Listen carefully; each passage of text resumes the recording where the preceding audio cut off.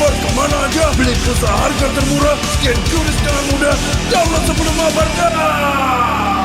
Dia tidak akan segan untuk menghadapi siapapun yang berani melawan. Dia mewarisi perjuangan karena di tubuhnya mengalir darah seorang pahlawan. Pedangnya mengukir takdir kemenangan, menghadapi segala tantangan. Penuh keberanian untuk terus berjalan menuju masa depan. Raihlah masa depan, nabung mulai dari hobi. Koleksi terbaru UBS Gold X Mobile Legends Bang Bang, edisi spesial MPL ID Season 13.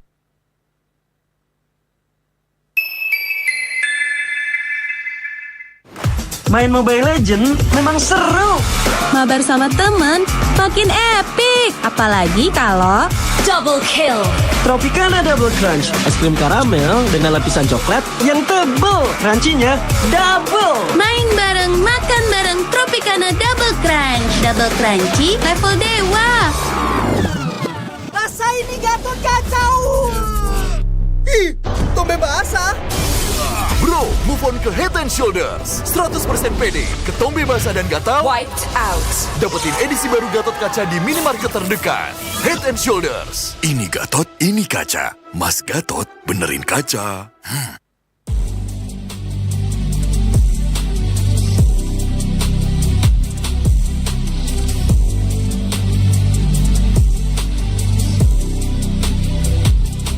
Kenangan adalah jati diri kita.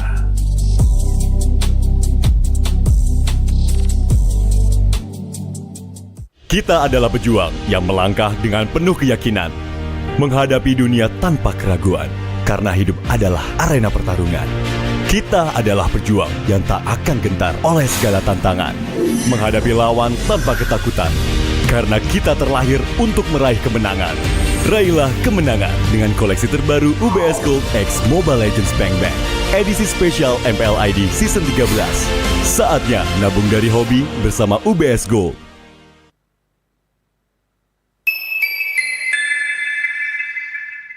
Bapak akan kehilangan ingatannya. Masih inget ini, Pak? Sekecil apapun perhatian adalah kekuatan. Hidupkan momen kebersamaan. IndiHome.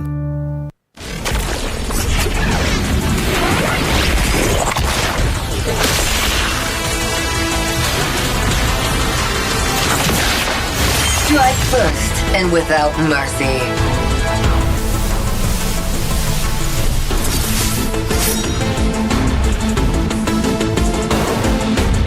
Where I tread, death follows. Enjoy your last breath. Deploying smoke. Going dark.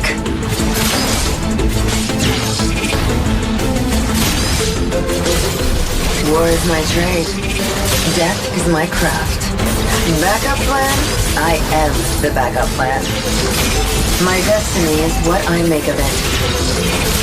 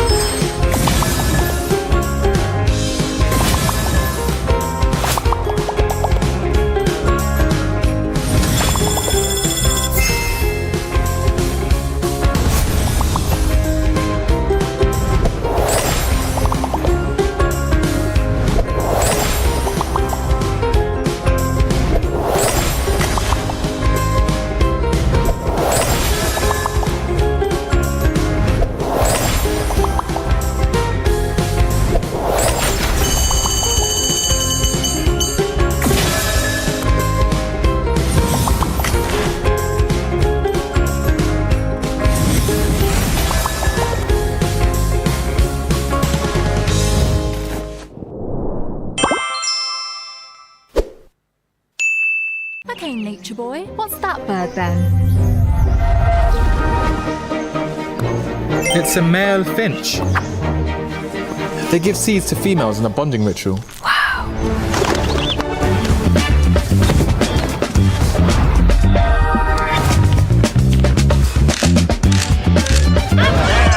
Wow. Samsung Galaxy Z Flip 6. Get it now.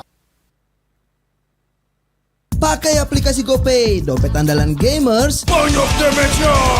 Ada cashback hingga 20.000 buat upgrade skin baru.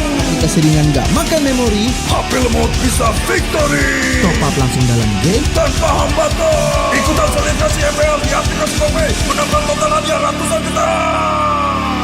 Bonus stage, gratis 100 kali transfer kemana aja. Beli pulsa harga termurah, scan QRIS dengan mudah. Download sebelum mabarkan. Dia tidak akan segan untuk menghadapi siapapun yang berani melawan. Dia mewarisi perjuangan karena di tubuhnya mengalir darah seorang pahlawan.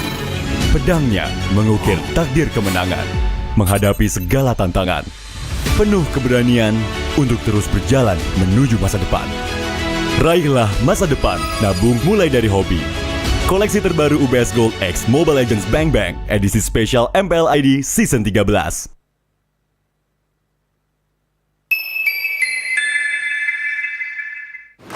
Main Mobile Legends memang seru. Mabar sama temen makin epic. Apalagi kalau double kill. Tropicana Double Crunch, es krim karamel dengan lapisan coklat yang tebal. Crunchy-nya double. Main bareng, makan bareng Tropicana Double Crunch. Double crunchy level dewa. Rasa ini Gatot kacau. Ih, tombe basah. Bro, move on ke Head and Shoulders. 100% pede, ketombe basah dan gatal Wiped out. dapetin edisi baru Gatot kaca di minimarket terdekat. Head and Shoulders. Ini Gatot, ini kaca. Mas Gatot benerin kaca.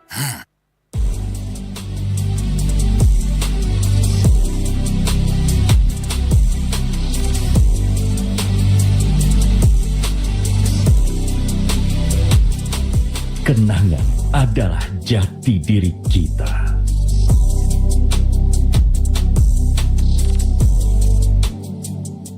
Kita adalah pejuang yang melangkah dengan penuh keyakinan, menghadapi dunia tanpa keraguan, karena hidup adalah arena pertarungan. Kita adalah pejuang yang tak akan gentar oleh segala tantangan, menghadapi lawan tanpa ketakutan, karena kita terlahir untuk meraih kemenangan.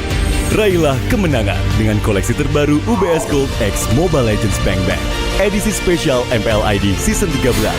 Saatnya nabung dari hobi bersama UBS Gold.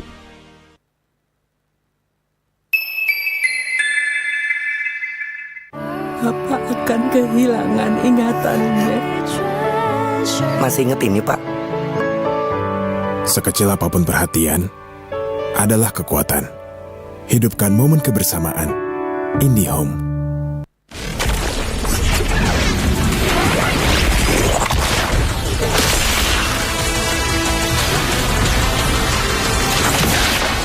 Strike first and without mercy.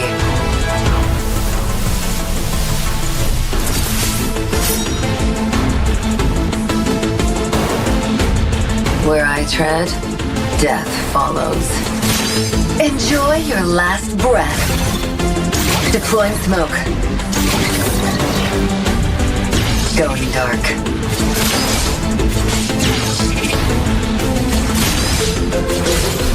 War is my trade. Death is my craft. Backup plan? I am the backup plan. My destiny is what I make of it.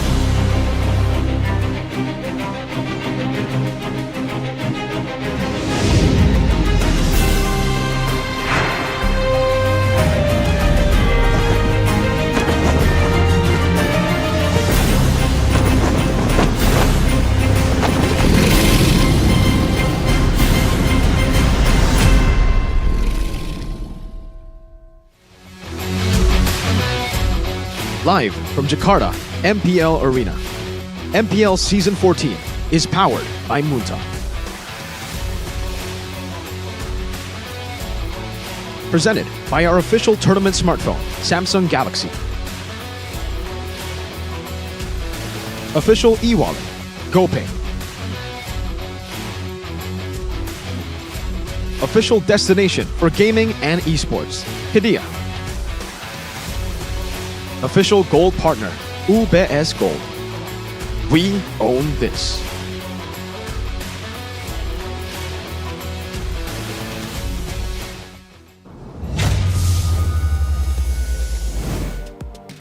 Memasuki minggu yang kedua, di mana minggu pertama sudah menjadi pengalaman bagi 9 tim yang akan beradu kembali. Inilah dia MPL Indonesia Season 14. Begitu bahagia tentunya Bude Clara Monster bisa kembali. Mengucapkan selamat datang bagi kalian semua yang ada di MPL Arena, yang lagi nobar-nobar dan juga yang lagi ada di rumah. Untuk kembali bersama-sama menjadi saksi seperti apa progres dari setiap tim yang beradu. Minggu pertama ups and downs sudah kita saksikan bersama. Namun di minggu kedua ini tentu saja dengan fondasi-fondasi yang sudah mereka miliki, apa yang bisa mereka berikan untuk pengalaman yang sudah mereka dapatkan. Dan tentu saja di sini Bude ingin mengucapkan juga terima kasih kepada para sponsor karena MPL Indonesia begitu meriah dengan adanya MPL Indonesia Season 14 powered by Munton. Presented by Official Tournament Smartphone Samsung Galaxy, Official e-wallet GoPay, Official Destination for Gaming and Esports Hidea, Official Gold Partner UBS Gold. Dan kita juga punya partner in esports. Ada Campina, Head and Shoulder, Ora Imo, Telkomsel, Dunia Games, dan Games Max. Bersama dengan supplier Erigo dan juga Saturday. Dan acara ini supported by PBSI. Semuanya sudah mendukung acara hari ini tentu saja berdebar-debar. Karena untuk pembukaan minggu yang kedua ada 2 tim yang akan berhadapan. 2 tim yang cukup memiliki hasil yang dibilang oke, tapi masih ada yang kurang nih. Fondasi mereka terlihat sangat kuat, namun eksekusi dari kedua tim terlihat tidak memuaskan. Ada Rebellion, pasukan banteng yang akan siap membuka hari ini. Mereka dengan 1 match mereka bisa mencuri kemenangan dari Fnatic Onyx, membuktikan bahwa fondasi mereka kali ini sudah cukup pakem. Namun kita juga melihat bahwa ada RRQ Hoshi dengan 2 match yang sudah mereka jalani. Mereka mendapatkan 1 kemenangan dari rival mereka yaitu EVOS.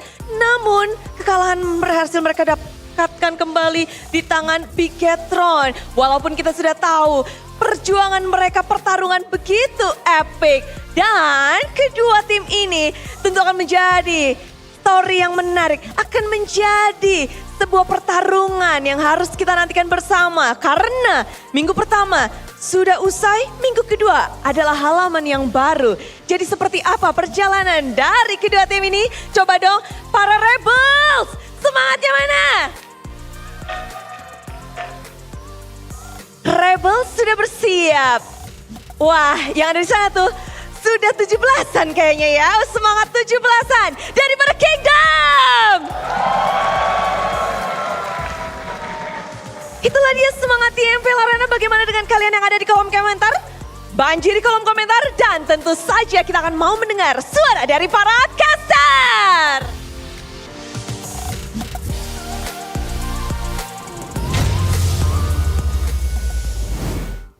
The ever-changing history of MPL Indonesia, the ever-changing landscape of Mobile Legends esports. Now Indonesia finds itself in the bottom of the food chain.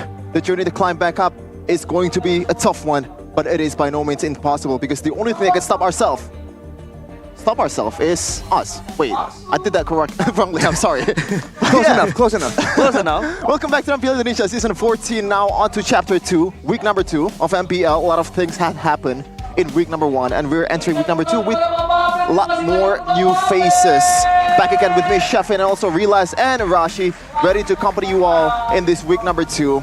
We got RRQ versus Rebellion, and also Team Liquid Academy, Team Liquid ID versus Eva. No, Well, you're right. I'm kind of right. That was not intentional, but you know, I'm kind of right, isn't it? We'll save that for later though, because you have to focus on today's first match first. Rebellion against RRQ, man. What do you think about this? Well, I want to have your opinion on it because I think one of the things that we need to address is the gold laner of both teams. We've got Matt and also Skylar with a lot of experience on his hand, but in week number 1, oh man, it is a rough one, especially for Matt, I think. I mean, you're seeing a shift in the meta right now where the gold lane, of course, is important, but at the same time, the jungle just has so much more priority. So Skylar, you know, despite what we expect from him and this very aggressive style, very Skylar-centric style, he doesn't really have the same kind of tools, the same kind of priority. But let's look at a Kidia legendary moment right here. Week number 1 MVP is Lutfi on your screen just now, and also this is the guy that's gonna be the man of the hour of this match. Realize Audi TZ now to Audi CS. Audi CS, he has been very immense with the Rebellion, staging a Rebellion against Onyx Esports, however, or Fnatic Onyx rather. Yeah. But they weren't able to get the win. They were able to pull one back though, into a 1-all, and then it became a 2-1, so I feel like Rebellion Esports, they still have that ceiling to grow, and I hope they can deliver in today's match against RRQ. Yep, especially with a lot of changes coming in from a lot of teams that's gonna be playing in this week. A lot of things have happened, and this is a lot of exes have met Arashi, and you know, a lot of times a reunion is not as sweet as it seems. It sure isn't, man. There's a reason they went their separate ways to begin with, and you're seeing a lot of heat coming in, a lot of drama, and I think it's great, right? Adding a new layer to the matches we have in MPL ID Season 14. But back to the topic at hand, man. Skylar and Matt. I feel like Matt has just been slightly underperforming, technically. Slightly? He hasn't really been finding a lot of success, to say the least. Yeah. For Skylar, though, it really feels like his playstyle now just doesn't really fit the current meta. So he needs to find a different solution here, find a different way to adapt and adjust to really find ways to contribute to his team. Yeah, I would also argue that Skylar had the lavishness. You know, he was really lavishing on the fact that last season was purely, or rather more concentrated on the utility junglers, you know, the Baxias, what else, the Barats and the Fredrins. That means that Skylar can kind of play aggressive, you know, he was stepping forward, making plays, but now he has to be more wary because of the assassins roaming around the jungle. Yeah, we're gonna check out the schedule for today's matches though. Rebellion versus RRQ, the OG Kingslayer before Geek Fam came around. It is going to be EVOS, the White Tigers versus the Cavalry in Team Liquid Indonesia. And that is going to be very interesting because of the changes. Meanwhile, the standings, Bigtron Alpha, Dewa United, Fnatic, Onyx still standing strong without dropping a single match. Only dropped 1 game so far in week number 1. Meanwhile, Team Liquid ID, EVOS, Glorian, and Geek Fam. Things are not looking pretty good for them.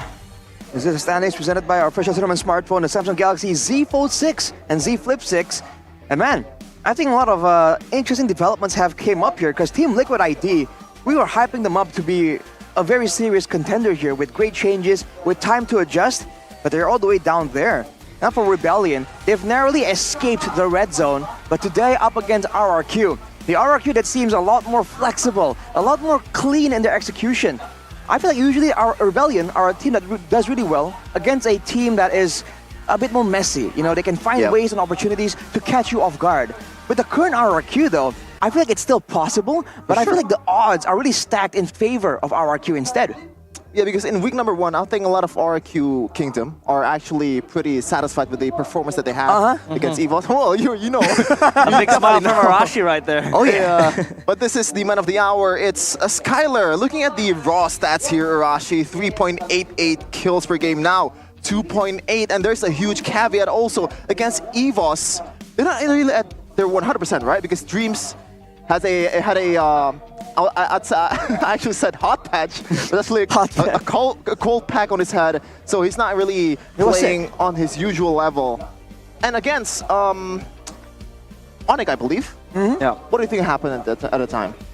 Well, I think for Skylar right here, the stats, it really shows that he really isn't as dominant as he used to be. And there's some moments right here, like we're highlighting, where he goes in and tries to make a play, and you can see the vision here, the idea that he's trying to bait Eman and Ki into a fight where they do have a man advantage. When they have this shove on the top side, credit to Sysogen for using the Shadow Kill. But afterwards, you're seeing that with Bigatron just rotating so fast and so efficiently, they end up catching the members of RRQ off guard. So you're seeing moments like this where RRQ are decisive, like we want to see, But at the same time, against a team that's a bit more calculative, a team with a bit more layers to their strategy, you see that they can absolutely get punished if they don't really get the right timing on some of these plays. Again, the criticism comes through that Skylar was given the freedom when he was bobbing and weaving as that marksman in the utility jungler meta. Now it comes to an assassin where a Hayabusa can jump into you and then they will calculate their movements. You know, enemy teams, they will play through that jungler, in which, you know, Skylar mostly got punished. He was overstepping with that claw, trying to clear up a wave. But again, you know, I think Skylar has to, this time around, play a bit more passive, I would say, but not as passive as you would think. Maybe he would play a little bit more safe and farm up his items, not as freely as he used to back in Season 13. And you can already see that achievement that Skylar already made in MPL Indonesia. Even though he's not really the best gold laner de facto-wise in Season 10 to Season 13, but there's a huge, like, I guess, agreement in all the players in the league that Skylar is that guy. He is the best gold laner, even though he didn't really get the achievement or the acknowledgement from MPL, from the awards. I mean, even Mirko, who is, as we all know, a massive Bigatron fan, he would admit that when it comes to raw mechanics, when it comes to just big plays, Skylar might outperform even Eman, you know, his quote-unquote gold laner. Of course, when it comes to the Land of Dawn, it's not only about the mechanics, the decision-making, right? The adaptability, the itemization. There are a lot of factors that make someone the best gold laner. But considering how his team was performing last season, I feel like his achievement so far can't be discredited at all. But looking at here, the execution for Matt, week 1, 3 games, 3 kills, 8 deaths. Yeah, I don't think at any level. This is a very painful stat to look at. 1 kill per game is not good at any level, whether it's classic game or ranked game. Moreover, in MPL Indonesia, but you can see here some of the overextension that happened in week number 1, Arashi. Especially when you move aggressively forward against an Arlet, not just any Arlet, a Lutpi's Arlet that has been making insane plays again and again. You do question, right? Like, okay, what's going on right here? Is he really underestimating the opponents? Because this is the Sky Kings. How are we supposed to take them lightly? You're supposed to play it even more carefully, if anything.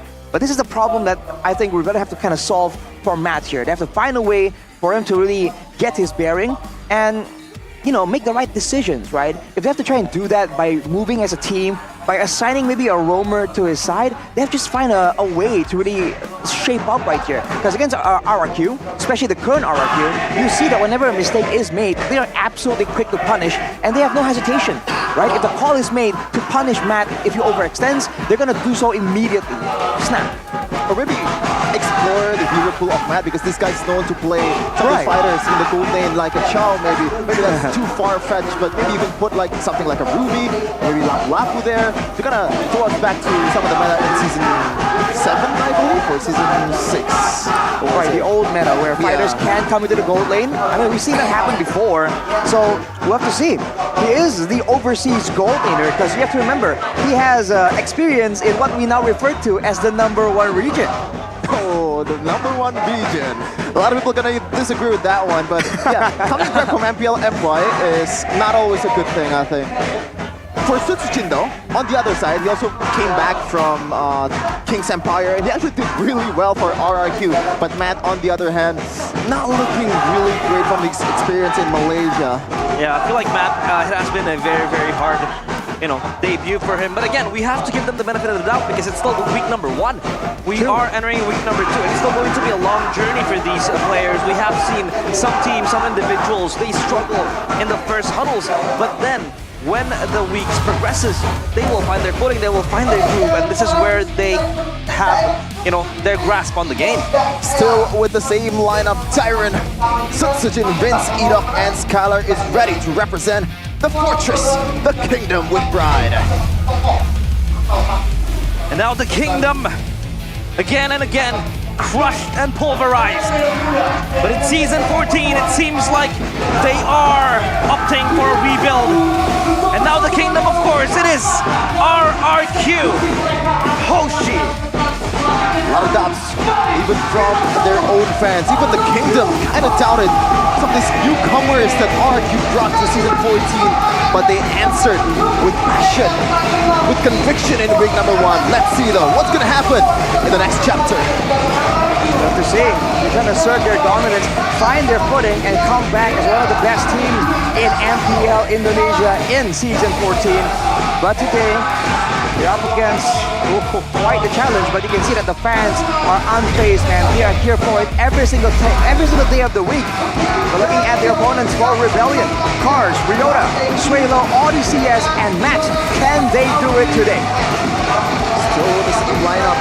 The Blue Bulls is ready to attain that title of the Kingslayer once again from Kickfam. They fell short against the Sky Kings, but this time the Bulls with a new Matador. They will be looking to stage a rebellion against the Kingdom. It is Rebellion Esports! Once again, as fearless as ever, ODCS taking that crown. You gotta have a lot of bravery to pull that off. Against RRQ, against the Kingdom. In MPL Arena, on their faces. He brings a fan with a crown on his head. Is he trying to fan the flames of the RRQ fans? So we just have to wait and see, because the arena is erupting right here. And our Major Danan will be bringing in the brains behind the entire operation. The infamous Cascute and NMM. And today, they're up against Far and Vivi. A lot of battles will be had between these two coaching staffs. Obviously, Cascute and NMM, almost an Eminem there. In Season 13, they were able to attain that recognition for MPL Indonesia, the best coaching staff of Season 13, and it's looking pretty good in Season 14. There has been some questions though about the draft, Arashi, which we're gonna get into in a second. But in week number 1, what do you think about the draft that they showed that Jal had against those very susceptibility lineup from PTR Alpha? I think it has potential, and a lot of people I know who I feel like have reputable opinions did say that there is a way to make that draft work, but RRQ didn't execute it properly. And executing is the main importance right here. Despite the best draft possible for Matt and Skylar, for instance, in the gold lane, if the execution isn't really on point, then it doesn't get really used or maximized to its full potential. So it all comes down to the synergy here between the coaches and their own players. They have to get the right draft and know that the players know the right way to utilize it. And for now, it seems like for RRQ, despite the questions against Skylar, they're at least still the favorites here when it comes to the gold lane. But Mr. AP making an appearance here in the arena. The head of the rebuild of RRQ bringing in NMM and Cascute was a very unexpected move, to say the least, and they're definitely happy to actually pull that off, realize. I feel like Cascute has been this solid coach, you know, all season long, season 13 for Bigatron Alpha, and now for RRQ, it feels like he is ready to instill that same way of thinking, that thought process in the draft and in the gameplay as well.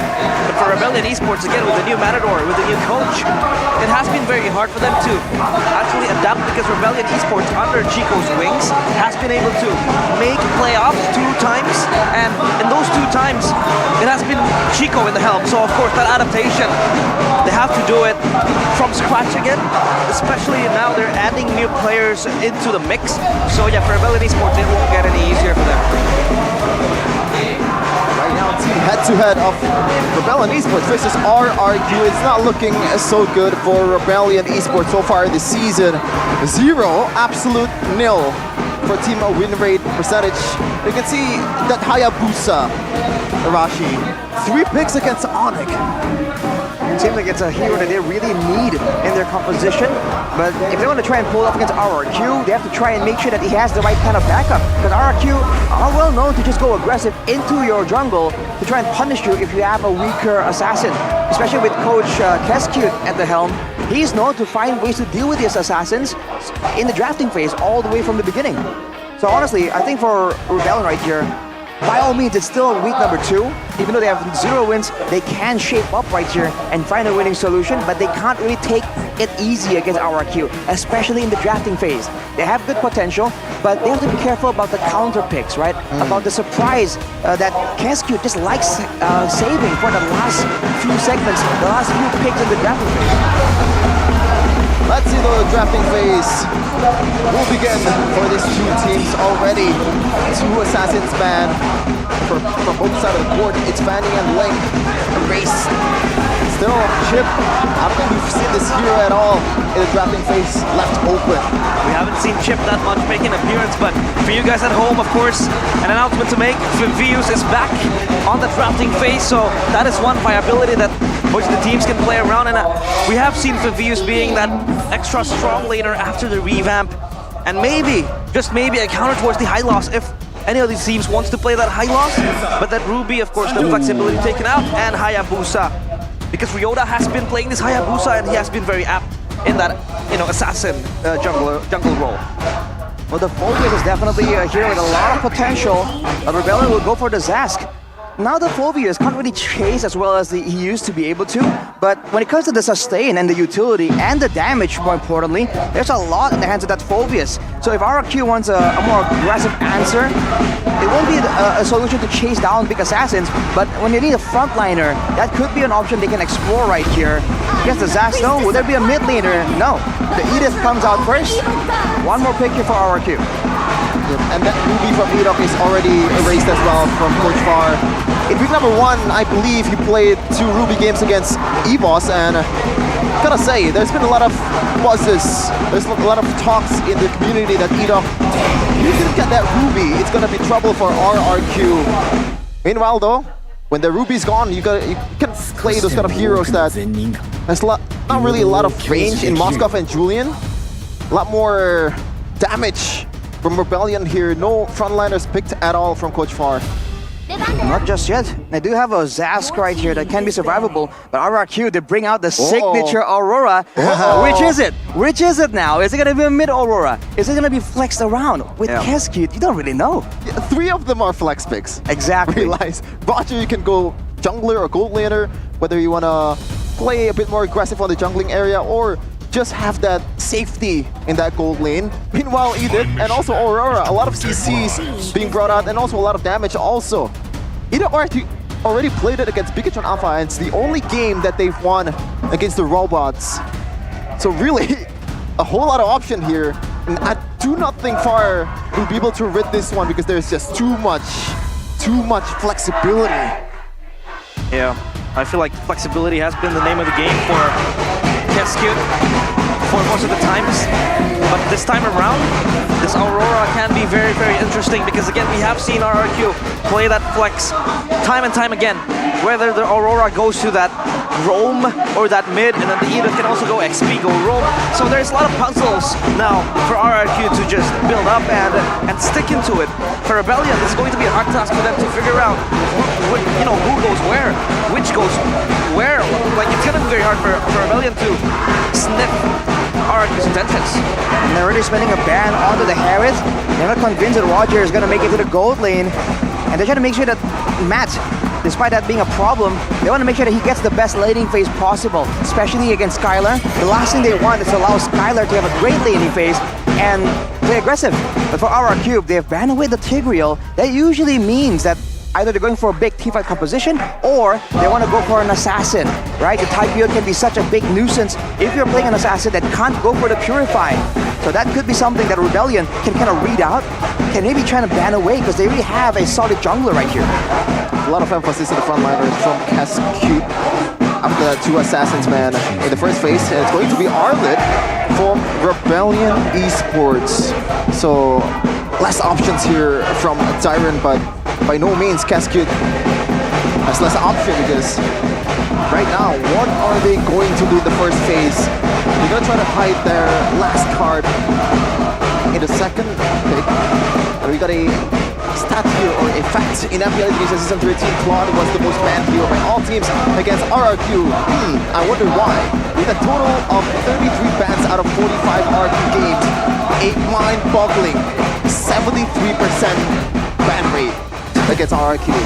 Yeah, we have the notions most of the times that, Skylar has been that player with the Claude, up against Kabuki, but it's gonna be a Franco, so this kind of locks the place for Aurora to go to that mid lane. So most likely that Franco will go in the hands of Edok, or, it's guaranteed almost. So they have that aggressive pick-off tool that they want, the Franco. The Aurora, the Edith can rotate alongside that Franco as well to play off that pick-off style role that RRQ wants to play, especially against the Zask, the Moskov, the Julian. Now the question is, does Rebellion have enough layering to cover to that pick-off? They do. They have the Terizla and the Glue. Oh, hang on a minute. Terizla Rome. That's coming out really, really early on. And we've seen that the Glue, generally, if you want to go up against the Glue, you go for heroes that can heal up. But now, without the Ruby and the Terizla available, it's going to be a Natan. Oh. What for the side of RRQ? They have a great setup right here, man. They have good frontline with the Edith. They can go for pick-offs with the Franco. And on the off chance that Rebellion are trying to counter-engage onto the Franco, that's where the Frigid Glacier comes in and just zones everyone away. This is a very difficult front-to-back composition that Rebellion are going to be trying to crack open. A lot of pressure once again on the rookie. Just like the time when he picked that Ruby 2 times against EVOS Glory.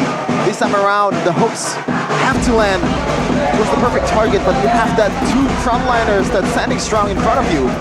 It is quite risky for RRQ to pull this one off. Skylar on the Natan. Let's see though.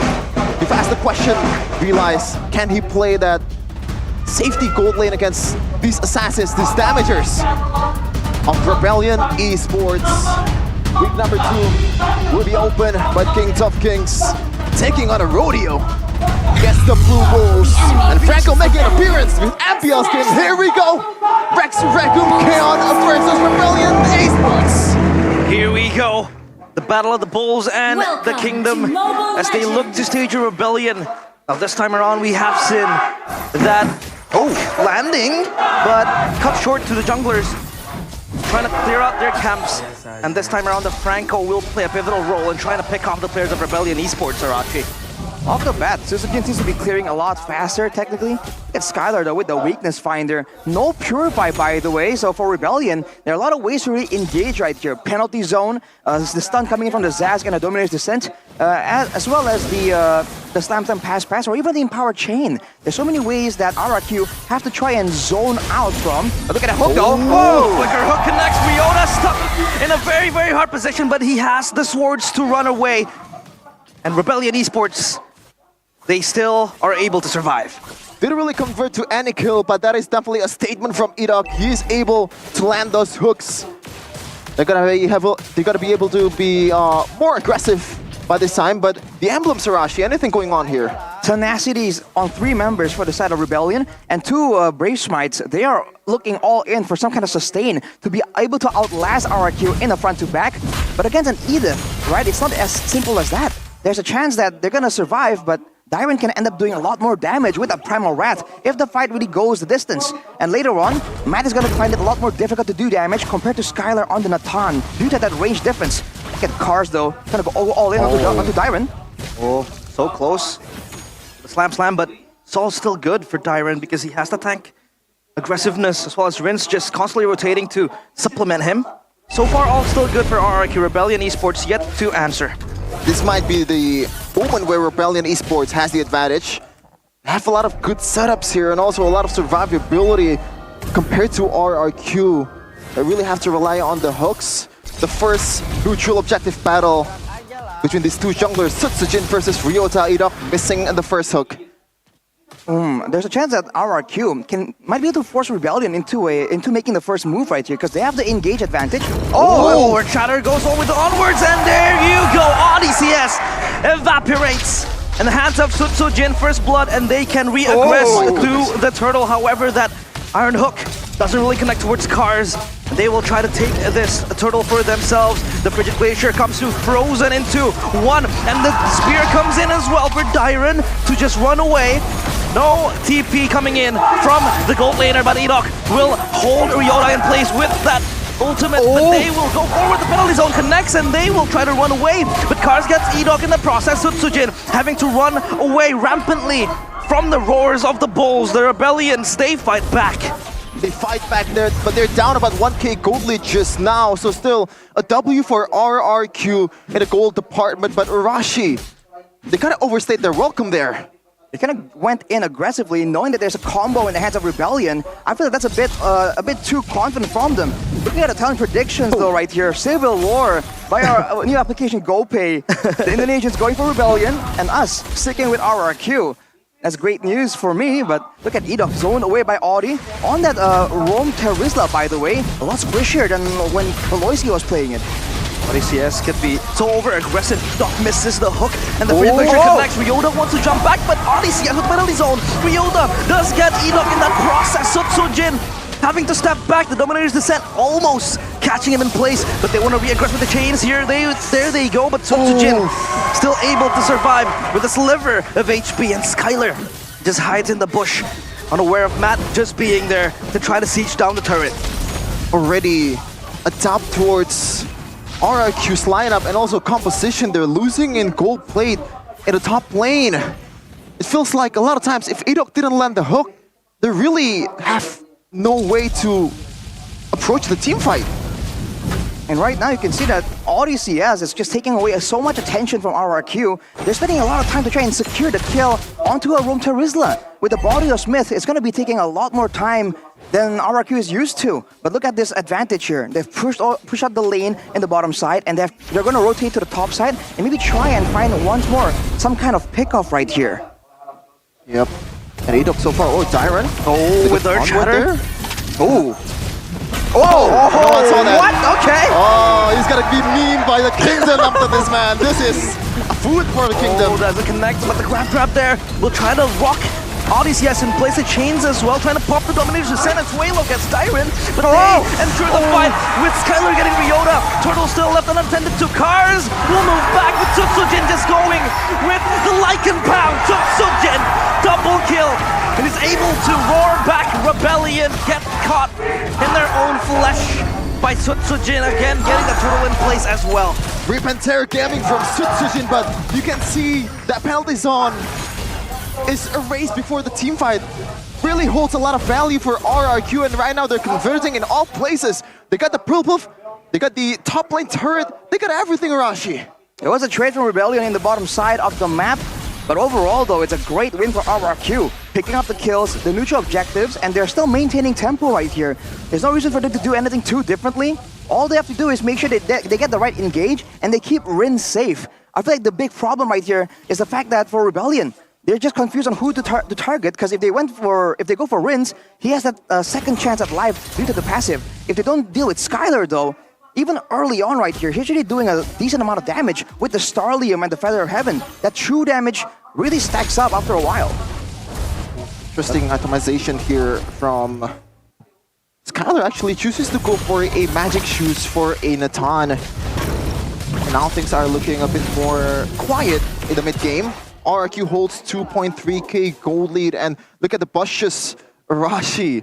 They're really owning it with Tyron and also Edok being the frontliner, being the one to check the vicinity for RRQ. Ooh, the block with the Nightmare spawn right there. Look at Matt. Almost. That's the damage, man. Skylar, with the cooldown boots, he can spam those spells out, and that's a lot of true damage before you can even realize. With that moment right there, Rebellion will have to play a lot more careful, and they're definitely calling out, Matt, watch out, bro. Blink and you'll be gone. This gets scary as well for Rebellion, because Skylar, you would always expect Natan to be that late game monster to just bank on him as the game progresses, but now he progresses pretty well with his items already down with 2 kills as well. You know, the Starlium's Kite and that Feather as well, so yeah, for Rebellion Esports, they have to address this Natan sooner or later. A good hook towards the players of Rebellion Esports, but there goes the penalty zone, not enough to try to free away the players of RRQ. Sutsujin having to find that front line with the Lycan Pound. The spear misses from Matt, and he has to progress towards the top lane, but this time around wins. There you go, the please! Edok! The hook lands downtown, and Sutsujin will finish off the flesh and the feast by the kingdoms. Oh my goodness, the fortress is looking strong, Arashi. A lot of times, Edok just, that would have brought the house down with RQ fans in MPL Arena. And they're rolling right now, man. It is fishing season in the Land of Dawn. And look at Audi, powers to do anything. RRQ with the hooks, with the follow-up. We talked about this combo, the Iron Hook, suppression into the Frigid Glacier, and Rebellion fell for it, hook, line, and sinker. Losing 2 turrets in the process, RRQ. They're trying to take over the map. Ooh, we might be looking at a event incarnate here in MPL Indonesia. Minus the misplays, of course. But yeah, Edok beautiful debut on this hero. And now RRQ 5K though, in about 8 minutes. Things are not looking very good for Rebellion.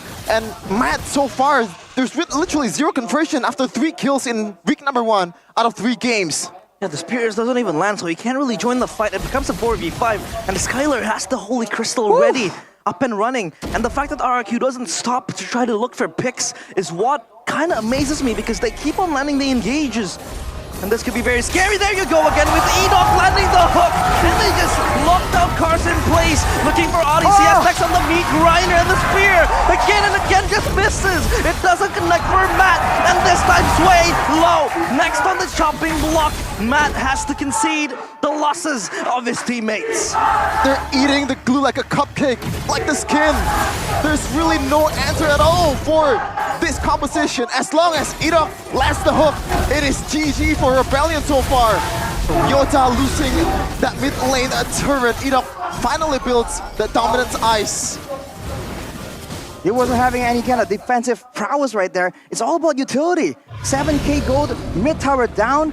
They're making a play for the Lord here, RRQ. But Rebellion, they really seem to be desperately trying to find this one play, the big engage into the Spear of Destruction to get into the back line. But look at Skylar, just melting down the Lord. They get the Lord, Clouded and convert this, and Rebellion Esports can't even answer. Edok still trying to fish for something. Cars can't even frontline. This front to back is not working for Rebellion Esports. At this point, there's really no answer unless you want like waiting for RRQ's mistake, because the frontliners are not frontlining at all. Even when Odyssey S uses the penalty zone and gets 5 members in the skirmish in the mid lane, it really didn't matter because RRQ, they're already up against Rebellion 9k gold lead. This could be the final siege for RRQ to end this game right here, right now. But of course, you have so much wave clear with Matt just trying to spear down the minions, the lords. All gone. So RRQ, they still have to halt their progresses towards the base of Rebellion. But Skylar with that My goodness me, the Crown Prince says sit down as he knights down Sway low. And this could open up an opening for RRQ to march into the crystal. Rebellion Esports, they have to hold their dear life as they siege up top, down, bottom as well. And RRQ might look for the end. Skylar again popping the entropy aggressively hard. My God. So low as he has to pop the split, and he will try to run away. Oh, talk about knowing your limits. Skylar answering your question, realize, can he play in this assassin meta? You have to be very careful, but no. The answer is you jump straight up to the front line and deal damage yourself. 1v5. Woo! Oh boy, what is that damage, my guy, from RRQ right now? You blink and you literally miss it. Sway low, deleted. We're concerned about Skylar matching up against assassins, but he is the assassin now. He is the danger. As Rita picks up the Divine Glaive right here, Rebellion, they certainly have damage, but look at RRQ. They're just so calculated. They're opening every single bush and they are making sure that Rebellion have no way to get out. And they're just playing it. They're not forcing any crazy fights. They're waiting for the next Lord. They have no need to do anything too crazy because they are the ones in control. Really, there's no zero pick-off threat from Rebellion. Like, how do you even get someone in this phase? You're just getting caged by the kingdom at this point. Look at the items, Harashi. Look at the gold leads from each of every member. At the very least, it's 1.2k in mid lane. I mean, even in the roaming position, more gold difference compared to the mid laner. What is going on, man? The 3-item power spike and the rose gold meteor is available for Matt, so he has some kind of survivability, but considering how far ahead Skylar is, I don't think that's gonna make a difference, man. That rose gold is gonna get popped with one basic attack, and this is the problem here. When both teams are just waiting around, Rebellion are just waiting for that big moment, that big iron hook or for Rin to just poke them down. Whereas for RRQ, they have no need to risk anything. They know that if Rebellion wants to try and get a pick-off or something, they're gonna be forced to go and commit all in with one of their frontliners, the Blue or the Terizla. Look at Enoch tries to zone away. The Lord is taken though! Rebellion Esports looking to stage that conceal play. And now, of course, they lose that Lord with such ease. And RRQ, it feels like they're not breaking a single sweat. Really though, after that 3 kills that Rebellion gets. Like, there's really zero at all in the mid to late game. They're really banking on the fact that RRQ might make a mistake, but when you're playing from so far away, you're playing behind the arc with Edok just hooking everyone all over the place. The safety net is huge for RRQ. Like, you can make any kind of error and there's still gonna be the CCs coming in, the Glaciers from Rents, and now RRQ. Edok though, Flicker forward with the Earth Shatter, and they try to just conceal their plays here inside with the Crystal. And now the grab coming in from Cards, but the Crystal is running low, and ODCS, it's way low. Just trying to be the lead, and ODCS with the Winter Crown won't be able to hold on for any longer as Rinse just tries to rinse and repeat for Ryota and RRQ. Spotless, flawless, perfect first game. Absolute dominance from the Kingdom. Feels like the Bulls is hunted all over the place. No doubt at all from RRQ, and they ran through the Bulls with ease. Man, RRQ, the draft, the execution, you're just seeing everything just fall into place right here. And Rebellion, they were banking on winning a full-on 5v5. And even then, it wasn't allowed to them at all. And a 10,000 gold lead, RRQ just assert their dominance and tell the Rebellion that those days are over.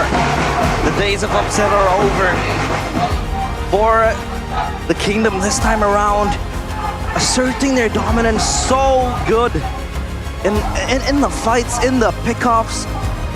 In every single department, it feels like RRQ are always on the same page. Edok, you haven't really seen him trying to make a play by himself, always supplemented by either Dyran aggressively making a play, either Rince always going to try to get that rotations going on. So Rebellion Esports, we weren't even seeing Matt showcasing his damage.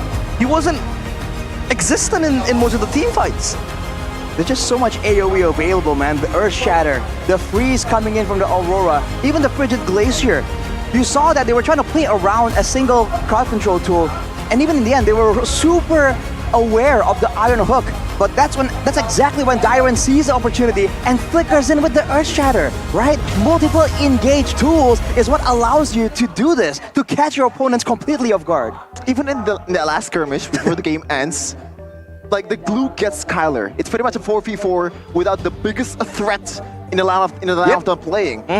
And they were able to somehow end the game because they were just up too much gold at that point. And Edok's initiation is the key to RRQ's game plan execution. Just the way they draft, we had a lot of questions, but they answered in the most convicting way.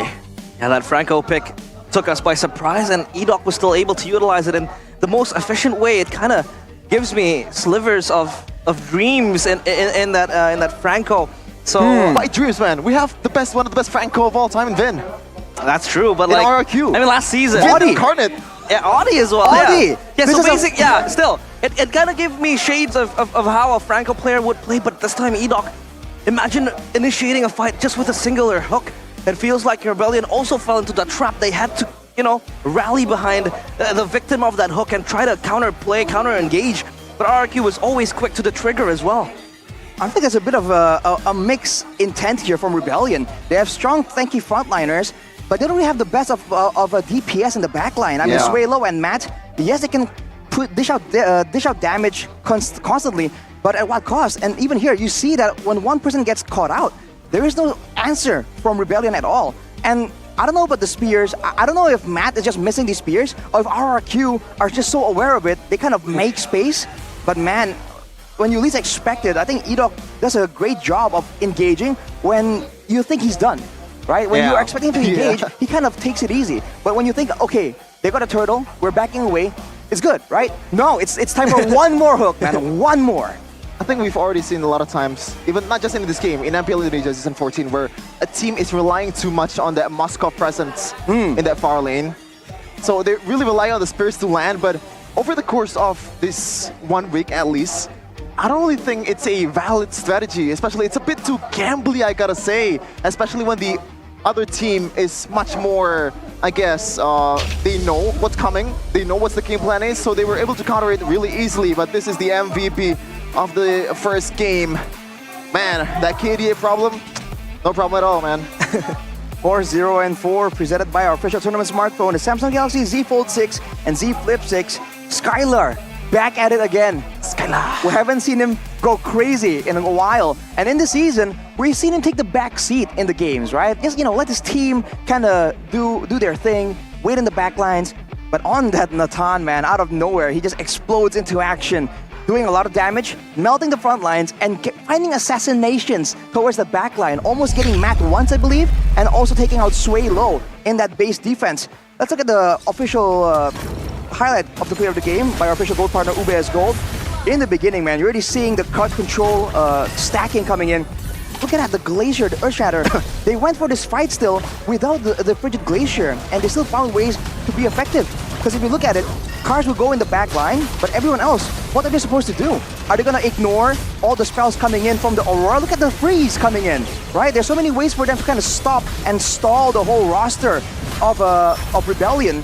And even a Nightmare Respawn, this is exactly why the Aurora is a bit of a counter to the Zask. It has been an answer towards the Zask. You can just freeze down the Nightmare Respawn, and then there's no real impact coming in from that Zask. Really though. And so far in MPL Indonesia Season 14, and I believe before this game, Zask had a 38% win rate, and you can see the problem, even though that was a 5-man penalty zone, by the way, by ODCS. It was a beautiful engage, but really where's the follow-up? Even though you have that Nightmare Spawn, it's a single target damaging tool that really doesn't do well with a combo of penalty zone. And RQ made sure they capitalized on that. Sway Low. This is a first pick, by the way. So it has to have some kind of value, at least in the draft, but in this game, just non-existent. It was seldomly we see that Skylar with the Nathan pop the entropy defensively. He was trying to cosplay as an assassin, I would argue, because it was mostly just stepping forward with the entropy, and then you would see in mere milliseconds, cars just blowing up, cars just evaporating. I mean, you would expect to bank on the glue to frontline for your teammates, but it just didn't happen because the Nathan in the hands of Skylar was progressing very, very well, very quick with the items. It was like a, 9-minute, 10-minute Holy Crystal for the Nathan. So, yeah, Rebellion Esports did not have that answer. And I would also extend to the fact that I'm a huge fan of Moskov in and of itself. I'm a Moskov player myself, but you can't keep on banking towards Moskov to land the spears and then hope that he can TP and join the fight, because Rebellion was opting for that side lane pressure with the Moskov if he does miss the spear. But most of the times it was 4v5 for RRQ to win, and Rebellion wasn't with their main damage dealer in the hands of Moskov. Sure, you can farm your items, but if you don't have the time and space to join the fights, then what does it mean? Even I would argue that Matt having 0-0-0 KDA is worse than Matt having a 0-something at least KDA, or dying a single time, because it really means that Matt was nowhere in the fights where Rebellion needed him the most, right? And if they really want to play for that split push style, they should play it a bit more careful, right? They know that there is a Franco, there is an Edith, there's so many ways to engage right there, and Rebellion Esports, they kind of wanted to let go and trade for an objective using the Moskov, but at the same time, they want to kind of see what they can get, and that hesitation is what really got them in the end, man, because you saw, there's a lot of times where it seems like they're not really planning on going into the fight, and then at that point, even Matt was supposed to kind of instinctively throw out a spear and arrive on time. It's just a bit too difficult, man. You need to kind of be decisive with what exactly you want to do so that everyone can kind of coordinate the movements, right? Because if Matt is completely intending on joining the fight, then he could have just waited on the side to make sure that he lands the spear, right? Because it's that important, it's that critical to the victory of the team. So it seems like hesitation is the problem for Rebellion, but Skylar, no hesitation whatsoever, because I feel like in the lineup of Rebellion Esports also, there's no that instant CC coming in from Rebellion Esports as member, but we're gonna take it to Bude Clara for something here. What?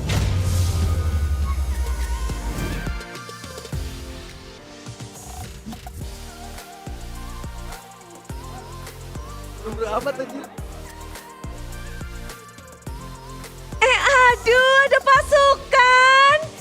Ini Kingdom, halo. Oke, ada di sini ya.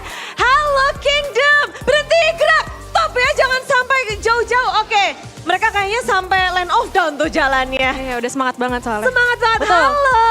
Halo Bude. Ini Giselle dan juga Aldo berdua di sini sebagai ketua dari pasukan berbarisnya Kingdom nih. Betul sekali. Boleh sini dong sama Bude, ini bersama-sama dengan para pasukan. Ini gimana? Kalian hari ini konsepnya apa? Kasih Sini tahu aja dong. nggak apa-apa ya Bude ya, sini aja ya. Sini aja rame-rame, Iya, rame-rame. pasukan kita. Pada malu soalnya. Pasukan baris berbaris, Betul. lucu banget gemes. Ini mumpung lagi road to 17-an gak sih kita? Betul, karena ini kan H-1 kemerdekaan juga ya Bude ya. Ini pasukan diem dulu ya. Karena udah H-1 kemerdekaan juga Bude, jadi kita mau mengobarkan semangat itu mulai dari hari ini gitu sampai besok. Kita nggak tahu gebrakan apa lagi besok ya Bude, jadi ditunggu aja. Oh iya, besok kan kalian bakal hadir ke sini. Betul. Besok ada match juga. Betul Berarti banget. kalian akan menggebrak MPL Arena. Betul, tapi hari ini Bude ini ada filosofinya juga loh, kita pakai baju ini. Boleh kasih tahu Betul. dong. Jadi warna putih. Itu kan melambangkan kesucian atau ketulusan ya Bude ya.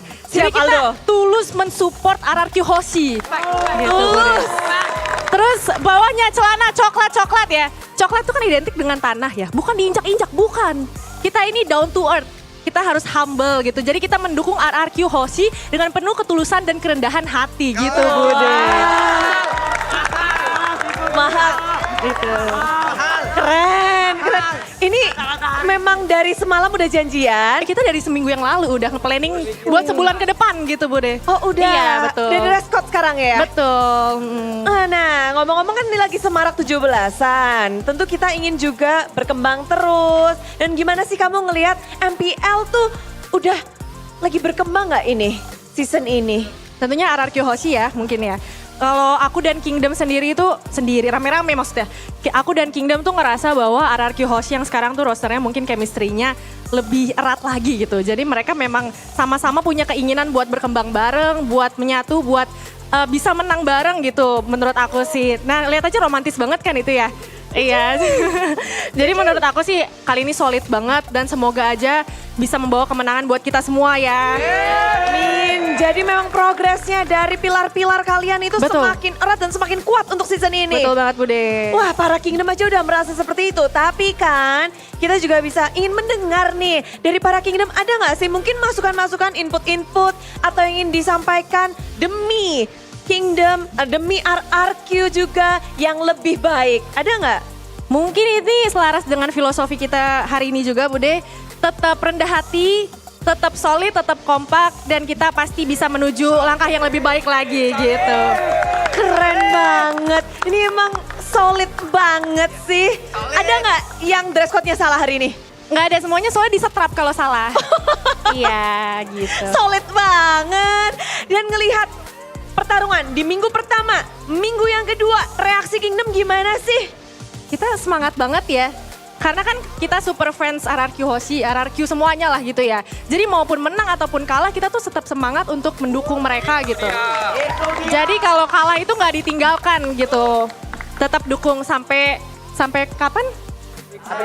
Sampai nggak tahu, sampai kapanpun. Iya. Nah coba kalian Bude udah dengar semangat kalian. Kasih tunjuk dong seberapa semangat kalian di RRQ Hoshi yang sudah masuk ke dalam panggung. Silakan. Yuk, 1, 2, 3. FIFA! RRQ! FIFA! RRQ! RRQ! Jaya, jaya, jaya!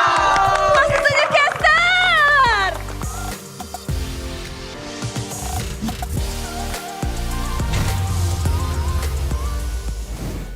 Always love seeing the passion from the Kingdom, man, and also the independent spirit that we have for all of us Indonesians. Yeah. Very thematic. Tomorrow is a huge day for us. Yeah, for sure. Will you be attending a ceremony? I'll be here. I think I'm we're a part gonna of the ceremony. Yeah, we're gonna be here, I think. That's true. Yeah. Oh, man. Yeah, insane, man. In game number 1, RRQ versus Rebellion Esports, Edok showing it how it's done against one of the best Franco players in Indonesia, ODCS. And man, ODCS, you brought the crown. You picked the Trizla, made, you know, a few errors there that's gonna get clipped by a lot of Kingdoms out there. I just hope that you're gonna have a good time after this day is over. At least, you know, if you lose. But if you win, that's gonna be oof. Oh, are you making a prediction, Chevin? No, I'm not making a prediction, but I would love that to happen in a way because I left some spiciness, I'm sorry, in MPL Indonesia scene. Well, really? What did you say, Chefin? I am curious on what spiciness did you leave. I'm not gonna talk about that because like I poked the bear once, I poked the kingdom once, and it's pretty much what defines me right now. I think it's time for you to. It's time for an apology as the kingdom kind of crosses. Sorry, bro. Sorry, bro. My bad. But man, it's great that they're bringing out this, all the theatrics here, and their team is doing fine, right? Because if the first game, God forbid, was a loss for RRQ, then they're gonna be there in uniform, ready for it, going like, But it's going well for them, and I think it's looking great. But Shevin is in the building, by the way. See, this is my problem. If I look at the camera, you're gonna clown me. If I don't look at the camera, you're gonna, hey, Shevin. Oh, CITB. I can't win. It's pretty much Alien versus Predator. Whoever win, I lose. But yeah, shout out to Head and Shoulders for the hair cam. Beautiful hair right there. I like the curls. I like the, okay, too much right now. You like the curls? You like the curls? No, the hair curls. Oh, the hair curls. Yeah, the hair curls. Yeah, okay. That's what I meant. What do you mean, Shevin? What's going on here? Shevin is I thought you misheard curls as curves. Yeah. Well, Shevin is definitely heating up right here, and so is Rebellion. They're gonna have to solve this problem immediately, right? There isn't a long break here where they can really try and weigh out the factors. They have to just try and immediately find a winning combination. And what problem do they want to solve first? Is it the lack of damage output? Is it the lack of cut control from the mid lane? Is it the lack of playmaking tools from the roaming position? Because Audi, he's a pick-off kind of hero, right? But now he's put on a Terizla that requires an ultimate. And whenever your main engage tool is an ultimate, you're always forced to kind of play on a slower tempo, especially against a player like Edok. Is that the main issue there that allowed the RRQ to really win out in the early game tempo? But this is the first fix that Rebellion Esports has to make here. Oh, already a change in the first ban phase. And Cascade still sticking on that Ling Hayabusa chip. Meanwhile, Coach Far, that Roger is gone. That flexibility from Skylar and Sutsujin is erased off the board. But once again, ooh, this is... I don't know about this, Arashi. This is just rinse and repeat. Zas again in the first pick. I mean, if you want to pick the Zask, you would basically want to ban out the Aurora because, Arashi mentioned the fact that, the Frosty Breeze and all the glaciers can really cancel out the nightmarish spawns coming in from Zask. So what do you think about this, Arashi? Is this going to be wise for Rebellion Esports? I think it's weird that they're prioritizing the mid lane so much. I know that right now Zask and Tushin are just so good, but Suelo has always been this flexible hero that brings out some of these weirder picks. Even the Terizla mid, I believe, back then. To see him just being on the Zask again and again definitely is an odd sight to see. But now RRQ, they go for the Edith. Early it was the Roger, I believe. They go straight for that Aurora, man. Kazkir really likes this Aurora. And funny enough, I don't know if any team can really treat this Aurora like a flex pick, except for RRQ right now. And so far, I believe RRQ on Aurora still has 100% win rate, right? MPL Indonesia Season 14? I believe they have losses against Bigachon, I believe. Yeah, but it's still pretty high up there, man. Like it's in the 80%. They won a game against them. For sure, yes. With the Aurora pick. With the Aurora roam, by the way, not a rinse, but still a lot of once again flexibility from Cascade. Known for that, but Rebellion Esports, now that the Roger is gone, what's going to be the adjustment here? Because there's no way you're gonna still use the same strategy, but apparently no. Still gonna be Terizla and also a Julian. So a bit different by now, even though the picks are kind of the same in game number 1. I believe in the first phase of game number 1, they actually secured a Moskov. But this is a staple for Sutsujin. It's Alpha in the jungle. The Alpha, they want to jump into RRQ with Terizla, with the Julian swords as well. So, of course, this Alpha can be a good counter-initiator towards the Terizla and the Julian. And this Terizla, again, come week 2, I feel like it opens up a flex pick in which we have seen last week Beloyski bringing up that Terizla roam and then ODCS picking it in the first game. But I'm not a fan of this Terizla roam. You don't really have enough of that control aside from your penalty zone, and you have to bank on it every 40 seconds. So they need something that can really, again, peel off the players of RRQ to initiating towards Rebellion Esports. And for our Rebellion, they're banning away the Moskov instead, so you have to wonder what do they have planned for the gold lane right here. Because for RRQ, again, no real rush to try and do anything. They banned the Tegreal away again, so they're really concerned. I mean, that was one of the picks that really messed up their game plans before, by the way. Against Bigachon, I believe. So no Tigreal right now, and they still have a great amount of damage output right here. We talked about damage output being one of the things that RRQ had over Rebellion. Now with the Alpha, Edith, and Aurora, it's the same thing. They have a lot of damage, and they have a lot of sustainability. So they can outlast the whole composition from Rebellion right now that relies more on instant burst, on ultimates almost, to try and make the plays happen. Pretty much the exact same ban from game number 1. Even in the second phase, emphasizing on that frontliners for Rebellion Esports, Hylos and Tigreal ban for Cascade, but I realize I cannot hear. Like, this is our kingdom. The passion, man. The drums. It's echoing through my ears. Ceiling is on fire. I mean, the Kingdom, they always bring out the hype, the energy. And this is what I like about RRQ and their fan base, the Kingdom. Always bringing that energy. What about you, Arashi? What? What about the energy that you bring? I can't hear you, man. It's just too loud. But they plan to hammer it again right here. So for RRQ, they have a chance to still hide their last pick right here. So do they want to show the gold lane first, or do they want to show potentially the roaming pick first? Because especially with the matchup against Audi, there might be some sense here in leaving Edok's pick for the final pick. If time is a river. Oh, again. Made it work in game number 1, but so far RRQ hasn't secured that pick-off hero. It's solid pick-off, even though Edith is also pretty good, but it's not really the same tier as the Franco. Rebellion though, do they want to try to bait out that Franco pick once again, because it is open, or maybe Audi TZ, Audi CS, you know, might want to have something to say. Like, I'm gonna pick Franco this time. They can pick the Franco, they can move the Zaz gold lane maybe, if they want to blow off SQ. Interesting possibilities available for Rebellion right here, but they're taking their time with this. They want to think it out. Definitely more damage output, more AoE can always be great, but not a lot of heroes has that at their disposal as of right now. It's gonna be a Beatrix and a Kaja. It's gonna be a pick-off matchup, potentially in the roaming position. And this Beatrix, man, that's AoE combo, so that's great, but it's still a very vulnerable pick.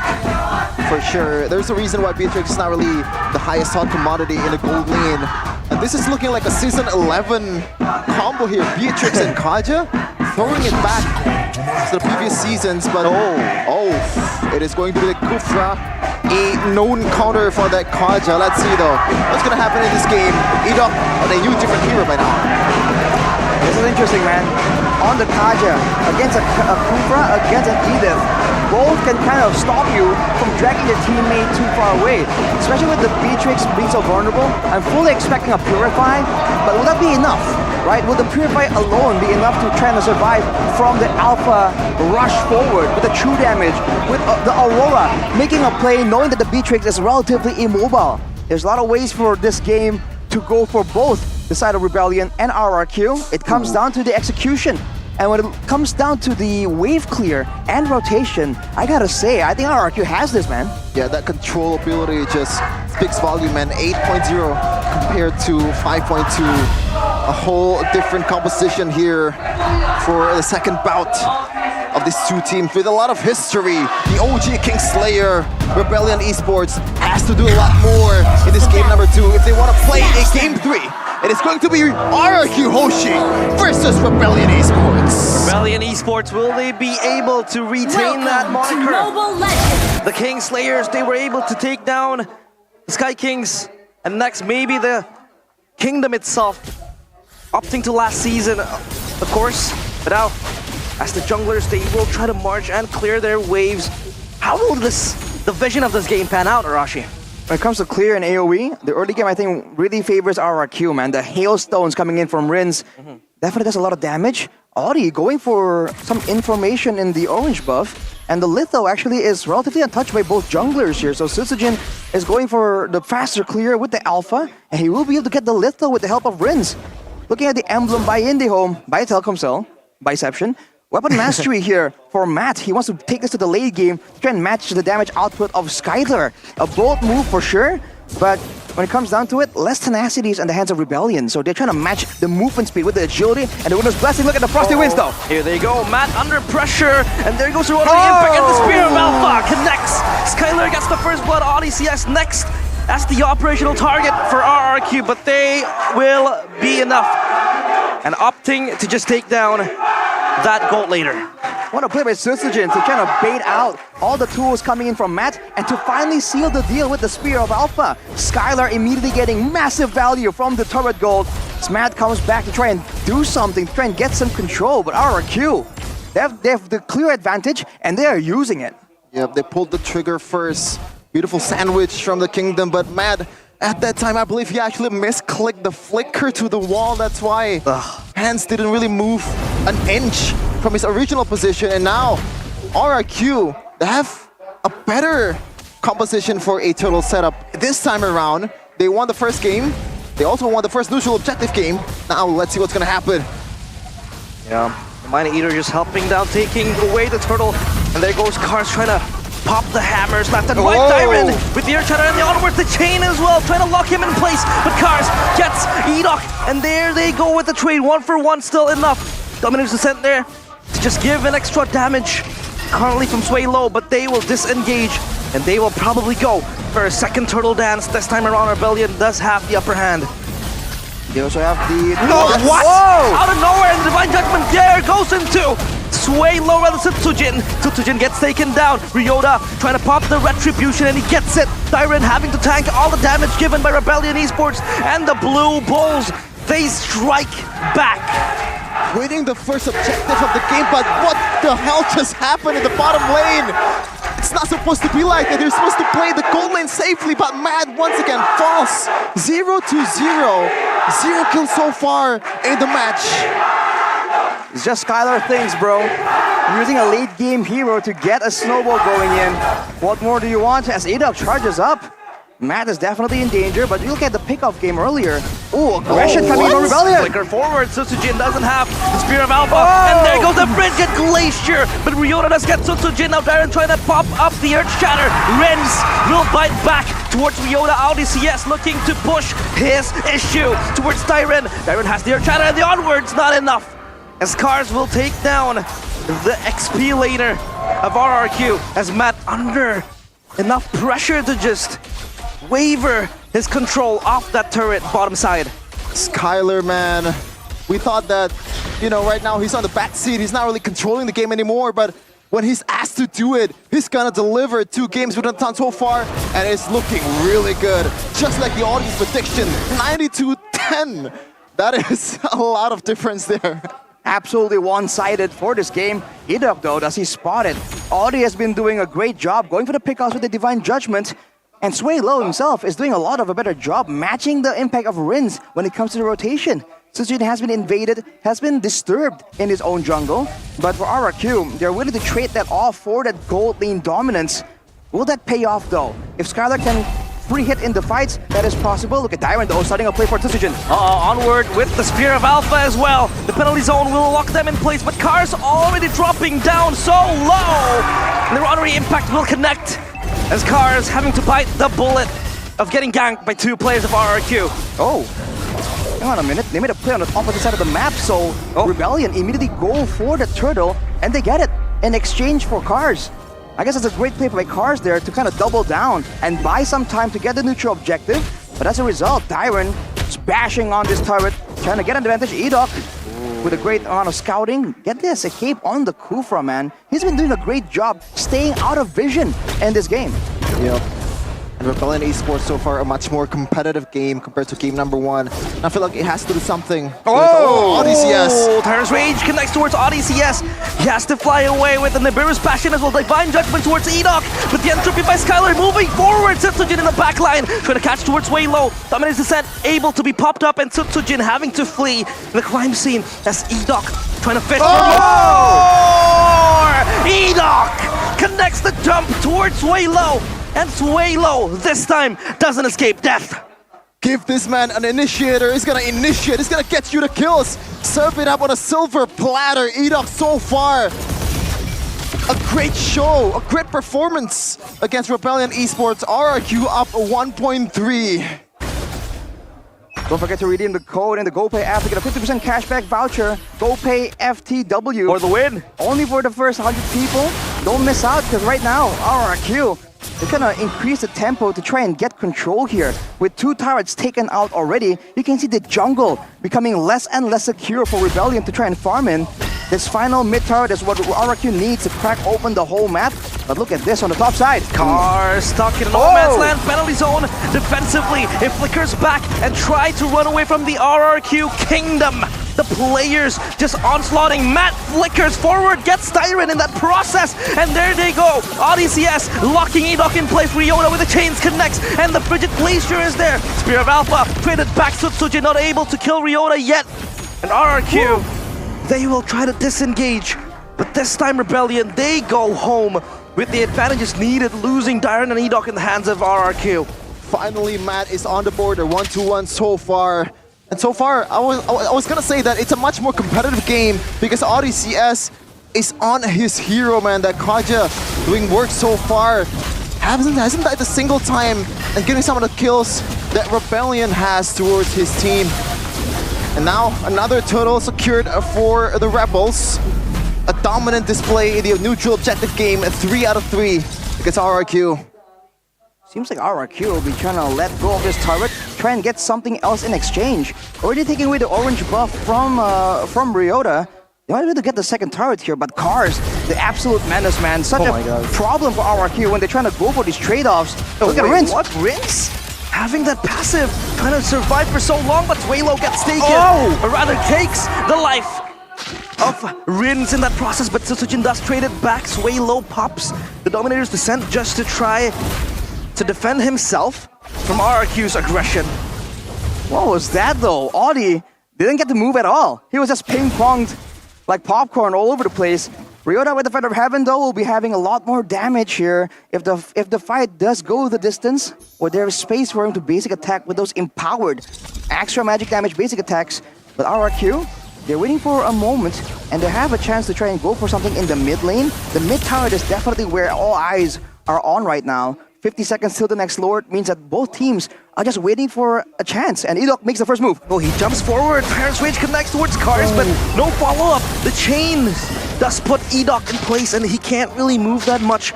But the entropy by Skylar, just trying to pop it defensively.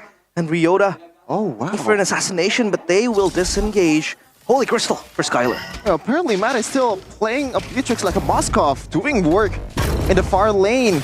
And that might be the original game plan for Rebellion, even if they were using a Beatrix. This is very interesting, man. And slowly but surely, Rebellion takes control of the game. 300, 200 gold lead. It's not really much, you know, but it's honest work after what happened in the early game. Now the gold swung towards the Rebels. Look, it's just a big difference when it comes to the side lane survivability. Tyron against Cars. Look at Edok though, trying to get out. Litho was secured by Rebellion as well, so the vision game favors them quite heavily. Look at this play though, screening for the Lord, but Cars once again just moves forward. He knows he's too tanky to be shut down. They do screen the Lord. Edok caught, but the penalty zone connects towards the backline. Skylar will entropy backwards, but Sutsujin does gets the kill towards Cars, and the Lord now in the hands of Rebellion. The turnaround, they're able to slay it down in RRQ. They lose their grasp of the big elephant in the room, and that is the Lord. Beautiful response by the Rebels. They knew that something is wrong and actually goes to the Lord pit and gets what they want. Oh, there you go, Edok with the Divine Judgment, but Matt is on fire now. Sutsujin comes stuck in the wrong and a hard place. Rins able to get Ryota, but on a very, very low HP. Will Rebellion re-aggress as ODCS just trying to farm for an angle? Skylar is so aggressive in that mid lane. When we thought it was over, they were actually able to make a play over and over again. Usually after you get the Lord, the tempo, the tension just died down, but another kill secure in this match. About almost 1k gold lead for Rebellion Esports, Arashi. It's still only about 1k gold lead, and you have to remember, in the late game, this Natan is a massive problem along with the Alpha. You're seeing the true damage trying to stack up, but Sutsujin is forced to back away. RRQ will be trying to play the safe game, trying to clear this Lord out and maybe save the turret passive even. Might be too much to ask for though. Oh, they saved it. Wait, actually, they did save it. Yeah, they're saving it. That's massive value for RRQ. But now it's back to the waiting game, where for Rebellion, Cars has just been an absolute menace here. He's the main front line that can't really be melted down. The moment RRQ get enough items, though, to really shut him down, I feel like this game is going to have a massive swing in momentum. Yep, game fact by aplikasi baru GoPay throughout ODCS's career. Oh, wait, you have to wait for it because there goes the Divine Judgment. You're talking the backline, but there you go, Cars again and again with the penalty zone, trying to rattle the backline of RRQ. Swaylo gets Rinse, and there they go with the trade unconditionally. Matt does get Tsujin in place, and Dyron escapes, and he lives to tell the tale, but it's gonna be a bitter one for RRQ. On cue, Rush, you mentioned Cars tanking the damage. And also the engage, the response is instant. It's just so unfortunate that the engage from Edok did not land. A massive miss there allows Rebellion to have the advantage and one more turret. 42 seconds until the next Lord. RRQ, they gotta pick and choose their fights carefully. I dare say they might want to send Daiwan out in the front first and allow Edok to really find and pick and choose that engagement. Because every time the Divine Judgment is used onto Edok, RRQ are just having a difficult time trying to match that presence. They either have to stop ODCS, or they gotta try and stop Matt from channeling that full-on Nibiru's passion. There's still something that you have to look forward or like look out for RRQ, because Tsujin and Skylar is up about 1k gold lead from their H counterpart against Rebellion Esports, so the damage dealing potential from RRQ is still there. The question is, once again, Edok, can you make the thing happen? Because so far the engages is on towards ODCS, on towards Cars. Whoa! What's gonna be? Oh, it's gonna be a blitz! Oh my goodness, they get the Lord. Dyron tries to counter-engage. And again, shrouded in secrecy, Rebellion Esports quietly get the Lord. RRQ left with their pockets empty. The game slipping out from the fingers of RRQ here. It's looking so good, and they do have the damage. But when it comes to the decisiveness, Rebellion are just outmaneuvering RRQ, man. They're doing everything just so much faster, so much quicker. And now with the scouting here, they're gonna immediately zone RRQ out of their own jungle and make this a base fight. With Skylar, with Rinse, there's a lot of wave clear still, but Rebellion will definitely make a play happen. Yeah, the Lord marching into the fray here. Turret number 1 in that mid lane, rather. The base turret will be able to just stand tall because they defended pretty well. And this time, Rebellion Esports, they're waiting for the timing to just jump in. Cars will be the front man to deal with the turret this time around. The RQ hold ODCS with the pull, and Matt does get Dyron as he's able to stack up and rack up the kills. He is the most wanted man in Land of Dawn, but Edok will jump in and the Spear of Alpha is there as Rinse will follow up the kill. And our Rebellion Esports, they're forced to flee away. RRQ hold their castle gates. I thought Kufra was supposed to be the counter for a Kaja Rashi, but ODCS, so far, the game fact earlier, he's racked up 8 out of 9 wins in MPL Indonesia. This is the reason why this guy is so much of a menace on this initiator. It's also the difference between the Edith and the Terizla. The fact that Audi can just wait for Cars to pull the trigger and then go for an adaptive play. Edith can't really do the same kind of deal. Dyron can't really engage from that far away. He's relying on being more survivable, which is exactly why you're seeing Edok sometimes frontline for the whole team right here. They're just losing out when it comes to engage range. Yep. And now you can already see some of the maybe solution that RQ might be able to offer. Rinse on the skirmish earlier in the bottom lane, he was able to kind of cover for Edok when he went for the Tyrant's Revenge and Rage. So maybe just let Rinse just go with one of the frontliners to check the bushes. That might be the reason, or like the solution for the Kingdom. RQ, they don't really have instant engagers. Most of their initiations, their engagers are telegraphed. You know, the Kufra jump, the Earth Shatter coming in from Dyron will, you know, it's going to be very easy for Rebellion Esports to sense the initiation. So of course, Rebellion can just pace themselves, zone out the players of RRQ, not let them jump into the backlines, because again, they don't have that instant backline access except from Edok, you know, with the Tyrant's Rage and the bouncing ball jumping into the backline of Rebellion Esports. I'm wondering if there's gonna be a change in the itemization, because an Athena shield or something to really stave off that burst damage will be so beneficial for RRQ right now. If they can survive the initial pickup attempt, they have a chance. But look at Edok. There goes Edok with the Tyrant's Rage. Counterplay by Rince with the hail, but not yet able to just flee away and erase the players of Rebellion Esports. They're still trying to blitz around the Lord. It takes 2 to tango, and this time RRQ doesn't want to dance. That was a lot of resource, by the way, on towards Cars, and he's already full HP.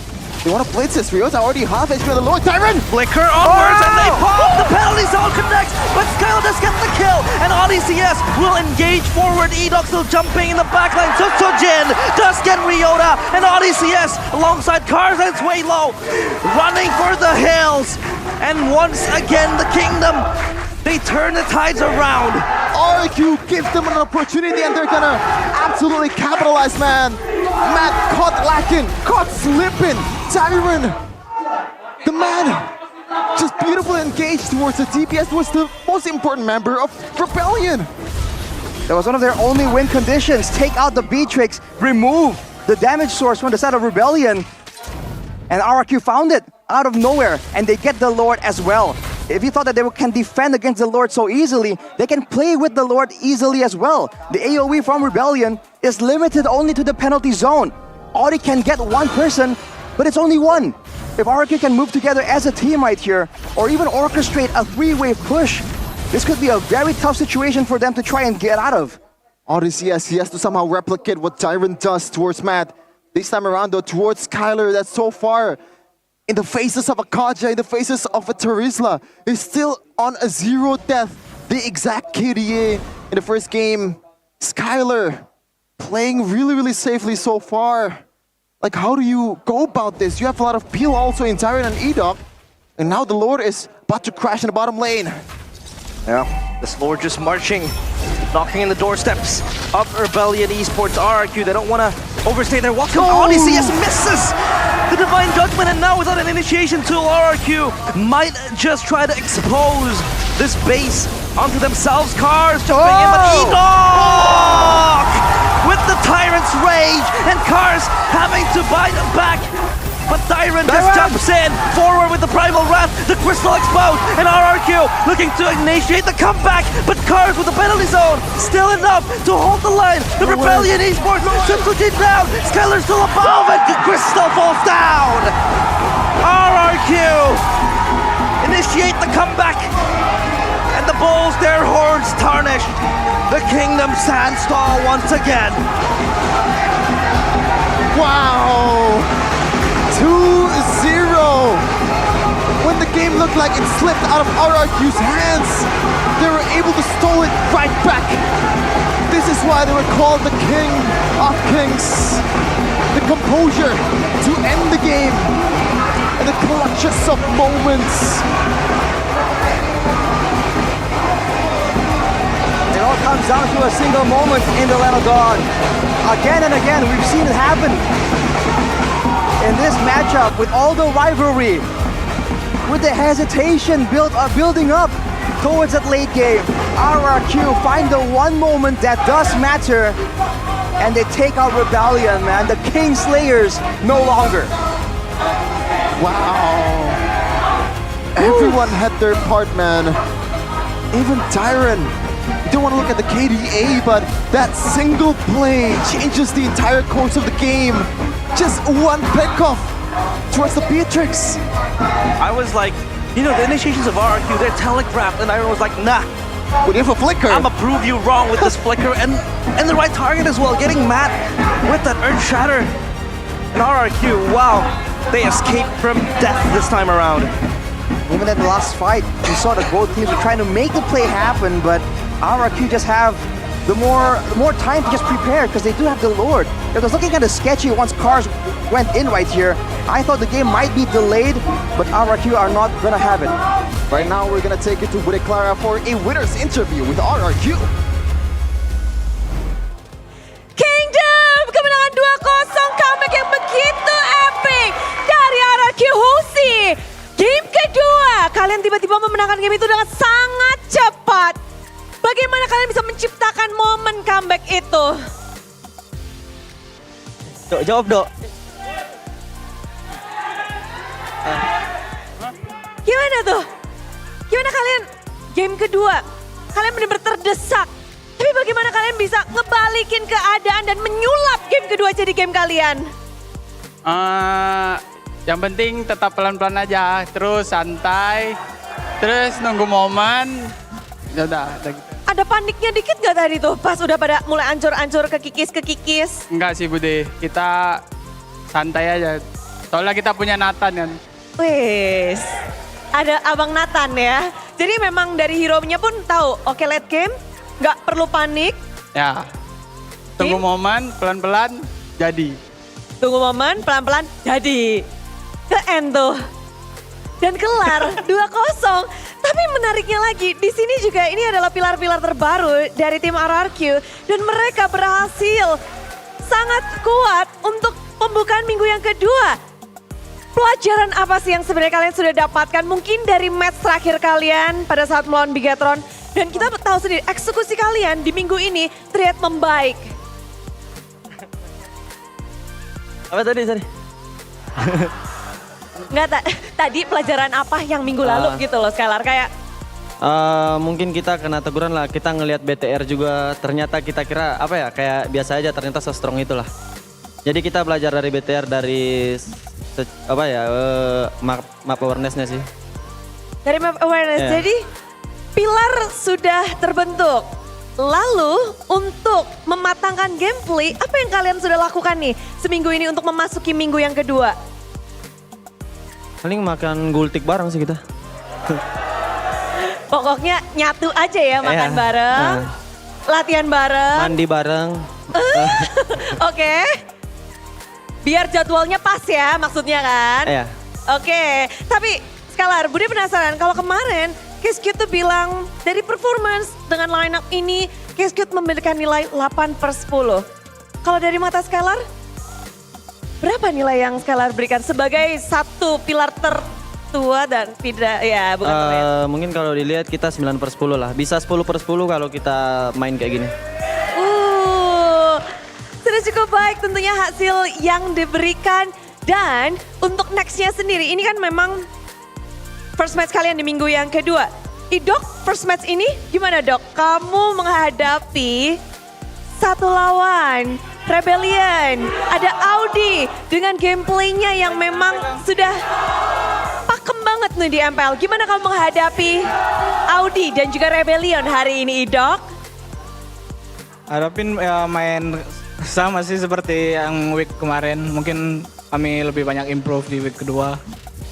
Sama ada amanah dari VN, suruh kalahin Audi. Dan kamu lakuin itu? Tapi ada nggak mungkin spesifik yang dikasih tahu dari Vivin? Dia ngasih tahu, oke kalau lawan itu gini ya. Ada nggak? Nggak ada sih, main kayak biasa aja. Biasa aja. Kalau kalah kamu aku cubit ya, ada kayak gitu nggak? Nggak. Nggak ada ya? Aman. Dan kamu sudah melakukannya dengan 2-0. Mungkin hari ini begitu indah, besok ini yang seru nih. Kamu akan melawan tim Fnatic Onyx. Gimana Idok melihat tim Fnatic Onyx yang 4 season menjuarai MPL? Gimana sih kamu ngelihatnya? Ngelihat Onyx ya. Ya mereka inilah tim jago, udah lama bareng juga. Ya mungkin kami bisa belajar untuk kalahin orang ini. Bisa belajar dan bersiap pastinya. Ya, siap pede. Uchin, kira-kira bakal ngelawan Kairi atau Albert? Nggak tahu sih, sama aja kayaknya. Sama aja? Sama-sama jago. Sama-sama jago, tapi tentu kalian sudah bersiap? Udah siap. Apa yang ingin kamu sampaikan untuk match hari esok? Good luck, have fun aja. Good luck, have fun dari Susucin. Dan terakhir Rins, ini lihat nih ada pasukan RRQ Kingdom. Sampaikan sesuatu untuk mereka dong yang hari ini udah dengan semangatnya. Buat Kingdom, terima kasih udah datang. Tetap support kita. Tetap support dan besok akan bertarung kembali dari RRQ Hoshi. Mari kita beri tepuk tangan untuk kemenangan 2-0 untuk RRQ Hoshi. Galaxy. Kemenangan yang betul mendadak, silahkan caster break it down.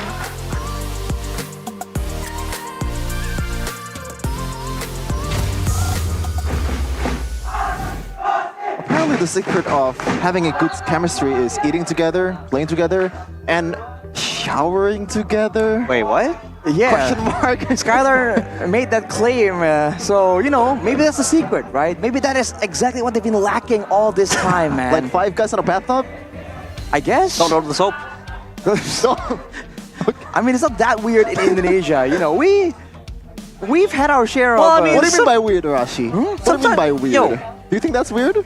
It's less common overseas, I would say. Yeah. But here in Asia and in Indonesia, you know, bathing together is a bit of a cultural thing. It's a social occasion. Exactly, exactly. Yeah, especially in a hot spring. Oh, do we even have hot springs here in Jakarta? Now you gotta go to Japan, Not I in guess. Jakarta. Not Not in in Jakarta. Jakarta, but on the other cities we do. But yeah, okay. But yeah, beautiful display of skills from RRQ, especially on that composure partner, because they were, you know, they were able to lead the game in the first, like, I don't know, 10 minutes or so, 1K gold lead, pretty much consistent, but after that, ODCS making some plays, making some pulls, and Skylar stayed. That's what That was happened. the 1v1. Yeah. That's the fadeaway, though. Yeah, fadeaway. Insane. Yeah, this is 0 pickoff so far in this game, and also the previous game. So far, I believe. No. He actually is a little okay. I was gonna say that he hasn't died so far in MPL Indonesia, but no. This is the moment Matt was picked off. Deleted. Yeah. It's a flicker Earth Shatter by Dyron. The defining moment. And you can see the expression from Skylar there, shouting on towards Rebellion Esports. I mean, it was definitely a heated rivalry, man. Especially with, you know, with Audi being such a heated talker, right? It kind of raises the stakes of this match. Yeah. Here's the player of the match, though, by our official tournament smartphone, Samsung Galaxy Z Fold 6 and Z Flip 6. Skylar, 8-0-4. Back at it again, man. 916 GPM. Solo kills again and again. And in the late game team fights, the damage output is definitely still there. You saw the adjustments made by Rebellion to make it even more difficult for Skylar to really run loose, run amok. But he still finds ways to pop off. Here's some of the player of the match highlights by our official gold partner, Uber's Gold. He also has to play onto Matt, where Syzygen was able to save up the Spear of Alpha, kind of predict how that dive was gonna go. Their early game was looking kind of okay, especially with his solo kill right afterwards, dodging away from the Bandit's Rage, from Matt fading away.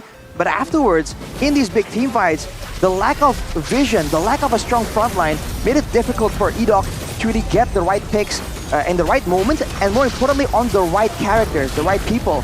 If he goes for an engage onto cars, we've seen that Rebellion are able to stave off that aggression and kind of turn it back around. So it has to be someone else, right? And Dyron just finds this play.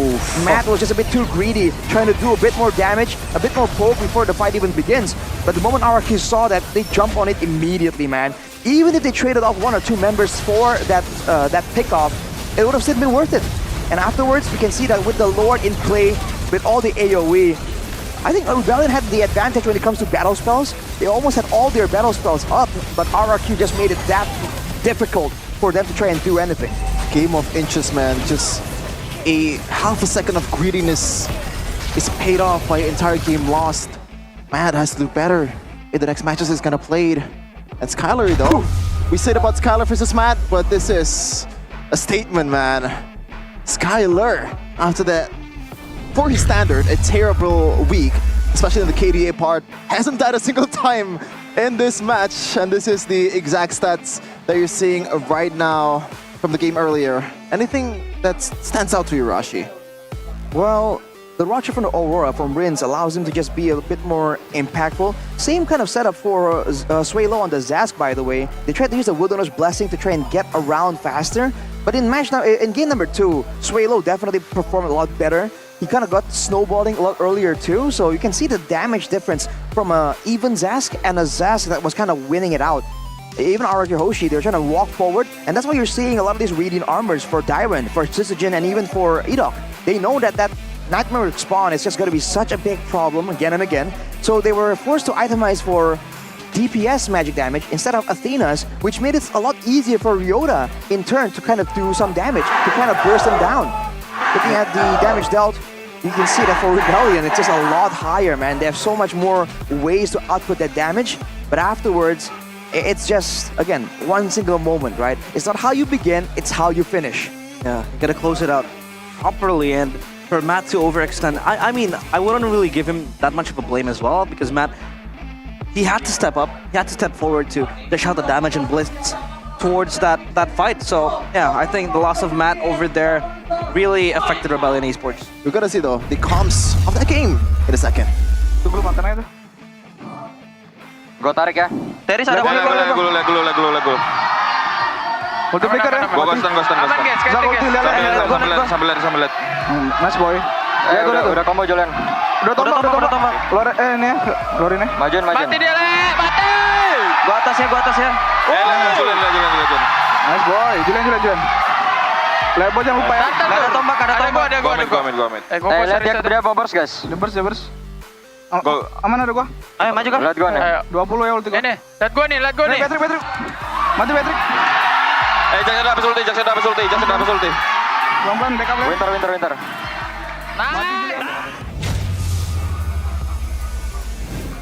Okay, so they do realize that this spear is coming because they said like ada tombak, the tombak is coming, or like the spear is coming. So it is somewhat of a like the plan is read by RRQ in that part, and Matt was not able to capitalize on that. But that last call, man, Darren just says, "Look at me, I'm gonna cook." Let him cook, man. And you're saying again that there isn't really a single figure, a single shot caller for RRQ. Everyone kind of puts in their own input evenly, but that's what they're saying, right? The reason why they're doing so much better now, it's not just small changes, it's just a difference in overall synergy, which is why when they were asked earlier, what's the secret? Oh, we just go out for food together, get some gultik. Shower together, exactly. That synergy, man, is what allows them to find a moment like that in the midst of the chaos. There's an argument to be made that maybe if they're played very, one-dimensionally with one single shot caller, maybe it'll be a bit, less opportunistic. But right there, you're seeing the split-second decision pay off. And Edoc's confidence as well, supplemented by his teammates, very supportive of him. So I'm very happy to see Edoc doing well. I'm very happy to see playmaking roamers like Edoc, just taking the gamble and going forward like that. Yeah, especially for a rookie. But you said something about one-dimensional, Rashi, but this is something that's not really one-dimensional. Wow, how many dimensions it is? That's 3-dimensional. You can. This is like a triangle. You can fold it like a square or something. But right.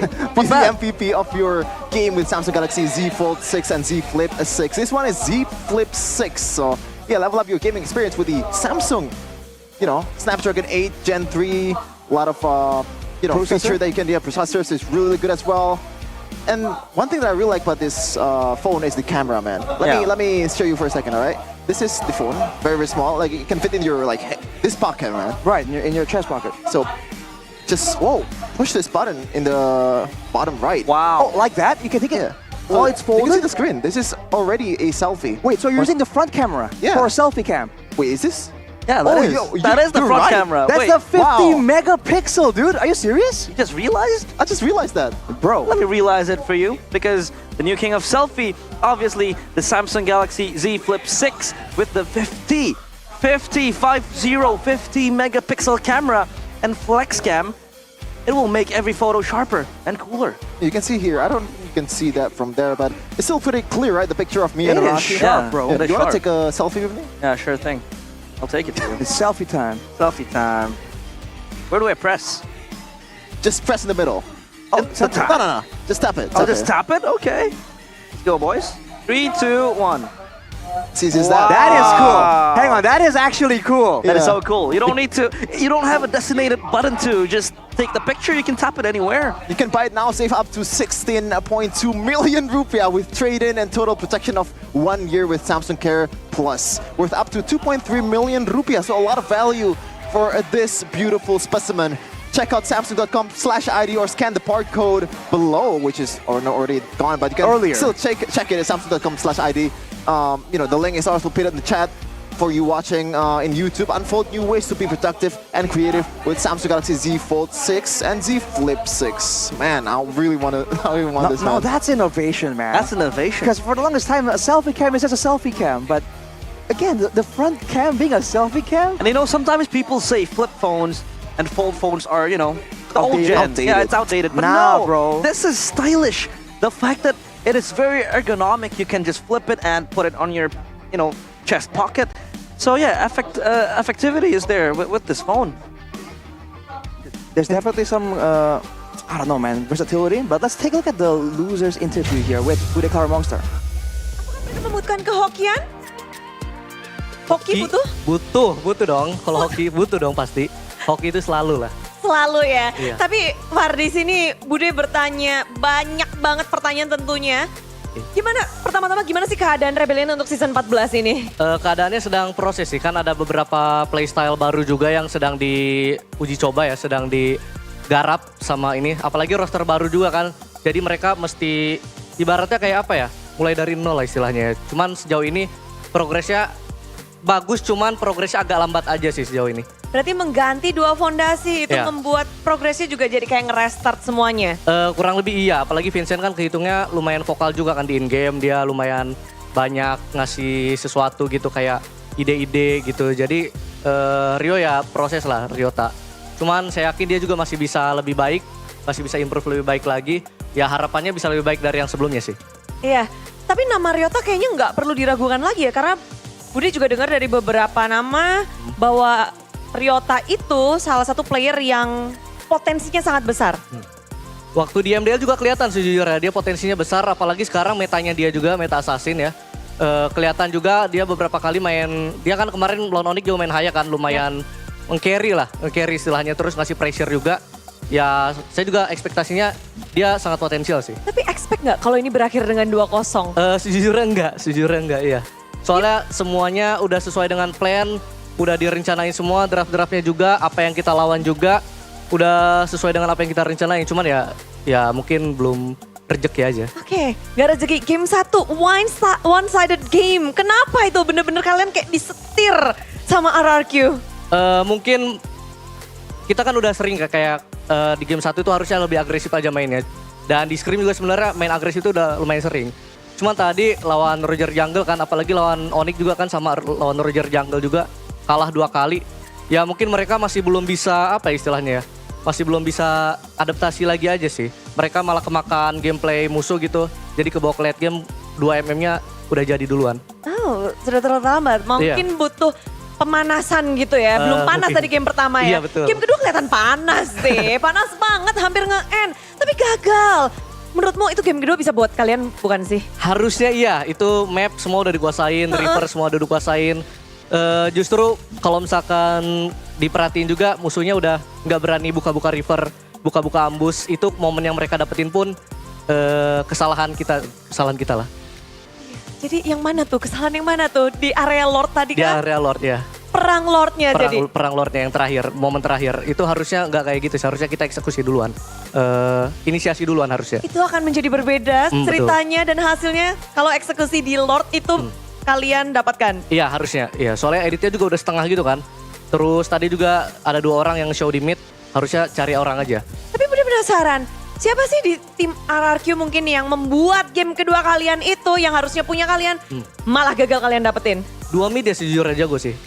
Idok sama Rins, jago ya dua-duanya, jago banget. Dan udah kalian lawan juga di MDL ya? Iya benar. Apa yang membuat mereka spesial duo mid ini? Connect, terus ide-idenya banyak banget, mereka responnya juga cepet. Mereka juga mainnya nggak template, nggak cuma yang kayak ngejawab-jawab doang. Banyak lah idenya, mereka inovasi sih, inovator. Inovator dan membuat warna yang berbeda. Tapi nextnya kalian di minggu ini akan ada 1 match yaitu melawan tim Liquid ID. Iya. Bagaimana untuk apa yang harus kita harapkan dari Rebellion untuk next matchnya? Saya sih berharapnya udah nggak bisa kalah lagi sih, soalnya udah 0-2 juga kan. Udah kalah 2 kali, jadi lawan Liquid pengennya menang. Cuman saya juga pengen lihat dulu lah, kan mereka juga roster baru kan. 3 orang naik dari MDL. Ya saya juga, kan hari ini juga mereka main kan lawan EVOS. Ya pengen lihat dulu cara main mereka gimana, apa aja yang mereka mainin. Cuman saya juga udah sempat lihat sih, mereka kan di MDL juga kan sama kan. Yes. Apalagi udah pernah ketemu juga sebelumnya, ya hero-heronya sih udah apa ya, udah ketebak gitu loh, udah tau lah, udah bisa diprediksi. Cuman lihat nanti deh. Berharap bisa menang 2-0. Berharap bisa menang. Kita ngeliatnya baru 2 match sih, tapi enggak untuk Far tidak. Kita sudah cukup kalah, kita akan menang nextnya. Iya. Amin sebesar-besarnya para Rebel. Tapi itulah dia, thank you banget. Thank you udah juga, memberikan Bude. insight dan silahkan kita balikan kepada para caster.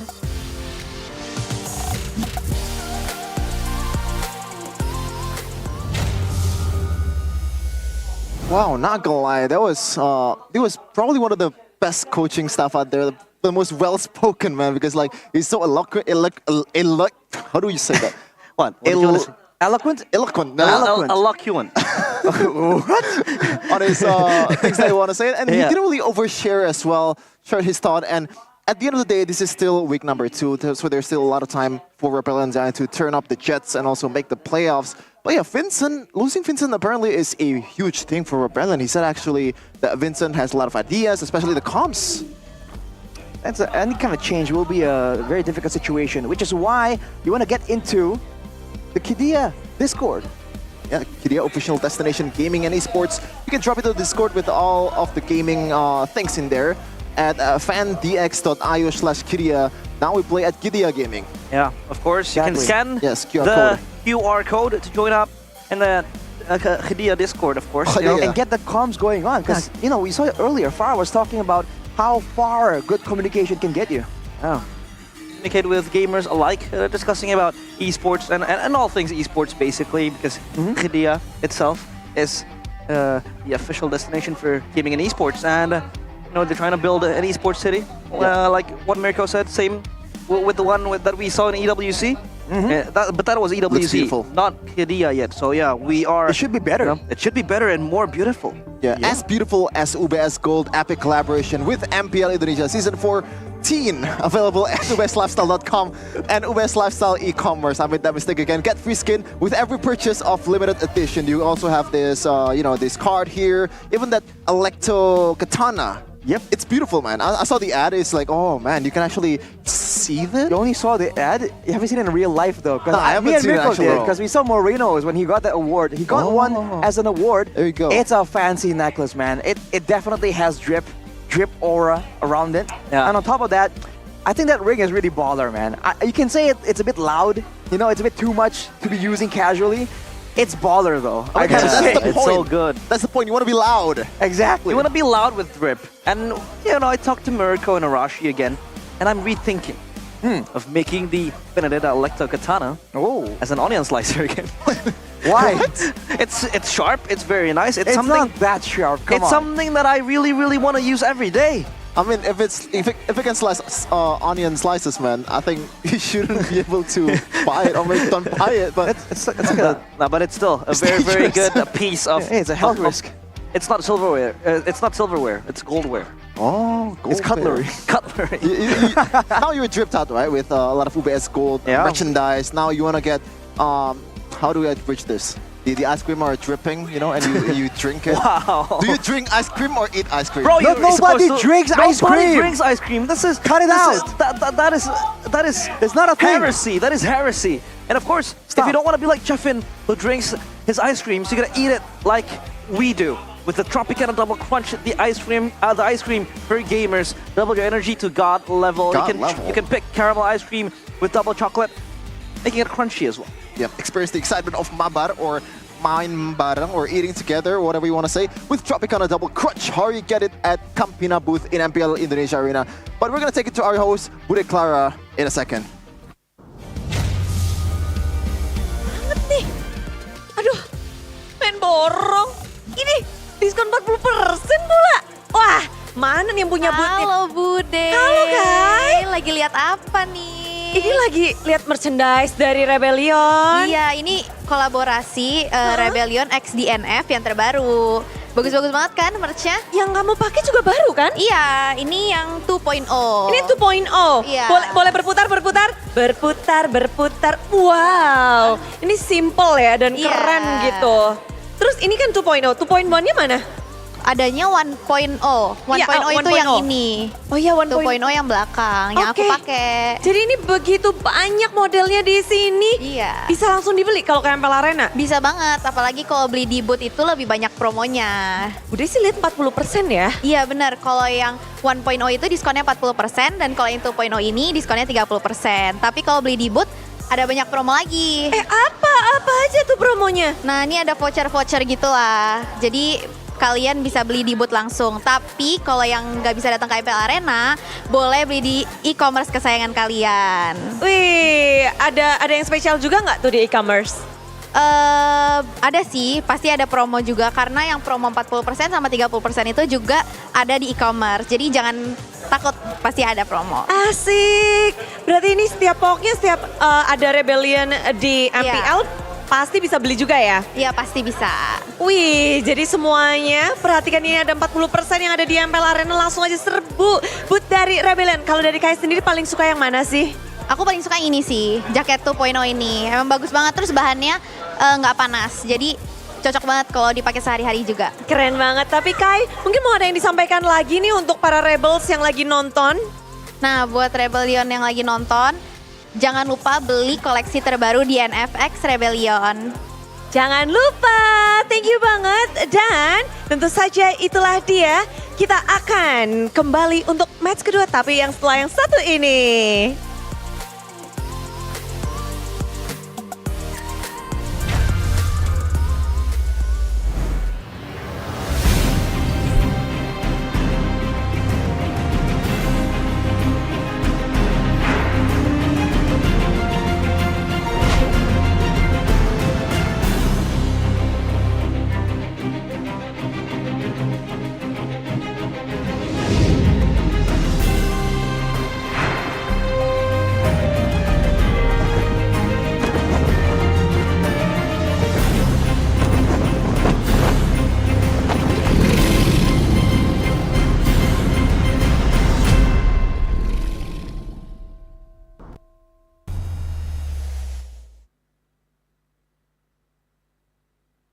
Okay, nature boy, what's that bird then?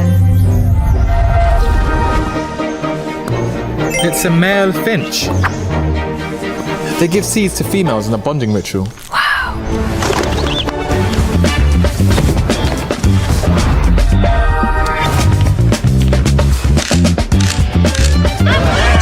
Wow.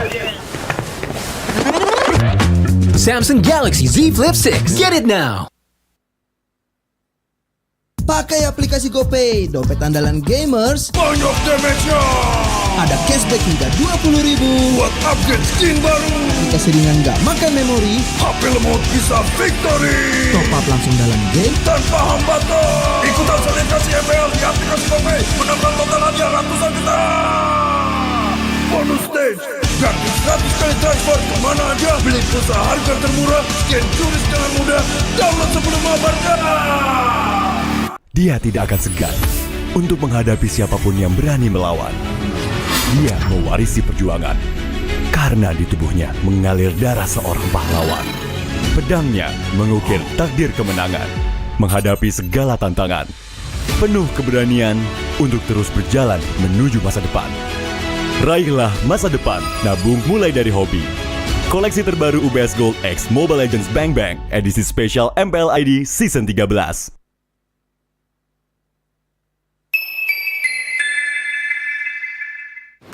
Main Mobile Legends memang seru. Mabar sama temen makin epic. Apalagi kalau double kill.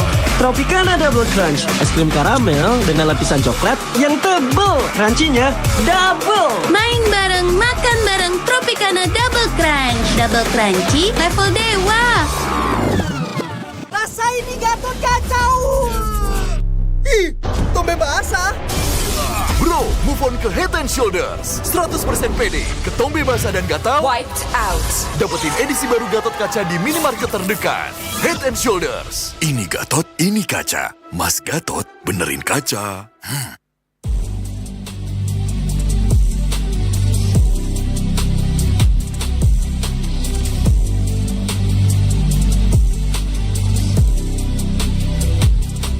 Kenangan adalah jati diri kita.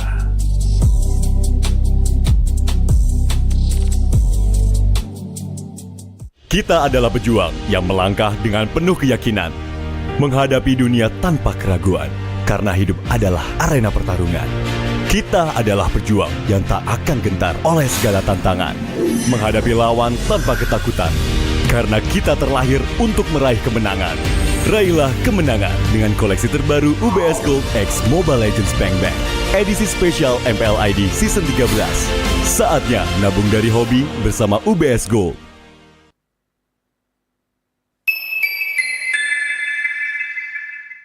Bapak akan kehilangan ingatannya. Masih inget ini, Pak?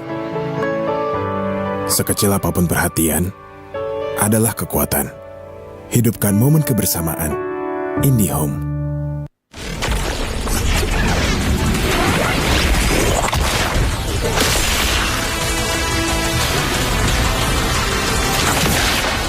Strike first and without mercy.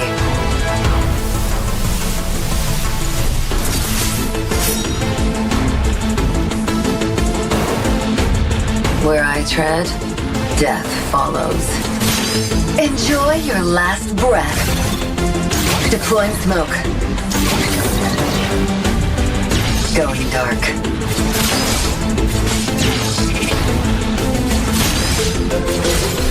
War is my trade.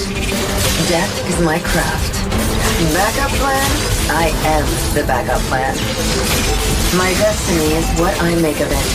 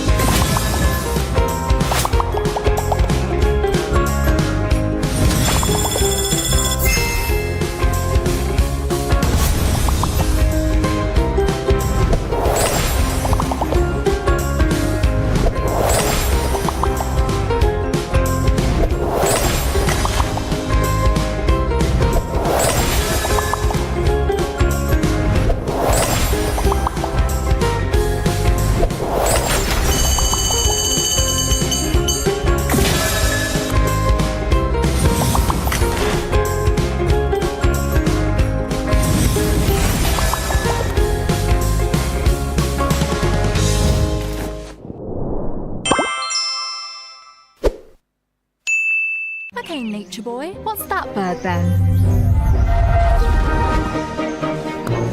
It's a male finch. They give seeds to females in a bonding ritual.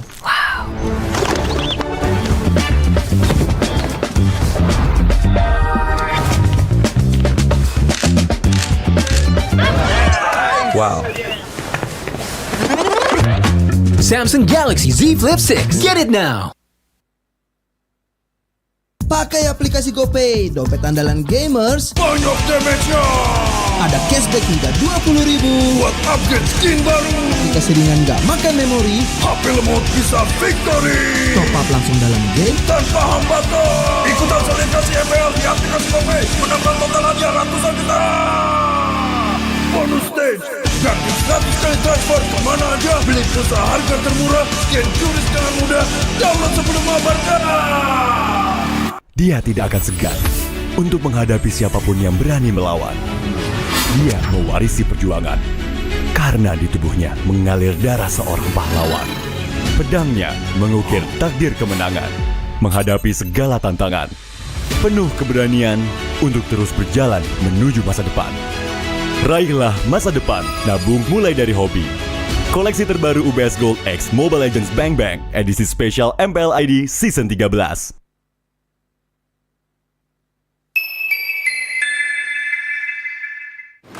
Main Mobile Legends memang seru.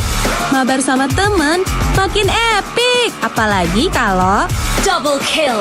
Tropicana Double Crunch, es krim karamel dengan lapisan coklat yang tebal. Crunchy-nya double. Main bareng, makan bareng Tropicana Double Crunch. Double crunchy level dewa. Rasa ini Gatot kacau. Ih, tombe basah. Bro, move on ke Head and Shoulders. 100% pede, ketombe basah dan gatal wiped out. Dapetin edisi baru Gatot Kaca di minimarket terdekat. Head and Shoulders. Ini Gatot, ini kaca. Mas Gatot, benerin kaca.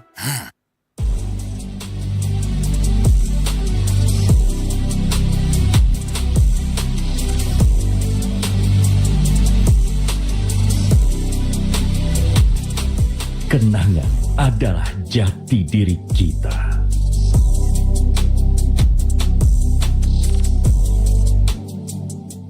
Kita adalah pejuang yang melangkah dengan penuh keyakinan, menghadapi dunia tanpa keraguan, karena hidup adalah arena pertarungan. Kita adalah pejuang yang tak akan gentar oleh segala tantangan, menghadapi lawan tanpa ketakutan, karena kita terlahir untuk meraih kemenangan. Raihlah kemenangan dengan koleksi terbaru UBS Gold X Mobile Legends Bang Bang, edisi spesial MPL ID Season 13.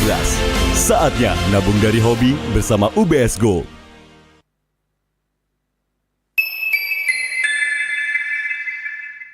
Papa akan kehilangan ingatannya. Masih inget ini, Pak? Sekecil apapun perhatian adalah kekuatan. Hidupkan momen kebersamaan. IndiHome.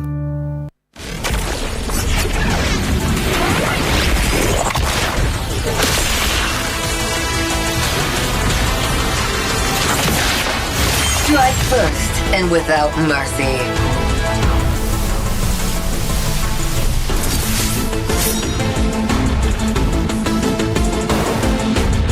Where I tread, death follows. Enjoy your last breath. Deploying smoke. Going dark.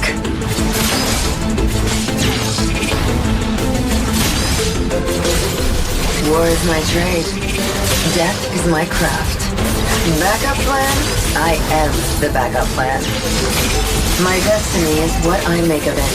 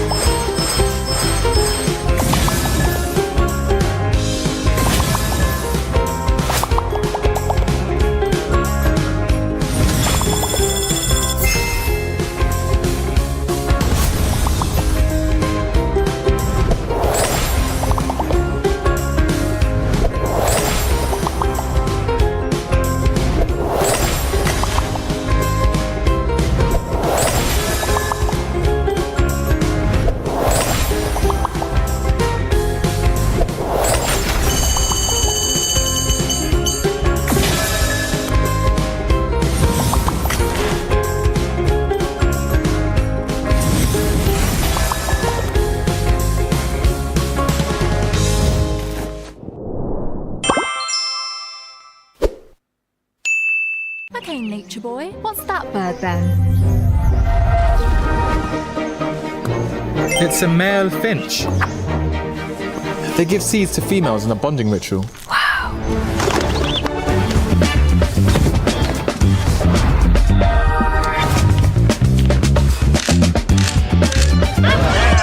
Wow.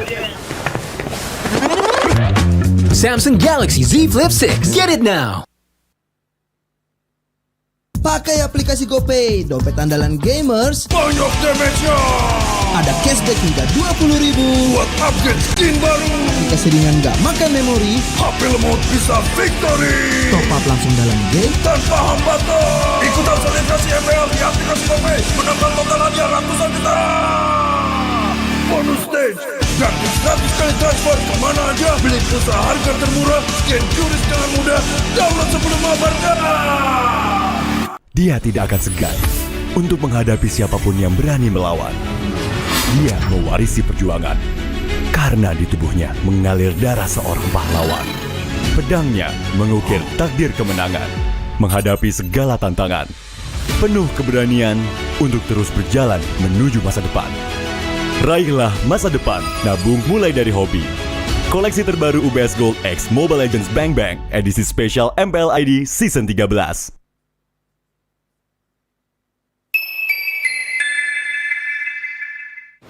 Main Mobile Legends memang seru. Mabar sama teman makin epic. Apalagi kalau double kill. Tropicana Double Crunch, es krim karamel dengan lapisan coklat yang tebal. Crunchy-nya double. Main bareng, makan bareng Tropicana Double Crunch. Double crunchy level dewa. Rasa ini Gatot kacau. Ih, tombé basah. Bro, move on ke Head and Shoulders. 100% pede, ketombe basah dan gatal Wiped out. dapetin edisi baru Gatot Kaca di minimarket terdekat. Head and Shoulders. Ini Gatot, ini kaca. Mas Gatot, benerin kaca.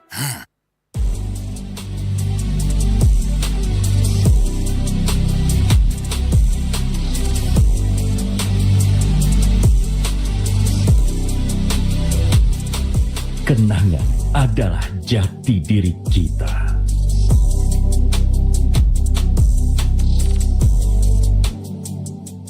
Kita adalah pejuang yang melangkah dengan penuh keyakinan, menghadapi dunia tanpa keraguan, karena hidup adalah arena pertarungan.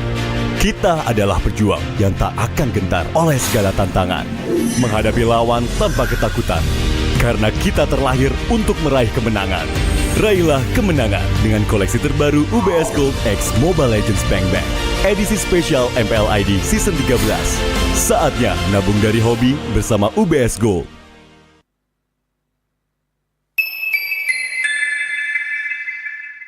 Papa akan kehilangan ingatannya. Masih inget ini, Pak? Sekecil apapun perhatian adalah kekuatan. Hidupkan momen kebersamaan. IndiHome.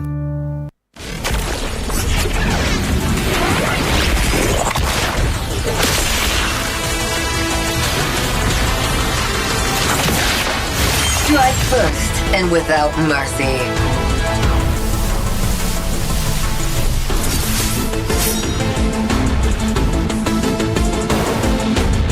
Where I tread, death follows. Enjoy your last breath. Deploying smoke. Going dark.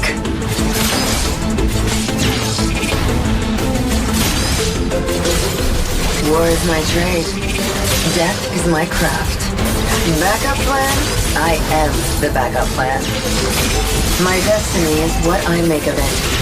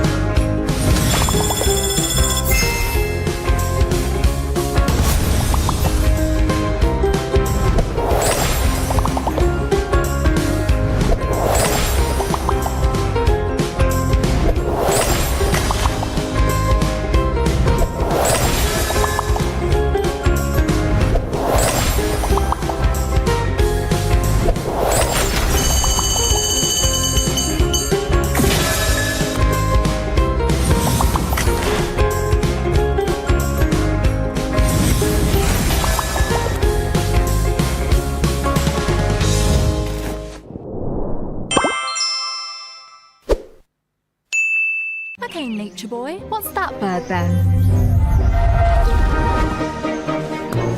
It's a male finch. They give seeds to females in a bonding ritual.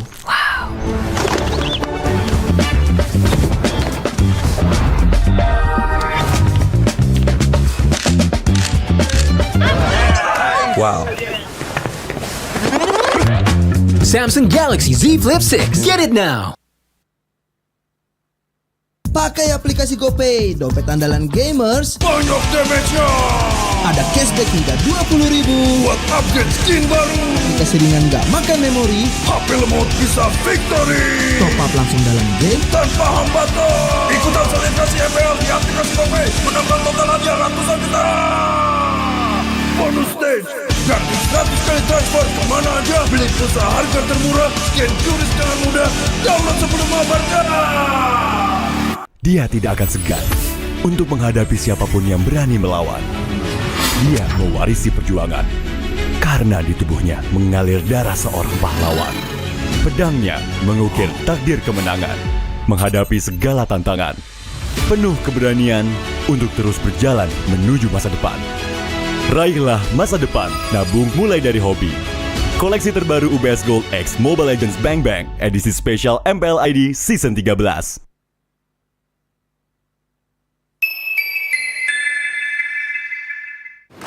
Main Mobile Legends memang seru.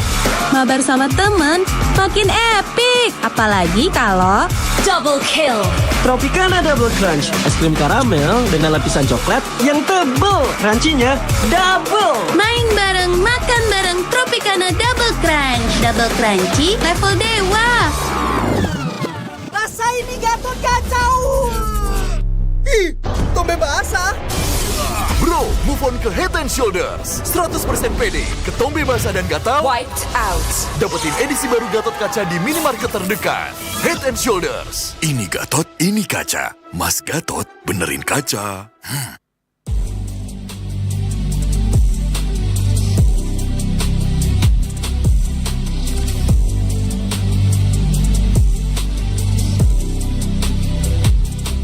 Kenangan adalah jati diri kita.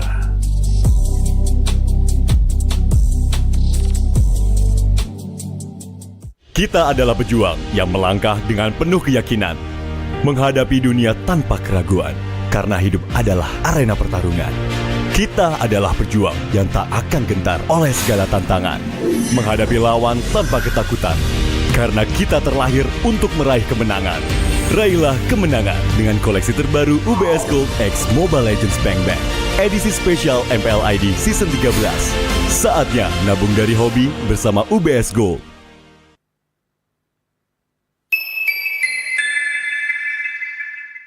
Apa akan kehilangan ingatannya? Masih inget ini, Pak? Sekecil apapun perhatian adalah kekuatan. Hidupkan momen kebersamaan. IndiHome.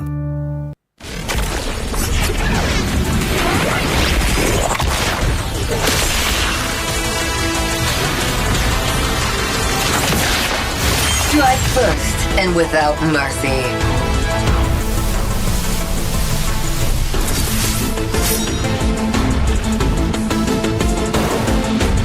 Where I tread, death follows. Enjoy your last breath. Deploying smoke. Going dark.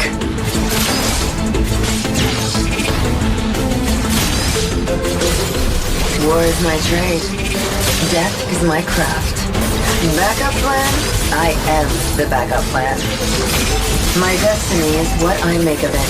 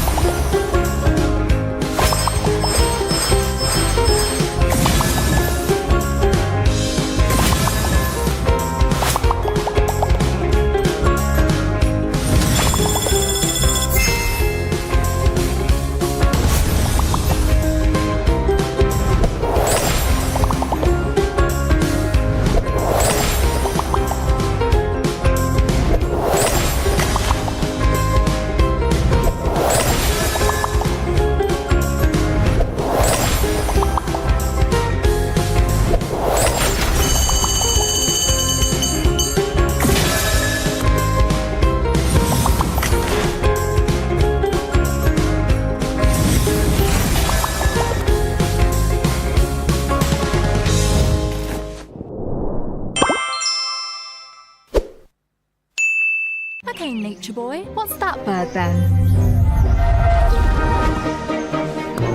It's a male finch. They give seeds to females in a bonding ritual.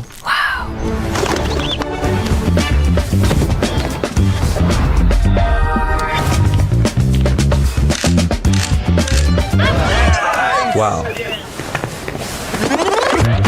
Samsung Galaxy Z Flip 6. Get it now. Pakai aplikasi GoPay, dompet andalan gamers. Banyak damage-nya. Ada cashback hingga 20.000 buat upgrade skin baru.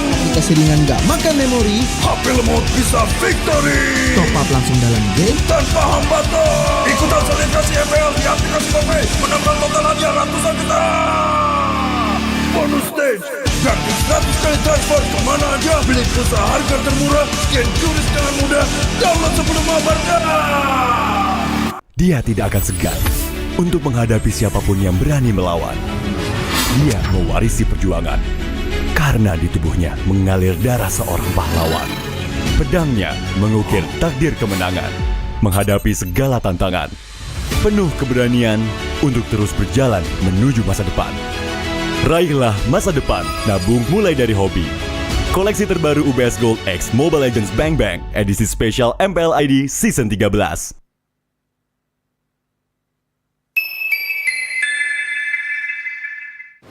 Main Mobile Legends memang seru. Mabar sama temen makin epic. Apalagi kalau double kill. Tropicana Double Crunch, es krim karamel dengan lapisan coklat yang tebal. Crunchy-nya double. Main bareng, makan bareng Tropicana Double Crunch. Double crunchy level dewa. Rasa ini Gatot kacau. Ih, tombe basah.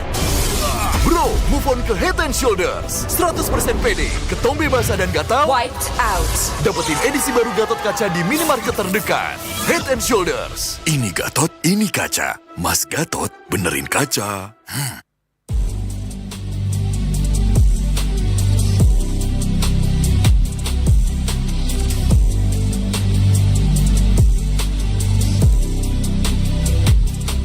Kenangan adalah jati diri kita.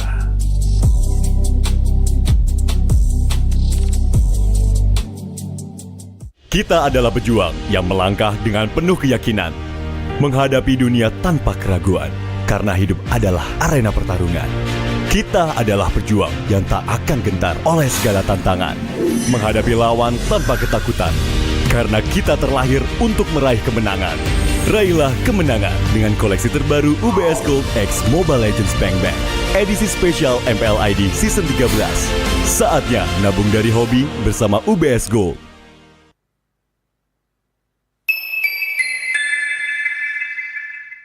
Papa akan kehilangan ingatannya.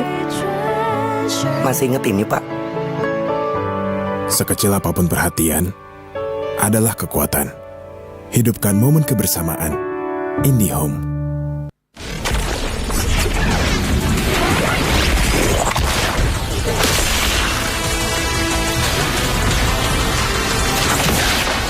Strike first and without mercy.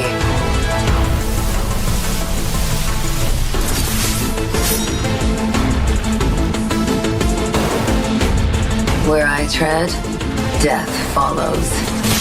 Enjoy your last breath. Deploying smoke. Going dark.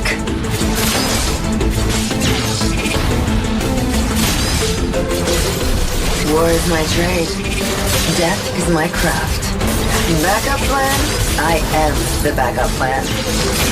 My destiny is what I make of it.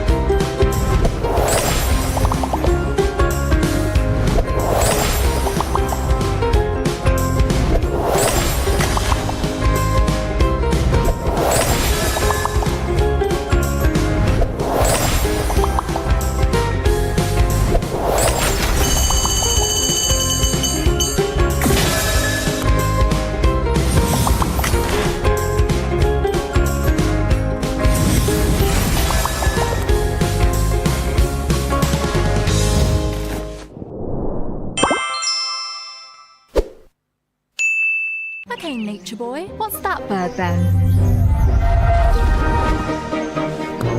It's a male finch. They give seeds to females in a bonding ritual.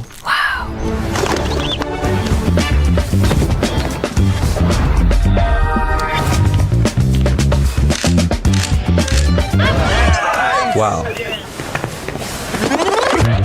Samsung Galaxy Z Flip 6. Get it now. Pakai aplikasi GoPay, dompet andalan gamers. Banyak damage-nya.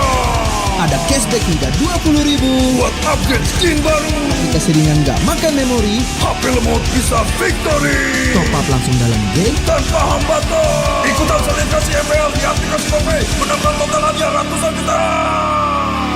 Bonus stage. Gratis 100 kali transfer kemana aja. Beli pulsa harga termurah. Scan QRIS dengan mudah. Download sebelum mabarkan. Dia tidak akan segan untuk menghadapi siapapun yang berani melawan. Dia mewarisi perjuangan karena di tubuhnya mengalir darah seorang pahlawan. Pedangnya mengukir takdir kemenangan, menghadapi segala tantangan. Penuh keberanian untuk terus berjalan menuju masa depan. Raihlah masa depan, nabung mulai dari hobi. Koleksi terbaru UBS Gold X Mobile Legends Bang Bang, edisi spesial MPL ID Season 13.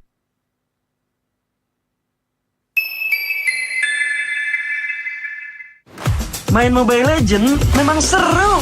Mabar sama temen makin epic. Apalagi kalau double kill. Tropicana Double Crunch, es krim karamel dengan lapisan coklat yang tebal. Crunchy-nya double. Main bareng, makan bareng Tropicana Double Crunch. Double crunchy level dewa. Rasa ini Gatot kacau. Ih, tombe basah. Bro, move on ke Head and Shoulders. 100% pede, ketombe basah dan gatal wiped out. Dapetin edisi baru Gatot kaca di minimarket terdekat. Head and Shoulders. Ini Gatot, ini kaca. Mas Gatot benerin kaca.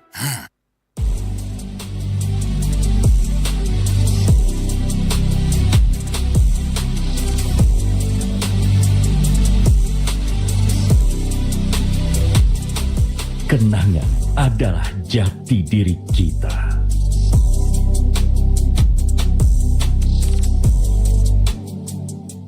Kita adalah pejuang yang melangkah dengan penuh keyakinan, menghadapi dunia tanpa keraguan, karena hidup adalah arena pertarungan. Kita adalah pejuang yang tak akan gentar oleh segala tantangan, menghadapi lawan tanpa ketakutan, karena kita terlahir untuk meraih kemenangan.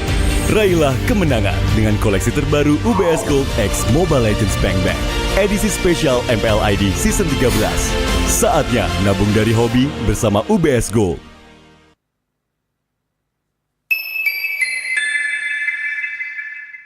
Apa akan kehilangan ingatannya?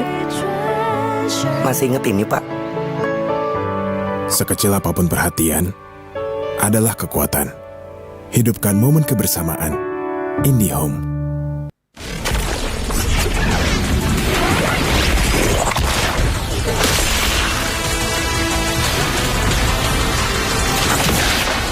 Strike first and without mercy.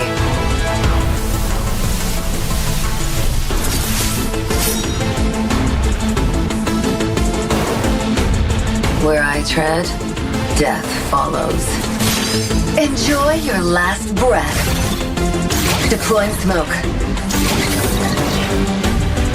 Going dark.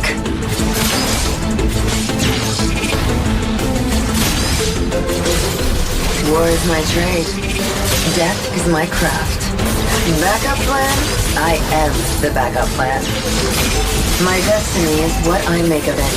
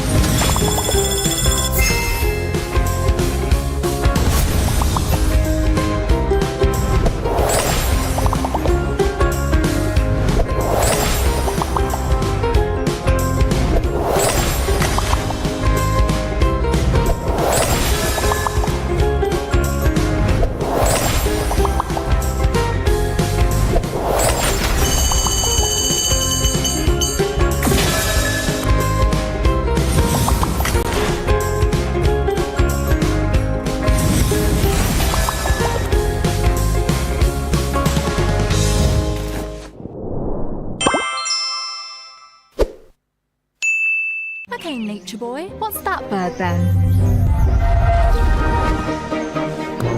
It's a male finch.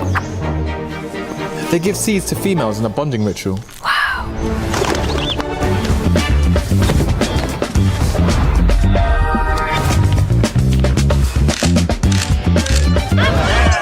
Wow. Samsung Galaxy Z Flip 6. Get it now. Pakai aplikasi GoPay, dompet andalan gamers. Banyak damage-nya. Ada cashback hingga 20.000 buat upgrade skin baru. Jika seringan nggak makan memori, HP lemot bisa victory. Top up langsung dalam game tanpa hambatan. Ikutan solidify MPL di aplikasi GoPay. Menambah total hadiah ratusan juta. Bonus stage. Gratis 100 kali transfer kemana aja. Beli pulsa harga termurah. Scan QRIS dengan mudah. Download sebelum mabarkan. Dia tidak akan segan untuk menghadapi siapapun yang berani melawan. Dia mewarisi perjuangan karena di tubuhnya mengalir darah seorang pahlawan. Pedangnya mengukir takdir kemenangan, menghadapi segala tantangan. Penuh keberanian untuk terus berjalan menuju masa depan. Raihlah masa depan, nabung mulai dari hobi. Koleksi terbaru UBS Gold X Mobile Legends Bang Bang edisi spesial MPL ID Season 13.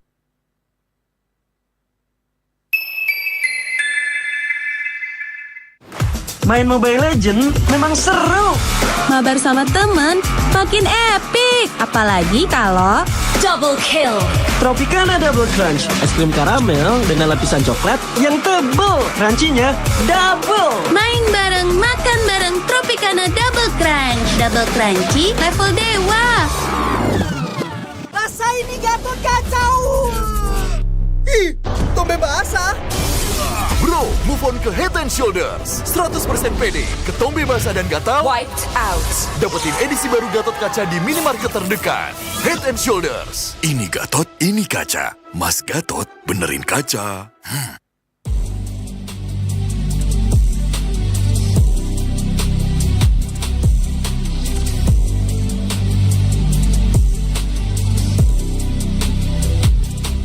Kenangan adalah jati diri kita.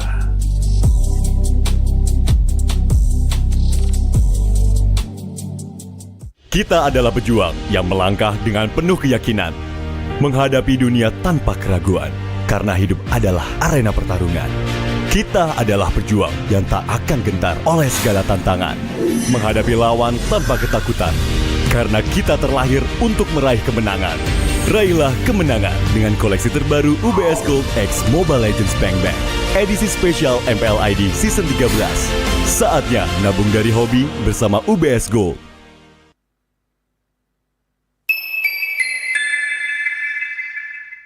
Apa akan kehilangan ingatannya? Masih inget ini, Pak? Sekecil apapun perhatian adalah kekuatan. Hidupkan momen kebersamaan. IndiHome.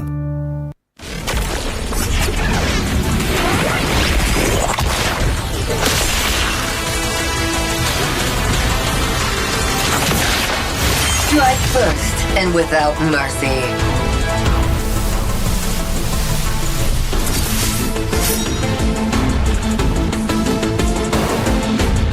Where I tread, death follows. Enjoy your last breath. Deploying smoke. Going dark.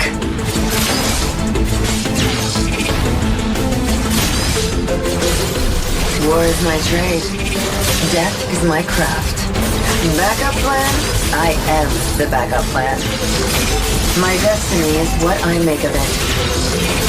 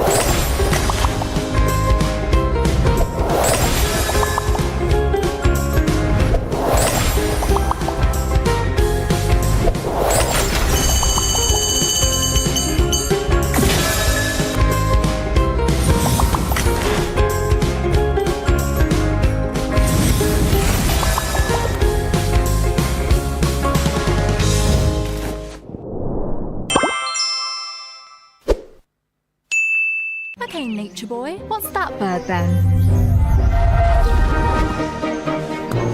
It's a male finch. They give seeds to females in a bonding ritual.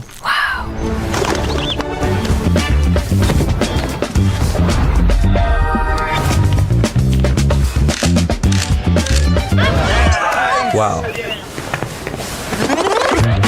Samsung Galaxy Z Flip 6. Get it now. Pakai aplikasi GoPay, dompet andalan gamers. Banyak damage-nya. Ada cashback hingga 20.000 buat upgrade skin baru. Aplikasi ringan gak makan memori. HP lemot bisa victory. Top up langsung dalam game tanpa hambatan. Ikutan selebrasi MPL di aplikasi GoPay. Menambah total hadiah ratusan juta. Bonus stage, gratis 100 kali transfer kemana aja. Beli pulsa harga termurah, scan QRIS dengan mudah. Download sebelum mabarkan. Dia tidak akan segan untuk menghadapi siapapun yang berani melawan. Dia mewarisi perjuangan karena di tubuhnya mengalir darah seorang pahlawan. Pedangnya mengukir takdir kemenangan, menghadapi segala tantangan. Penuh keberanian untuk terus berjalan menuju masa depan. Raihlah masa depan, nabung mulai dari hobi.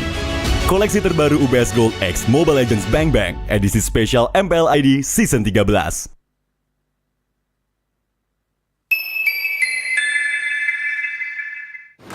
Main Mobile Legends memang seru. Mabar sama temen makin epic. Apalagi kalau double kill. Tropicana Double Crunch, es krim karamel dengan lapisan coklat yang tebal. Crunchy-nya double. Main bareng, makan bareng Tropicana Double Crunch. Double crunchy level dewa. Rasa ini Gatot kacau. Ih, tombe basah. Bro, move on ke Head and Shoulders. 100% pede, ketombe basah dan gatal wiped out. Dapetin edisi baru Gatot kaca di minimarket terdekat. Head and Shoulders. Ini Gatot, ini kaca. Mas Gatot, benerin kaca.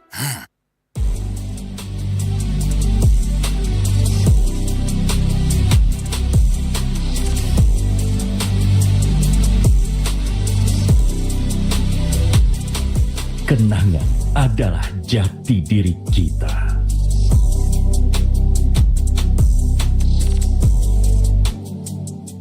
Kita adalah pejuang yang melangkah dengan penuh keyakinan, menghadapi dunia tanpa keraguan, karena hidup adalah arena pertarungan. Kita adalah pejuang yang tak akan gentar oleh segala tantangan, menghadapi lawan tanpa ketakutan, karena kita terlahir untuk meraih kemenangan. Raihlah kemenangan dengan koleksi terbaru UBS Gold X Mobile Legends Bang Bang, edisi spesial MPL ID Season 13. Saatnya nabung dari hobi bersama UBS Gold.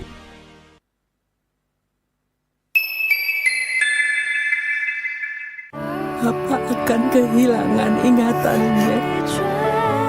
Masih inget ini, Pak? Sekecil apapun perhatian adalah kekuatan. Hidupkan momen kebersamaan. IndiHome.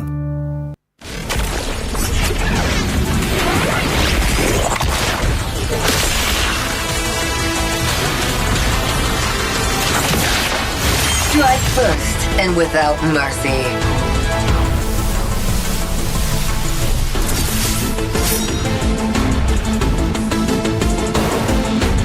Where I tread, death follows.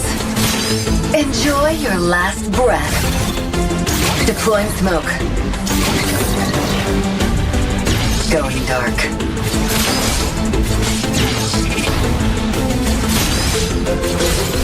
War is my trade. Death is my craft. Backup plan? I am the backup plan. My destiny is what I make of it.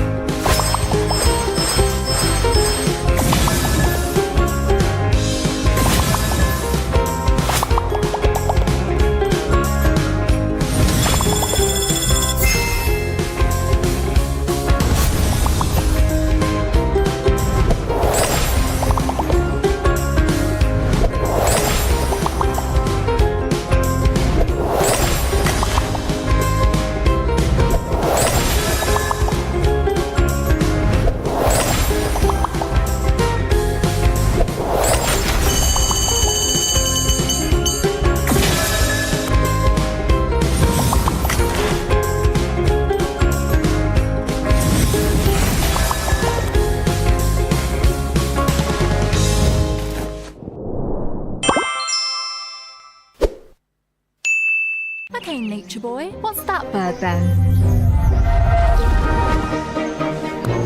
It's a male finch. They give seeds to females in a bonding ritual.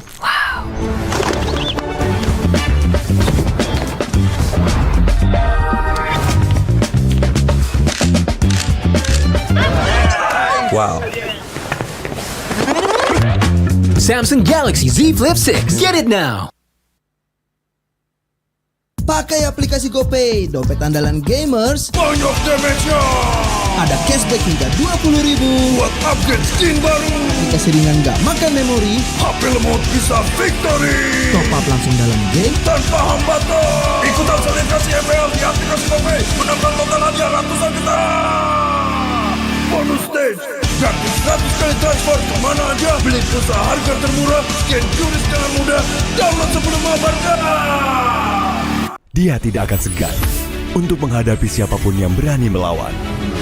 Dia mewarisi perjuangan karena di tubuhnya mengalir darah seorang pahlawan. Pedangnya mengukir takdir kemenangan, menghadapi segala tantangan. Penuh keberanian untuk terus berjalan menuju masa depan. Raihlah masa depan, nabung mulai dari hobi. Koleksi terbaru UBS Gold X Mobile Legends Bang Bang, edisi spesial MPL ID Season 13.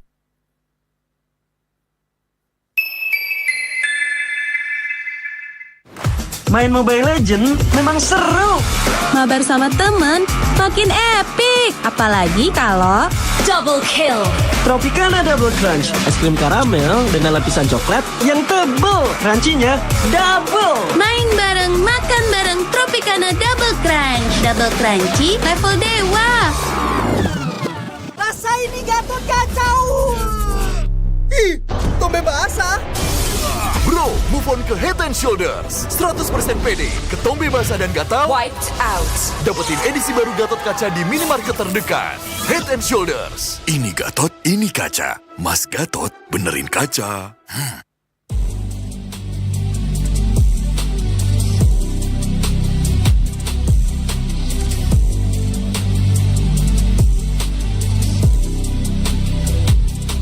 Kenangan adalah jati diri kita.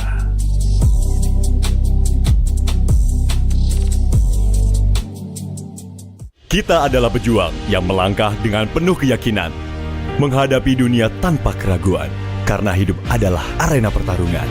Kita adalah pejuang yang tak akan gentar oleh segala tantangan, menghadapi lawan tanpa ketakutan, karena kita terlahir untuk meraih kemenangan. Raihlah kemenangan dengan koleksi terbaru UBS Gold X Mobile Legends Bang Bang, edisi spesial MPL ID Season 13. Saatnya nabung dari hobi bersama UBS Gold.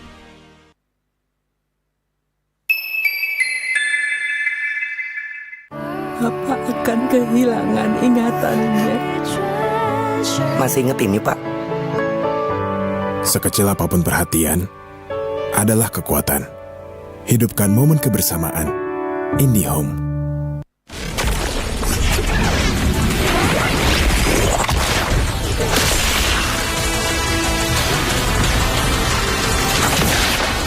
Strike first and without mercy.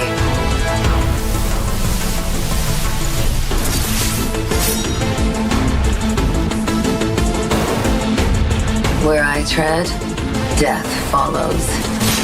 Enjoy your last breath. Deploying smoke.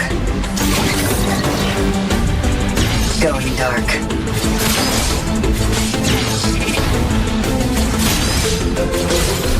War is my trade. Death is my craft. Backup plan? I am the backup plan. My destiny is what I make of it.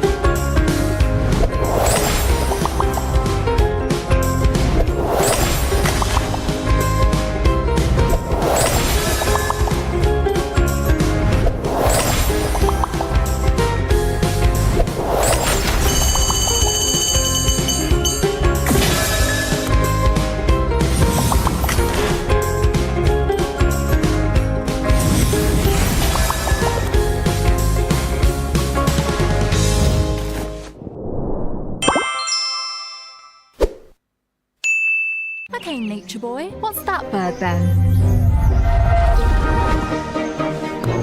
It's a male finch.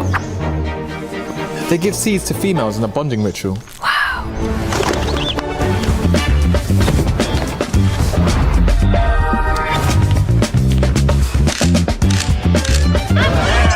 Wow. Samsung Galaxy Z Flip 6. Get it now. Pakai aplikasi GoPay, dompet andalan gamers. Banyak damage-nya. Ada cashback hingga 20.000 buat upgrade skin baru. Aplikasi ringan gak makan memori. HP lemot bisa victory. Top up langsung dalam game tanpa hambatan. Ikutan selebrasi MPL di aplikasi GoPay. Menambah total hadiah ratusan juta. Bonus stage, gratis 100 kali transfer kemana aja. Beli pulsa harga termurah, scan jurus dengan mudah. Download sebelum mabarkan. Dia tidak akan segan untuk menghadapi siapapun yang berani melawan. Dia mewarisi perjuangan karena di tubuhnya mengalir darah seorang pahlawan. Pedangnya mengukir takdir kemenangan, menghadapi segala tantangan. Penuh keberanian untuk terus berjalan menuju masa depan. Raihlah masa depan, nabung mulai dari hobi. Koleksi terbaru UBS Gold X Mobile Legends Bang Bang, edisi spesial MPL ID Season 13.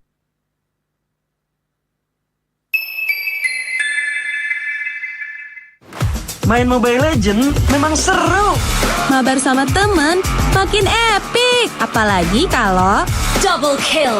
Tropicana Double Crunch, es krim karamel dengan lapisan coklat yang tebal. Crunchy-nya double. Main bareng, makan bareng Tropicana Double Crunch. Double crunchy level dewa. Rasa ini Gatot kacau. Ih, tombe basah. Bro, move on ke Head and Shoulders. 100% pede, ketombe basah dan gatal wiped out. Dapetin edisi baru Gatot Kaca di minimarket terdekat. Head and Shoulders. Ini Gatot, ini kaca. Mas Gatot, benerin kaca.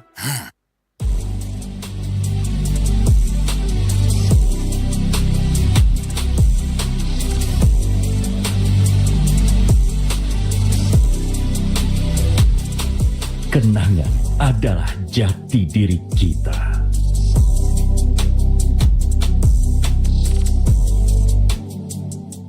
Kita adalah pejuang yang melangkah dengan penuh keyakinan, menghadapi dunia tanpa keraguan, karena hidup adalah arena pertarungan.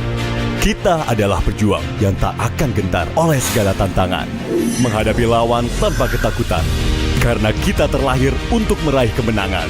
Raihlah kemenangan dengan koleksi terbaru UBS Gold X Mobile Legends Bang Bang, edisi spesial MPL ID Season 13. Saatnya nabung dari hobi bersama UBS Gold.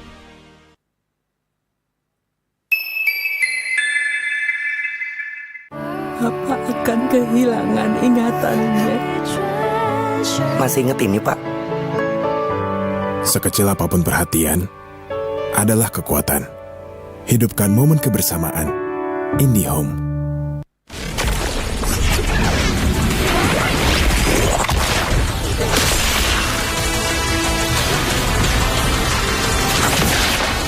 Strike first and without mercy.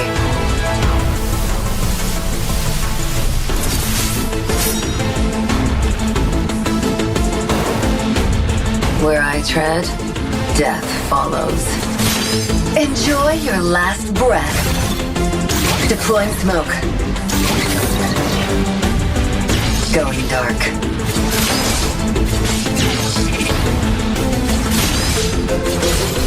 War is my trade. Death is my craft. Backup plan? I am the backup plan. My destiny is what I make of it.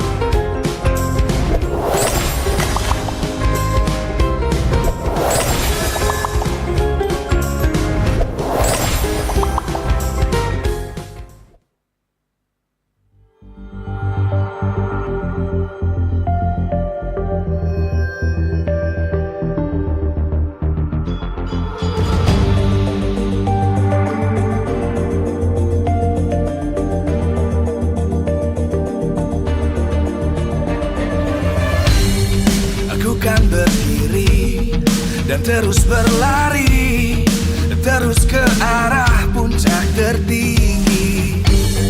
Ku takkan berhenti, hanya sampai di sini. Kemenangan abadi menanti. You know we won't miss if we unite our focus. And if you haven't noticed, we all live. Nyalakan apimu, hadapi semua tantangan, hadang semua serangan, jatuh bukan halangan. Bakar semangatmu, janganlah engkau menyerah. Kita akan buat sejarah. We all this, we won't miss. We all this, we won't miss. Saatnya beraksi, jalani ambisi. Aku kan menyawakan hari ini. You know we won't miss if we unite our focus. And if you haven't noticed, we all live. Nyalakan apimu, hadapi semua tantangan, hadang semua serangan, jatuh bukan halangan. Bakar semangatmu, janganlah engkau menyerah. Kita akan buat sejarah. We all this, we won't miss. We all this, we won't miss. We all this.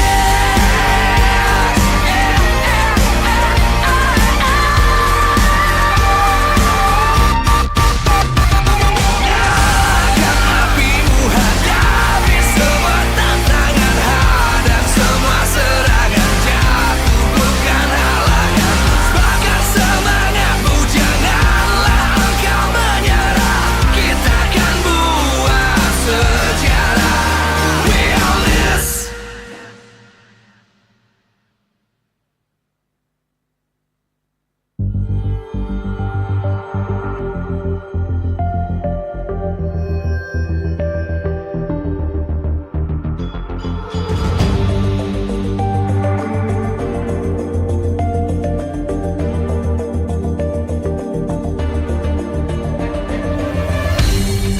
Aku kan berdiri dan terus berlari, terus ke arah puncak tertinggi. Ku takkan berhenti, hanya sampai di sini.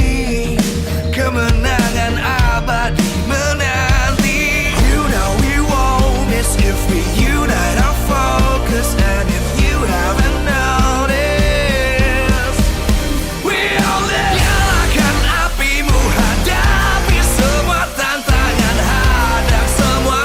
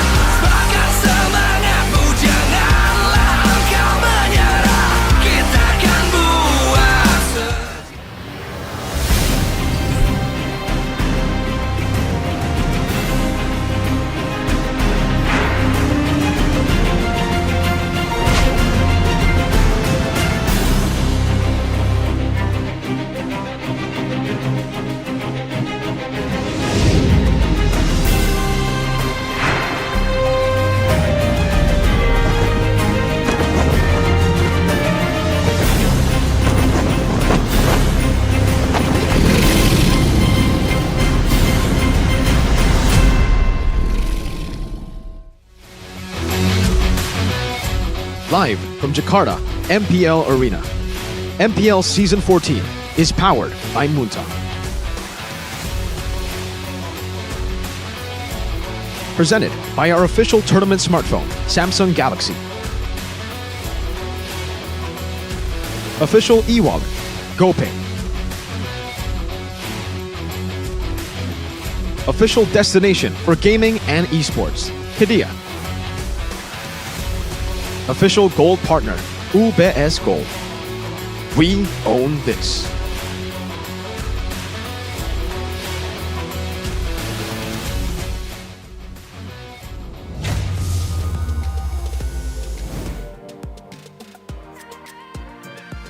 Memasuki match penutupan bagi dua tim yang belum menempati posisi aman di MPL Arena. Semua super fans sedang memegang dada, deg-deg ser tentu saja untuk melihat bagaimana hasil dari kedua tim ini.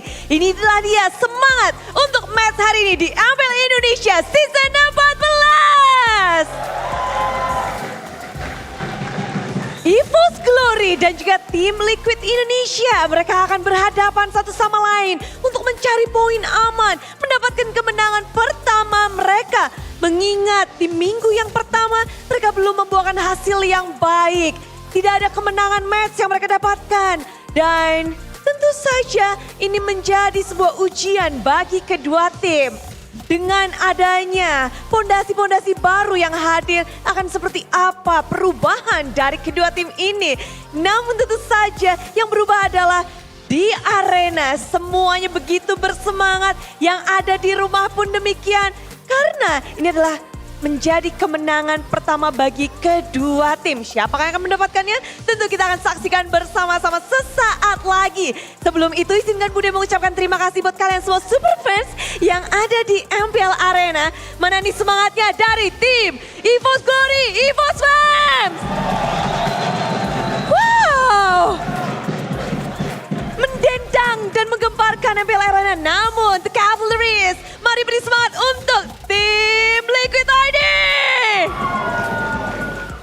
Tentu saja mereka nggak mau kalah. Kedua tim pun demikian. Namun di sini juga Bunda ingin mengucapkan terima kasih kepada para sponsor karena MPL Indonesia Season 14 powered by Munton, presented by official tournament smartphone Samsung Galaxy, official e-wallet GoPay, official destination for gaming and esports Kedia, official gold partner UBS Gold, dan kita juga punya partner in esports. Ada Campina, Head and Shoulder, Oraimo, Telkomsel, Dunia Games, dan Games Max. Beserta dengan supplier kita ada Erigo dan juga Saturday. Acara ini supported by PBSI. Bude Clara benar-benar bisa merasakan aura semangat dari kedua super fans yang telah hadir. Begitu pula dengan semua super fans yang ada di sini. Namun, bagaimana dengan di lane of down? Dua tim sama-sama mengganti dari fondasi mereka. Perubahan 3 mid laner dari trio mid lane dari tim Liquid ID tentu memberikan pertanyaan besar. EVOS Glory pun melakukan perubahan yang cukup besar di season lalu. Di season ini akan seperti apa pertarungan? Mari kita sambut bersama-sama caster. Let's go!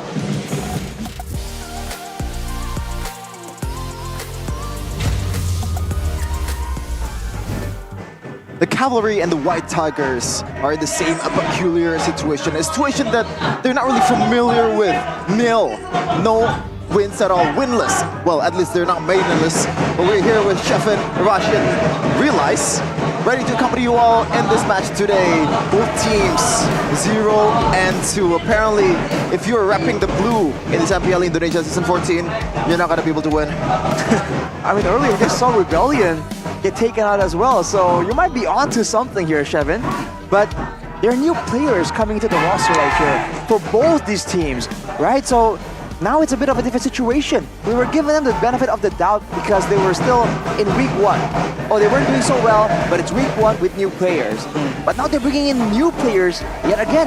Where have we seen this before, man? Last season? Yeah.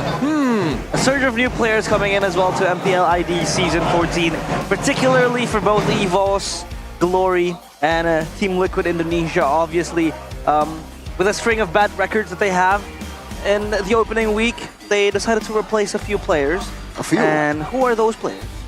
well, from MDL ID, there's a lot of players, especially from Team Liquid Indonesia. Richie is demoted to MDL, but this is what I want to talk about. King Gugun demoted to MDL, Arashi. Now, I would like to say that everything happens for a reason, but generally, I could not think of a solid reason for this guy to be demoted because he has like the highest average kills in the whole entire MPL Indonesia in week number 1. Then the clue might be in the new meta, right? The Assassins coming into the fray. King Gugun, we've talked about how he has potential on the Assassins, but we haven't seen it. Now with him being so consistent, sent down to the MDL, and Fabian showing out of nowhere right here.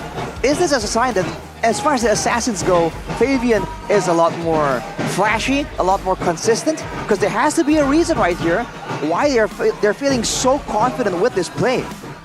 We have also seen Fabian pick up the Lancelot, pick up the Nolan. I mean, Gugun, for him, it was quite coherent when he was playing the Assassins back in Season 13. We have seen his Nolan, and it was actually pretty good. I think he ended the game with a 7-0 record. But for this season particularly, it has been very tough. And the fact that Team Liquid ID just pulled the final hammer and was like, yeah, we gotta change the roster, and demoting King Gugun down to MDL, I feel like that could, be observed as a very hasty decision. But then again, it will be a very, very hard task for Fabian to fill the shoes of Gugun. Meanwhile, for the sides of Viva's Glory, they also will be promoting a few of their talents upstage. Caleb, the only person in the whole entire MPL to be named a drafter, now an assistant coach for EVO's Glory. This is the achievement that he has racked up so far in MPL Indonesia. MDL ID Season 7 champion as a coach, WCG 2023 champion as a coach, the 7th place MPL Indonesia Season 12 as a drafter, and also runner-up MPL Indonesia Season 13 last season, actually representing Indonesian MSC. As an assistant coach. So it seems like whenever he's not on the coaching, and as a coach, full stop, he doesn't really do as well. As assistant coach, he only became a runner-up, not the actual champions. That might be the thing that a lot of people are looking at now. Assistant coach Caleb here, along with Natko. We were talking about Doma and how we were looking forward to his performance, the crazy showing from the prodigy that Doma was kind of hyped up to be. But unfortunately now Natko is who we're expecting down there in the gold lane. Yep, there's no changes in gold lane for TLID in terms of like the whole roster, but I gotta be honest with you, with the performance that Kabuki has shown in week number 1, really there's a solid possibility of Aaron Chiki making its debut in week number 2. And also, this is a tough one to watch. Kabuki and Richie trying to end the game. Yikes. Yeah, they had a chance to just pull back, disengage, get the Lord, open up the bigger picture for Team Liquid ID, but that was not what they did. What they did was kind of force the issue on themselves. So of course there has been questions of communication issues. There has been questions of decision making. Quite some time for Team Liquid ID. I feel like they have to mature in this department. Now the question is that they're trying to promote their rookies up on the stage. Will the communication and decision making be quite an issue? Because if we're talking about decision making, if we're talking about communication issues, these are experienced players that always have, the upper hand on. The experience definitely will play a big factor right here, but I think before that, the draft, we saw that Coach Caleb is known as the drafter, right? And I think that's is a good reason why he's brought up here. The draft has been so important in deciding how these games go. Even if it doesn't really result in a full-on win or loss in the drafting phase, you can at least get a bit of an advantage. You can at least get a bit of a head start from the drafting phase already. So now, looking at for both these teams, I feel like the drafting might really favor EVOs right here, because we've seen them come up with interesting drafts, right? A bit simple, a bit one-dimensional, but still okay. It has a purpose, it has a plan in the early, mid to late game. The issue is the execution, right? So I think the big question here is whether or not the raw execution from Team Liquid can kind of overwhelm what EVOs can potentially gain from the drafting phase. Interesting. So you talk about the synergy and the chemistry, right? I realize. Now, I'm gonna remind you that possibly, right? This is possibly TLID will be only playing with one true MPL roster before in Aran and James, and the rest of the members, you can pick out the guys from the MDL, and technically they already have that chemistry, nailed down in the MDL. So I don't think it's really much of a problem. You have Weedy, you have Aaron Shiki, you have Haskill, and also Fabian. Is it okay? Let's. Is it Fabian or Fabian here? I don't know.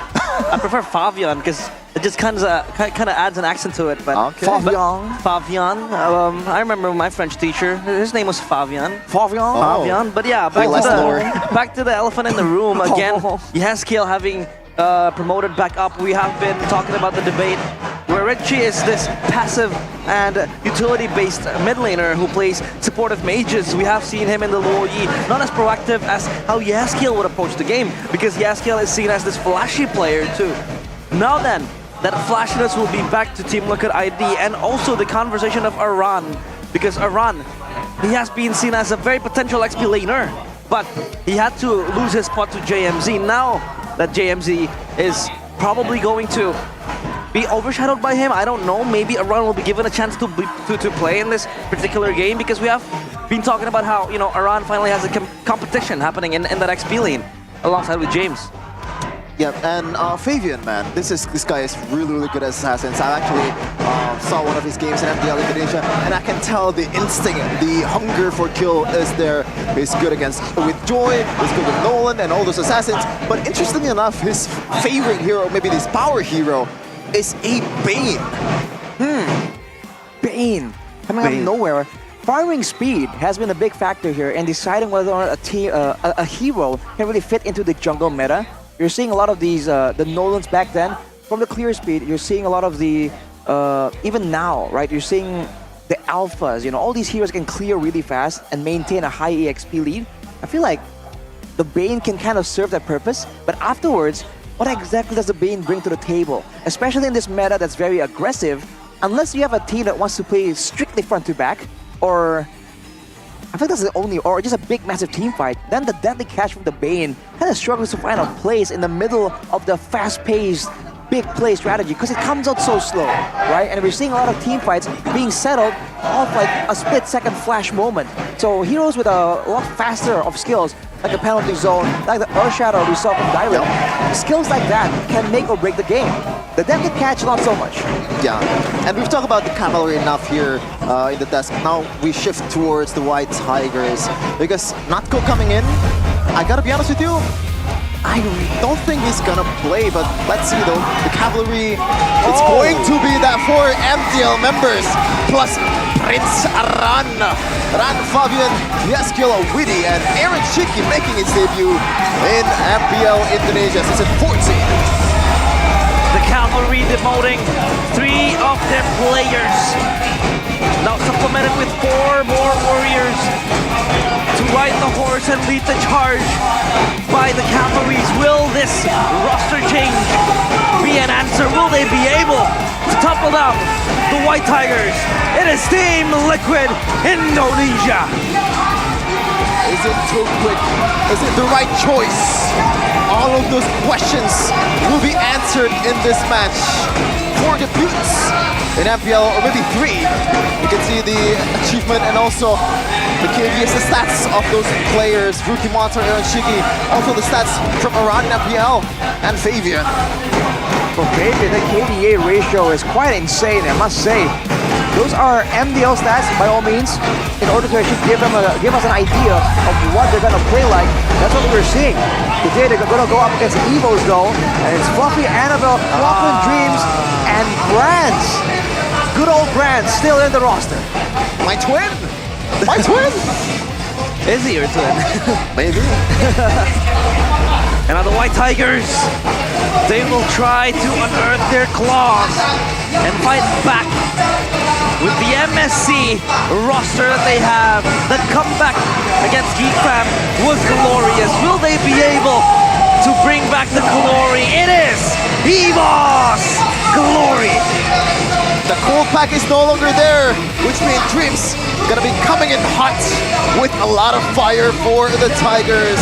The winning lineup, the lineup that brought them to EWC MSC 2024. Have to see what they can bring to the table right here. Is James gonna come back with a team fight hero? Is he gonna go and play some pickup heroes like we saw in match number 1? Possibilities are all over the place. You can see the supporters are definitely ready to go. They believe that this team has what it takes to clinch out a victory here against Team Liquid ID. But our Marshal Danang is going to bring up the brains behind the entire operation. Coach St. DeLucas right here, looking fiery, looking intense against Coach Strateg, as well as Caleb and Facehugger. The drafting phase starts here, the mind games in the fist bump. They're gonna give out some kind of hint. Are they feeling confident? Do they feel pressured? You can kind of sense it from this moment right here. Drafter coming in for EVO's glory. Now, I want to ask you a question, Arashi. It's been a trend for the opposing teams of EVOS to ban that Tiger, that Minotaur, those big CC heroes for Dreams in the second phase of the banning phase. And a lot of times, or maybe quite a few times, Dreams opted to go for like something like a Carmilla. What do you think EVOS should do in this kind of situation? Do they want to prioritize Dreams as hero in the first phase, or do they want to just adjust and let Dreams play other heroes? It's not really known for. I feel like it's okay if they want to do so, but if they don't, I feel like then they have to try and move some of the priority into the other roles. If you can't really get Dreams on a very reliable engaged hero, then get Fluffy on one and try to compensate for each other's issues. There's a Cavalry's new shield here though, Witty, debuting in MDL Season 8, playing in Pajajaran Esports, MDL ID Season 9 to 10, Team Liquid AC Academy, 4th place in Hero Esports 5.0. So man has experience, man has skills, but can man deliver on this day? Of course, now losing the foundation and Yaoi. Yaoi has always been seen as this captain, the guy who would always initiate the fights. But I feel like last week, Team Liquid ID, Gugun and Yaoi was disconnected. They weren't able to really initiate the fights, zone out the turtles, and get the objective fights. So I think this breath of fresh air might bring something for Team Liquid ID. This is the history of the new gold laner of the Cavalry, debuting in Season 8 for TL Academy, playing in Season 8 and Season 9. And so far in MPL, they still haven't lost a game or a match. So, a good sign for TL ID. A lot of hope here for the TL fans. And also, the key word for all the up-and-coming players, most improved player, improvement. That is a mouth-watering word for coaches, I guess. Oh, at this point, I think it has to be. Improvement is something they all really require. And they require it quick, man. They want to lose tempo and just lose out on the early weeks of the tournament just by trying to shuffle these rosters around. We've seen it happen again and again, and I don't think any single coach would like to be stuck in that situation, trying to decide which one is better.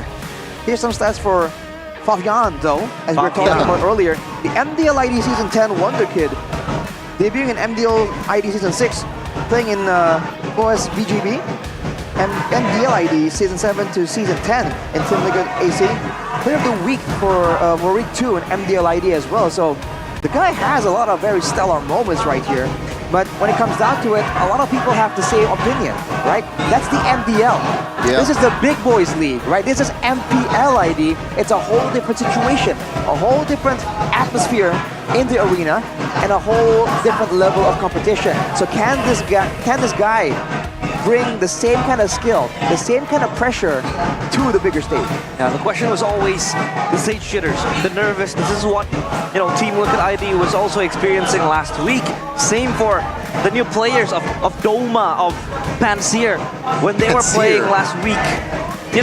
The question was, are they able to kind of shake off the stage jitters? Because again, like what Arashi said, MPL ID is way more competitive, way more tenacious and prestigious. So I hope they won't be nervous and they can deliver an interesting game. Sadly though, I think the normal, I know that jitters and like those kind of nervousness is normal, but a lot of MPL Indonesia fans doesn't have that patience, man. They want the rookies to deliver right away, which is why we've talked about Edok and the rookies of RRQ, Rins, coming in hot for RRQ, and they were able to deliver right away, and that is going to be a huge boost of morale for them. But on the other teams, for example, Alter Ego, we actually talked with Coach Aldo in the backstage. Owen and Roundel against Geekfam. That was game number 1. Was I'm sorry, but that was unbelievably atrocious. That was that was not a high-level MPL game for sure. And the reason why they were underperforming, as Coach Aldo would say, is just jitters. Just jitters. Well, for Alter Ego, we've seen that they were able to eventually shake off those jitters and perform on the big stage. But you can't say the same thing for everyone. So, ladies and gentlemen, soon or about right now, we're going to go straight into the drafting phase for game number 1 between EVOS and Team Liquid. And you have to wonder, okay, what's it going to be? Is it going to be a jungle prio? Is it going to be a mid lane prio or a roam prio? The meta right now is so flexible. I think that coaches that have access to a lot of good flex picks have an inherent advantage right here. As we can see, several picks already highlighted. Is it a Hylas for EVO's Glory? Ooh. Wow. Hylas in a Harith Hayabusa. Triple H. For sure. But there's a Nidin on the other side, so as you said, Arashi, that flexibility in the draft is a really highly sought commodity. Hence Roger, Edith, even Ruby, the confusers are very important in this phase of the draft.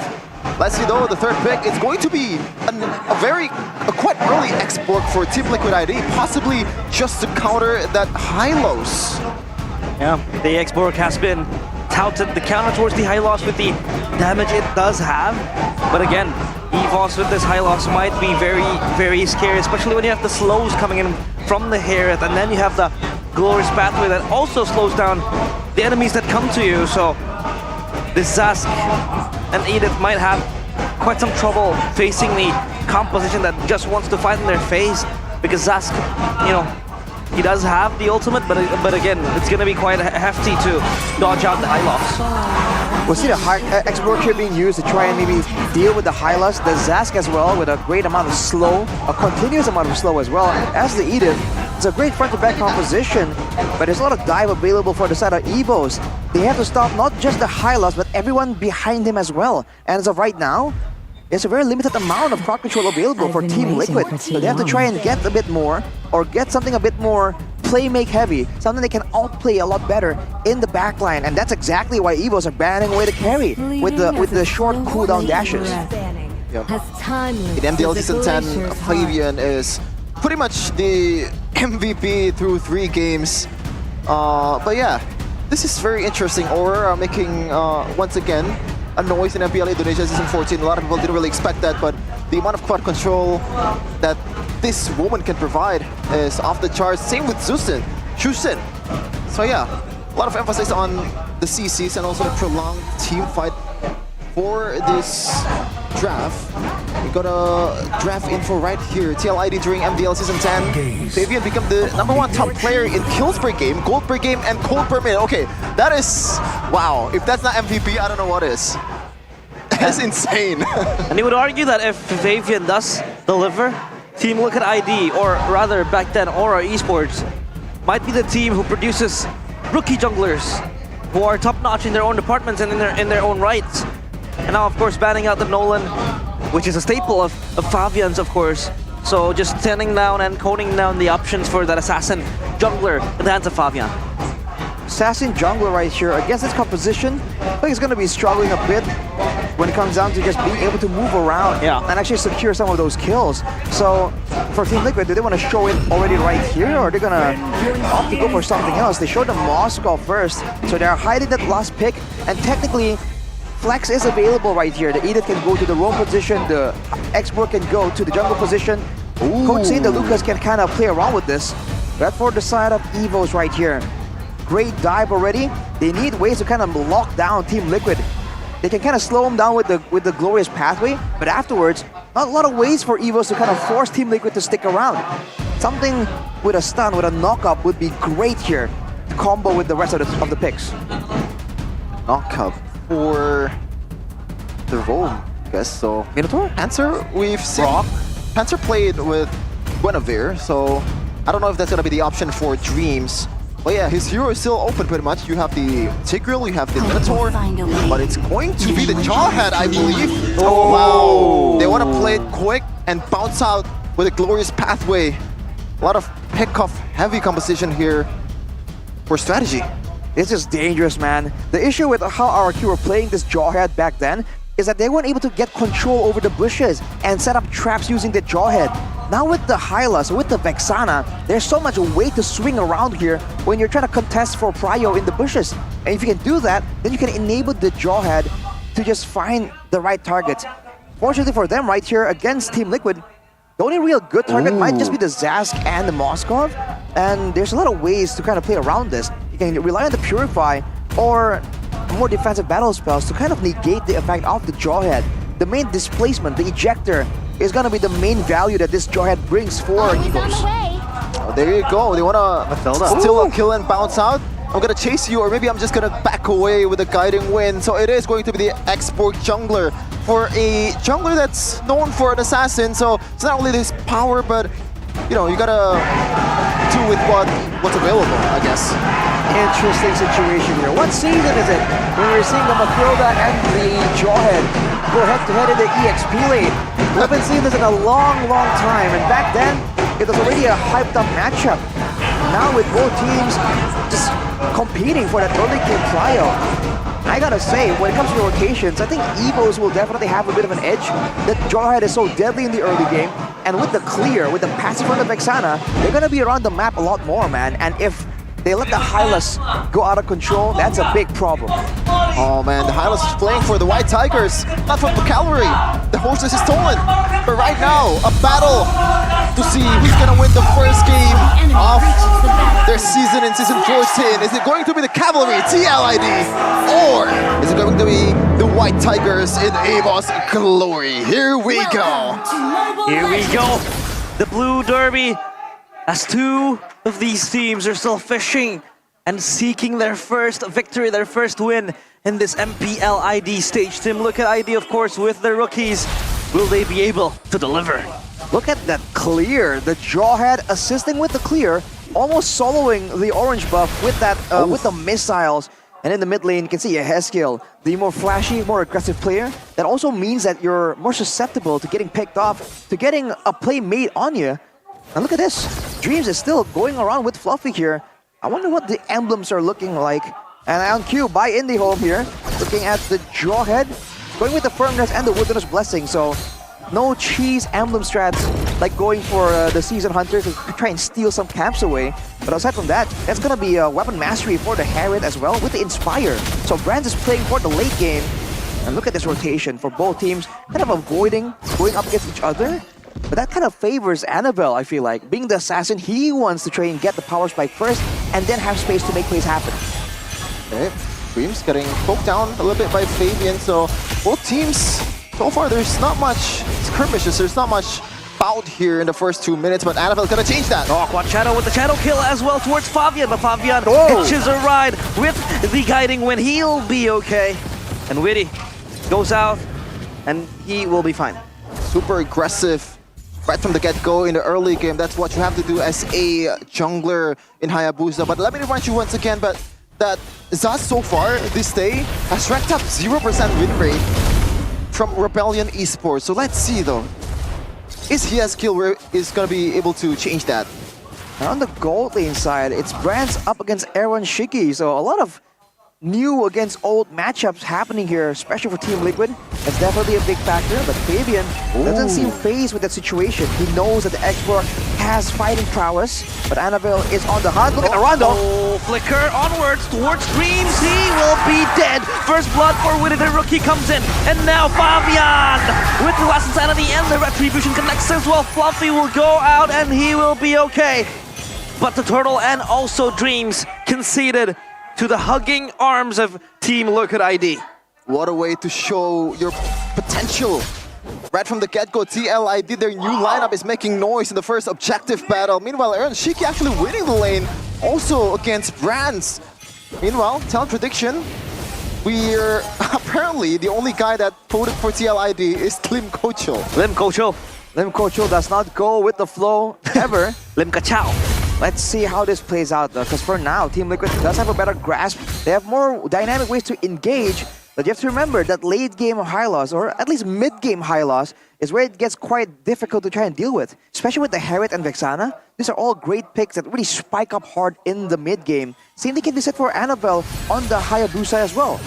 Oh, here they go. Circling Eagle with the Fabian as well jumping in. The Quad Shadow is there. Annabelle gets the kill towards Witty. Chick is still jumping in. Brand's in the middle of it all. Will be okay. Fabian, no. Will take Brand's down and Clocken trades one back 2 for 2. As EVOS Glory, it seems like they're able to tip the scales. That's Brand's taken out by Team Liquid in exchange for Fabian. So jungler for gold laner. It's a great investment for the late game. But looking at EVOS, they still have the edge when it comes to pushing here. They're just not really rotating and picking their fights as reliably as they should be. Right? They're in the right place faster than Team Liquid, but they're not the ones engaging the fights. Team Liquid is just trying to outdo them in that department because they do have more tools, right? The Circling Eagle, they have the Spear of Misery, they have the Onward Earth Shatter combo, and even the Last Insanity. So Team Liquid can be a lot more elusive here in their approach to the fight. EVOs are just relying purely on having better execution. Offie, so not going to be caught up with the missiles, and so far Woody, he's been very dynamic with the uses of the circling or the guiding wind, not just only for offense, for defense, but for rotation also. Meanwhile, Dreams. Projector towards Iran. He's stuck in a rock and a hard place, and he will go down the glorious pathway. Gives the pathway, but Annabelle will be able to steal from the clutches of Team Liquid ID. Here comes the Last Insanity, but not enough to take down Fluffy. The glowing one ticks down, and Fluffy will be okay. Team Liquid ID, they lose the turtle and also the member that has to go down, which is Iran. The name's Fluffy, but he's tanky as hell, man, with the Revitalize as well. It's actually, if he didn't pop that Revitalize, he would have gone down. And now EVOS has the lead, and also one turret secured in the top lane. Great hit by EVOS, man. The combo here, the Jawhead engage into the stun of Annabelle, getting jumped on immediately by Witty. The mispercent as well as the Circling Eagle. Shadow. Annabelle jukes around, and he will be okay. As the Shadow Kill will save him instead. The Shadow Kill to Circling Eagle combo there, that was weird. On the bottom side, look at the pressure by EVOS here, going straight for the turrets. They know the mid game is the power spike, and looking at the items right here. The glowing wand for the Vexana, the Starlium side for Brands on the Harriet as well. They've got a lot of burst damage, and they're absolutely willing to use it. That combo earlier, as I was saying, is just so lethal. You get hit by the Ensemble Force, you get ejected backwards into the full combo of the Vexana, the Eternal Guard, the Terrify, the Cursed Blast as well. So the pickup potential for EVOS right here is really insane. And that's really before even factoring in the fact that the Hylas earlier on from Fluffy were just running straight at the backline, and Team Liquid had no answer. I feel like so far the experience just speaks for EVOS Glory. So far TLID has been losing on the macro game, losing 2 turrets, and even when they secured the neutral objective, the first one, there's really not much of a conversion for TLID. Meanwhile, EVOS, when they won it, they were able to get a kill and also a turret. So yeah, TLID still has a lot of chance to prove themselves on that macro department. Ooh, look at Dreams. Fluffy. Look at Dreams! Ejector! And Iran says goodbye as Annabelle rather jumps into him. But Fabian now will tank all the damage needed as the Eternal Guard will knock the players of TLID to such low HPs. And the turtle now in place. Dreams being caught in that Last Insanity. He will be okay. Annabelle, the Quad Shadow saves him! And it goes back! My goodness me, he is Annabelle Houdini. Just joking around, tap dancing with the players of Team Liquid ID. Magical is right. He is like Houdini. Goes in, goes out, gets the turtle, and bounce out. Bye-bye. Let me take the gold. You see the pressure here by EVOS. Team Liquid, they're trying to find ways to kind of match it out. They even went for that Last Insanity play so early on to try and get some more control, get some more ground in the neutral objective fight. And they're unable to do so. Annabelle, just too slippery on that Hayabusa. You're seeing the invulnerability just proved to be such a big weapon, especially against a team that requires the big skills, the big burst damage to land. How do you even get Annabelle? Unless you get a good stun onto wards, or like from Iran, I don't really think it's gonna be possible, right? He's just too slippery with it, man. Even getting, you know, stunned to the wall for a solid 1 second doesn't stop this ninja to do work. So far, Fabian doesn't really have a lot of pressure. And also not much of a damage from TLID, I gotta say. Yeah, Annabelle with the You know, Hayabusa does have that added Whoa, but Annabelle has to pop the shadow kill defensively this time. Not being able to get the kill, he will pop back the quad shadow, and he will be expended off that ultimate that might prove to be crucial in the coming minutes. That's a solo play with no follow-up. I guess the cooldown isn't that long, but no ultimates were used by Team Liquid as well. Maybe Annabelle was trying to bait something out right there, making that solo move. It was very, very risky, man, considering that he is snowballing out of control. Looking at Team Liquid, they're just grouping up together. And they are definitely aware of the dangers of this Jawhead at this point. It's been the main engage tool for EVOs for the past 3 massive fights, and it's paid off every single time. Yeah, and for the past 1,265 days, TLID has been playing with Kabuki on that gold lane. He was consistent until this season in week number 1. Really, a lot of errors from the man that was, you know, known to be one of the best mechanically sound player, gold laner in MPL Indonesia. Meanwhile, Fabian in the front line. They will jump in, and so much damage given. Sakurigo in the back line, and Aaron Shiki misses this spear of destruction. Annabelle will jump forward alongside with Brands, and they do get the kills needed. The flicker forward, Witty tries to eye out Annabelle, just moving back towards the top lane, as Witty now has to turn on his speed and run away. The spidey sense from Annabelle, man. He knows something's gonna come if he stays or recalls on that, but we've seen this before in one of his streams, actually. The instinct. That's a respectable attempt by Witty to try and secure the kill onto Annabelle, and he even went back in with that sliver of HP. With the Lord secured right here, you see a bit of a gold swing for Team Liquid due to the pushing that Aaron Shiki was able to do on the Moskov, but now EVOs can very easily equalize that. Team Liquid has to group as 5. They don't really operate well 1v1, so they can't really win out against EVOs when it comes to the pushing of multiple lanes at the same time. And you're seeing them control the waves really, really well. Going for the control in the jungle first to ensure that they can spring traps for Team Liquid ID. Definitely want to defend this one, and gotta say they do have a lot of wave clear here, but Fluffy, no man's land. So far with the Glorious Pathway, he does get stuck in that middle of the fight. Witty no going way. low, but Fluffy still survives, and Dreams ejects a run into the backline, but he does misses it, and now the quad shadow with the shadow kill as well by Annabelle, catching the kills and a double kill for Annabelle. Dreams able to run away from the Mind Eater, and he will be okay, especially with that immortality as well. And the EVOs, they go out with losing Brands and Clockwork in the process, but is it worth it? I think losing all the turrets, except for the mid turret, definitely is a tough blow for Team Liquid. They require the safety of the turrets, man, and the vision to ensure that EVOs with their pick-off strat, with the Jawhead, with the Hayabusa, can kind of be kept under control. Now with Brands picking up the Holy Crystal as well, when it comes to pick-off, man, EVOs has got it. Anyone that gets jumped on by EVOs will be taken out, I believe. So I think Fabian is the best candidate for the job. Whereas for Team Liquid, you saw what happened, man. They poured everything they could into Fluffy, and he just walked out. That's the horse for you. Yeah, horse reaction. Fluffy not falling on that situation. It really speaks about how low of a damage TLID composition has in this phase of a game. And even when they're banking on Aaron Shiki's spears to be able to burst down the horse, Fluffy actually bought a blade armor, so he knows what the threat is. He knows that he has to kind of, you know, deny some of the damage from the Moskov. And now 2K gold lead, I gotta say, after that Lord, it's not much of a difference, I guess. Not much of a conversion from EVOS from that Lord, at least in the gold department. Arando. Oh, he will get stuck. Oh, with that deadly grasp, but he will be okay.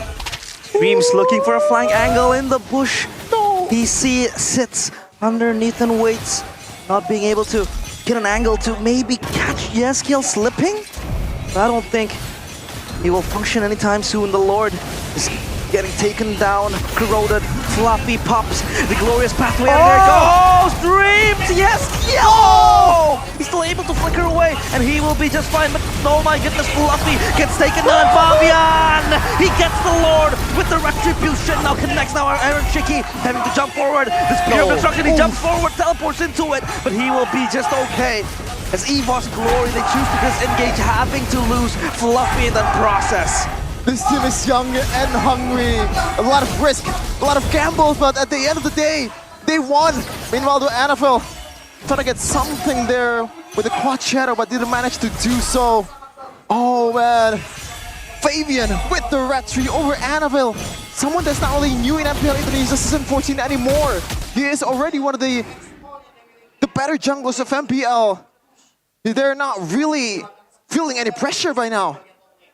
Team Liquid did a great job withstanding the early mid-game aggression from Team EVOS, and now they have a chance to try and bring this all the way to the late game, and with the Lord, they do have good team fighting potential too. Keep your eyes onto Witty. He might go for a big engagement right here, but otherwise, you can see Aaron Shiki trying his best to try and deal damage to the turrets, but he has to be careful, just in case Dreams or Clockun makes a crazy play once more. They'll try to most likely just topple down the turret standing. The Lord marches up top, and there goes the glorious pathway, but Fluffy unable to yet find an angle. Fabian dropped down to low HP, losing his Faraga armor, still has the immortality, so he will be just fine. As EVOS, they are able to at least scamper away the players of Team Liquid ID. The gold swing from 2K for the White Tigers. This time around, Cavalry snatches it. And a 1K audience prediction. EVOS definitely winning it with 61 compared to 39%. They definitely still have a good amount of damage available in that late game. Remember, Brands has the weapon mastery. Fluffy though goes in. The glorious pathway won't be able to connect in now. Fabian jumps with the last insanity, but will it pop to anyone? It won't, as Annabelle pops the shadow kill. Not able to get. Oh, he does get Aaron Shiki, and the backline access is there for Annabelle. Will he be able to fish for more Dreams? Chasing and leading the charge with the unstoppable force, but the players of Team Liquid ID, they dissuade themselves and disengage. It was a solid 2 health bars from Aaron Shiki, but somehow that passive, man, 5 stacks of Sky Piercer actually doing work in the late game. Let's see the replay though by Samsung Galaxy Z Fold 6 and Z Flip 6. Fabian trying to make a way with that last insanity, but Annabelle just picking apart the weakness of TLID composition. Ooh, the final few slashes from the shadow kill gets him right on top of Aaron Shiki, and you can see the adjustment. He was running with the Rose Gold Meteor earlier, concerned about Brands and Clockun, but now he goes for the Wind of Nature. He understands that even if he positions well, Annabelle on the Hayabusa can threaten him still. Looking at the setup though, you can see that Dreams operating solo right here, possibly waiting for a chance to punish Aaron Shiki without the Purify available. Oh, going for it. Oh, the bottom. Aaron Shiki will be the target of operation for EVOS Glory, and he will be able to Abyss walk his way back towards the turret. Now, all eyes on the Lord. Who will get this clash? And now Aaron Shiki knows some of the game plan from EVOS Glory. From now on, he's gonna be much more careful in the far lane. Meanwhile, the Fluffy! Oh! Dream to the ejector run, able to flicker away, and there goes the knock-up with the Eternal Guard. Now Fluffy getting taken down. Aaron Shiki will just dish out the damage from behind. Dreams will be taken down by Fabian. It's a double kill for him, and the rookie now chases his meal for tonight. And Witty with the circling eagle will pop. Clockun deleted from the hands of EVOS Glory. Annabelle having thrown away with the quad shadow now. Aaron Shiki just cracks open the base like a cold can of drink. And Team Liquid ID will be looking for the end. The crystal under the siege of the Team Liquid players now. The crystal in the hands of Aaron Shiki. With the Zaman Force popped up as well, Bronze will be able to dissuade the players of Team Liquid ID. The shadow kill by Annabelle, but the crystal still falls. The cavalry charges forward, and the White Tigers, they falter. Oh man, seems like the story of the season is rebuilt. A revamp of a team. You can see the happiness, you can see how bright they are after winning that game. Iran and Fabian certainly quite happy with the way they ended the game. So far the problem has always been closing the game, and they closed that one with conviction and a lot of confidence. 1-0 TLID. EVO's the one expected to win. The team that was predicted by all the casters except for Lim. Did not get it. With the Jarhead, with the Hylas, they were no match for Team Liquid with their damage output, with the kite back again and again. Even with Annabelle's best attempts, Team Liquid has found a way to just defend and wait for the right moment to just demolish EVOs. That's what you get, man. You have an X-Borg, you have a Moskov, and you have that photo, that healing from Matilda. You're pretty much A-OK in the late game against this kind of composition. We're gonna take a look once again. The ending moment there, 2 knockups towards the members of TLID, but unfortunately it's not on the right target. But this time though, Witty, Klakun thought he could get away with the flicker, but no, Kakao, as Leo would say. Aaron Shiki delivers the final blow. The Spear of Destruction finally connects.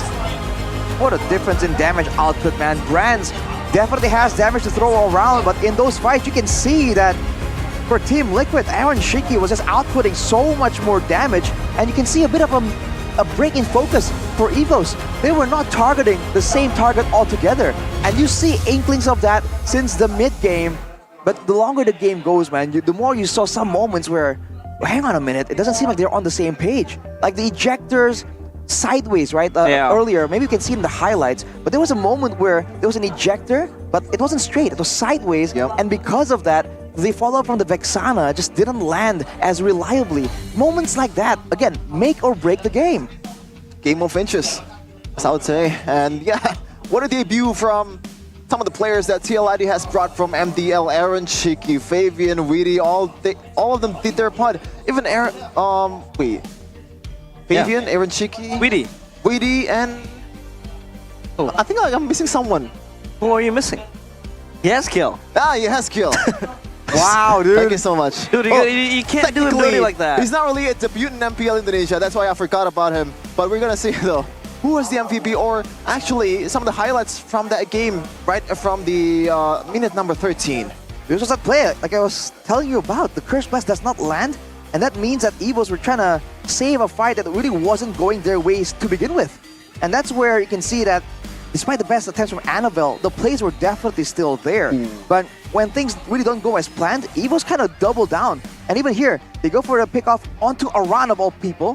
And you can see Aaron Shiki just continually hitting in the background, right? The idea of having the Eternal Guard, the idea of having all of these engage tools is to deter Aaron Shiki from outputting that damage.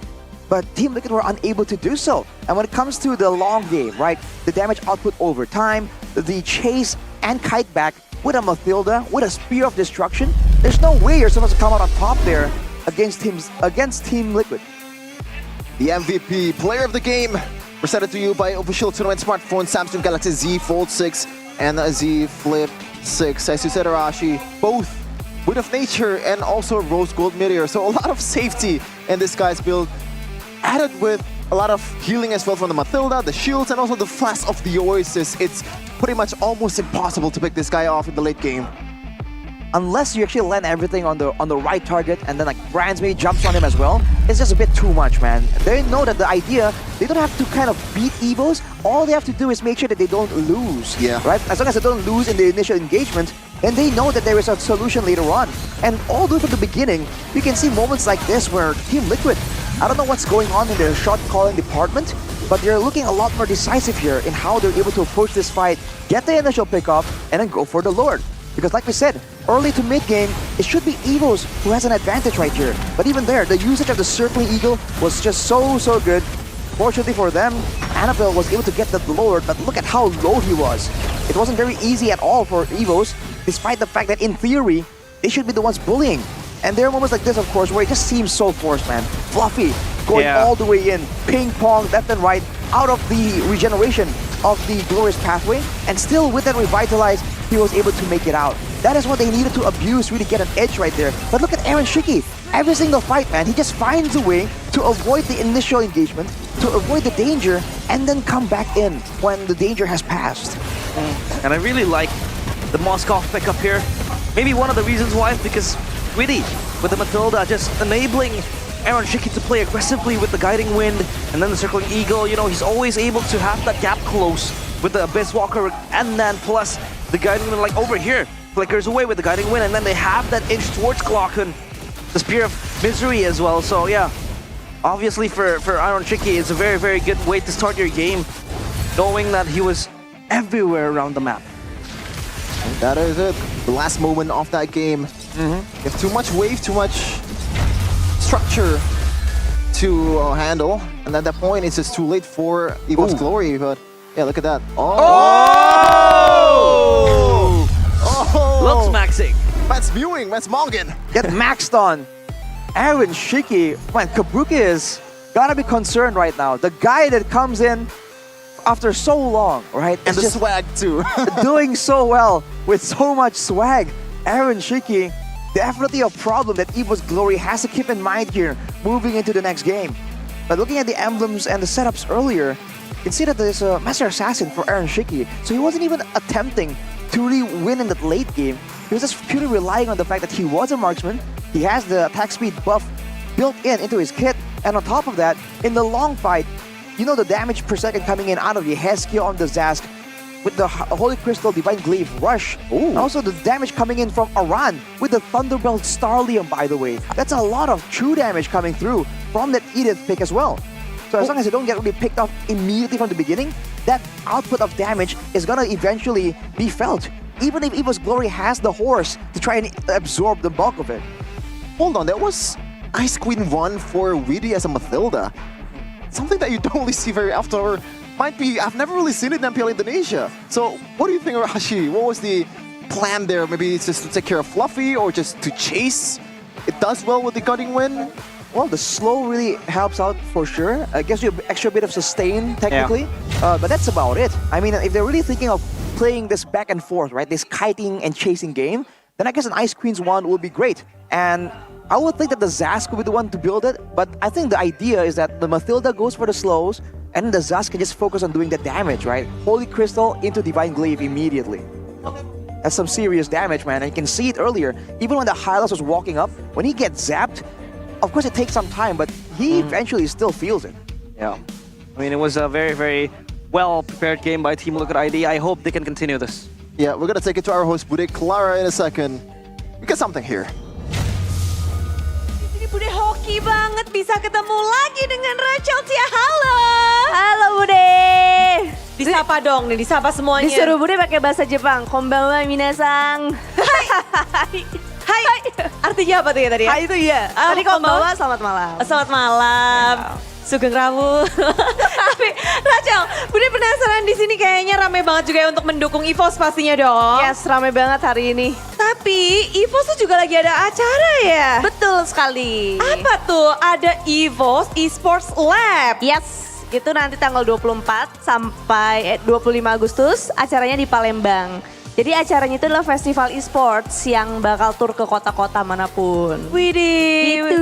Ramai banget. Ramai banget. Itu ngapain aja tuh keliling-keliling? Itu kita bakal ada turnamen, ada nobar MPL, ada meet and greet, terus ada apalagi cosplay juga. Kamu bakal cosplay? Mungkin. Aduh. Mungkin. Tapi tadi bilang ini bakal jadi kota pertama Palembang? Iya, kota pertama Palembang dulu. Waduh, mukbang pempek gak sih? Waduh, pengen sih Bude. Bikin acara itu, tapi selanjutnya ada kota apa lagi nih selain Palembang? Belum tahu ya, ditunggu aja di IG-nya EVOS supaya ini nggak ketinggalan info. Pokoknya biar bisa ikutan gimana ini? Jangan lupa follow IG-nya EVOS Esports buat tahu info selanjutnya. Info selanjutnya tentu ada di sosial medianya EVO semua lengkap. Tapi kalau mau daftar udah tahu caranya. Harus nyiapin kocek nggak nih? Gak usah Bude, karena gratis. Wow, gratis acaranya. Tinggal daftar, makanya terus pantengin IG EVOS. Ih seru banget. Gratis. Gratis. Terus bisa ketemu BA juga? Iya, tapi kebetulan aku nggak ikut. Cuma bakal ada player juga dan BA lain. Uduh, tahu line up-nya dari mana nih? Tahu line up-nya? Cek lagi IG-nya EVOS. Cek lagi. Jadi tugas mereka sekarang kemana nih? Langsung aja ke IG-nya EVOS, follow guys itu. Follow langsung. Ya.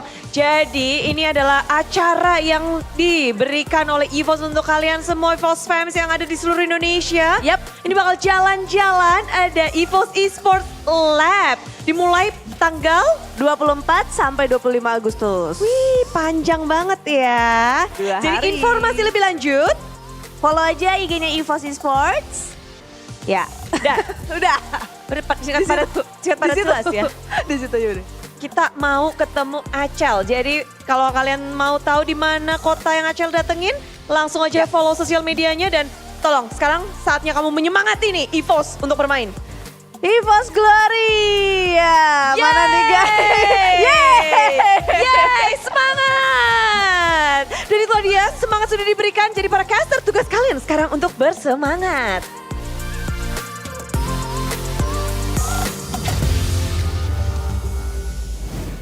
Who was that? Who was that, Realize? That's Rachel Chia. The Wow. best BA according to Realize, apparently. Apparently. She probably You heard it is. here first. Yeah. She's the best BA, I think. Oh, okay. Man's not bad. But Bold prediction. the graduates from TL Academy now facing a very seasoned lineup were able to snatch one game so far. Let's see if they were able, or like, they'll be able to snatch the whole match from EVOS Glory, because it is looking like it's pretty possible. Oh, it's absolutely possible. I mean, you're seeing a Team Liquid that's a bit more synergized, and they have kind of an idea of how they want to play it out. In fact, I would say that EVOs are the ones that kind of look somewhat lost in that fight. Do they want to try and go for an assassination? Do they want to go for a pickoff, a front to back? The way they played that game was a bit of a jumble of everything. Whereas for the side of Team Liquid, it's pretty straightforward. Put in the front line, hold off the rush coming in from EVOs, and then the Mathilda and Moskov can do the rest, right? I mean, Realize was making a point here earlier during the break.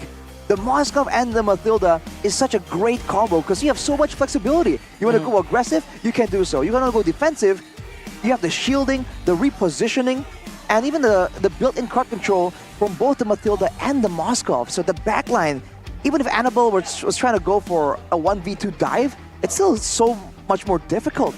He did pull it off once, but what are the odds he can pull it off multiple times in the midst of a intense Lord dance? No way.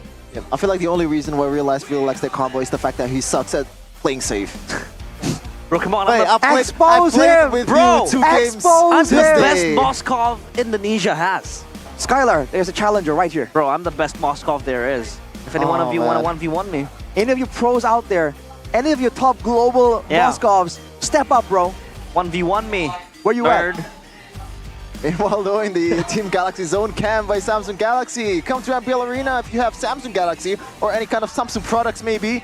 Maybe it's a washing machine or like what? Whatever you want to bring here, just sit in front. You have the authority or the right to do so. The privilege. Yeah, the privilege. I suck at English.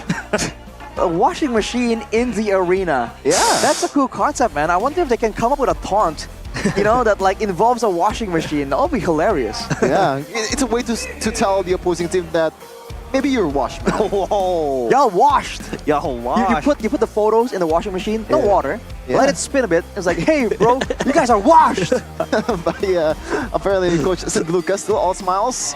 And the whole TLID team is definitely all smiles after that performance. Not only the most dominant performance that we've seen today, but, you know, for a debut team, like 4 guys making its appearance once again in MPL Indonesia for Season 14, it is quite the spectacle to see them were able to be this seasoned team. They were able to qualify for MSC 2024, quite possibly the biggest tournament in Mobile Legends ever have.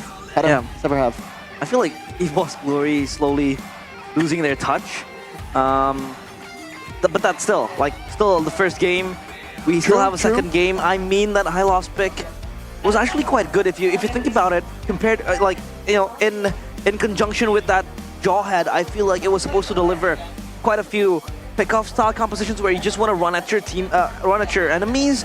But the spacing, this engage coming in from Team Liquid ID was so good that, you know, for quite a few times EVOS Glory didn't feel like they were able to pull it off. The Jawhead, man, you kind of got a bit of nostalgia to the old days, the keys, the Vins of that role position. You know, the Jawhead used to be so crazy. You can kind of jump into the midst of 5 people, and the best of Jawhead players back then can single out the gold laner. I feel like in that situation, if that is how you're supposed to use the Jawhead for EVOs, he needs to pull off something like that. You know, flicker in, and get Aaron Shiki, right? Nothing else will be acceptable. That is like a requirement, you know, a prerequisite to win the fight. If they don't want to go for that kind of play on the jawhead, then I feel like they have to try and they might as well use a different hero, because the pickup potential really is only that good if you can get the right target. Yep. Now we're entering the second draft of the game. Actually, Aaron Shiki pulled off a Gojo pose just now. Maybe signaling a Gojo gold lane. After this, you know, I would love to see it, but I don't think you're gonna win. But let's see the bans here. Kufra banning the first phase. That is something that's quite peculiar, I gotta say. They told me about the Gojo pose. Yeah? If you know what happened to Gojo, you'll know. Spoilers. Why are you saying that? Why do you say that? I'm gonna spoil Arashi here. I'm kidding. But yeah, of course, Aaron Shiki did have a very good start in that first game. If you take a look at his KDA, it doesn't really resemble a semblance of what he was able to do in game number 1. But I would really hope he would be given an aggressive pick in the marksman department later on. Maybe give him the Claude. I would be interested to look at the Claude in the hands of Aaron Shiki. Swivel! Oh, there we go! Oh, you give him the opportunity and right away Fanny Fabian will make its debut in Season 14. The Assassins, the best assassin in MPL Season 10. Now, will try its luck, try its wits against the best of Indonesia's.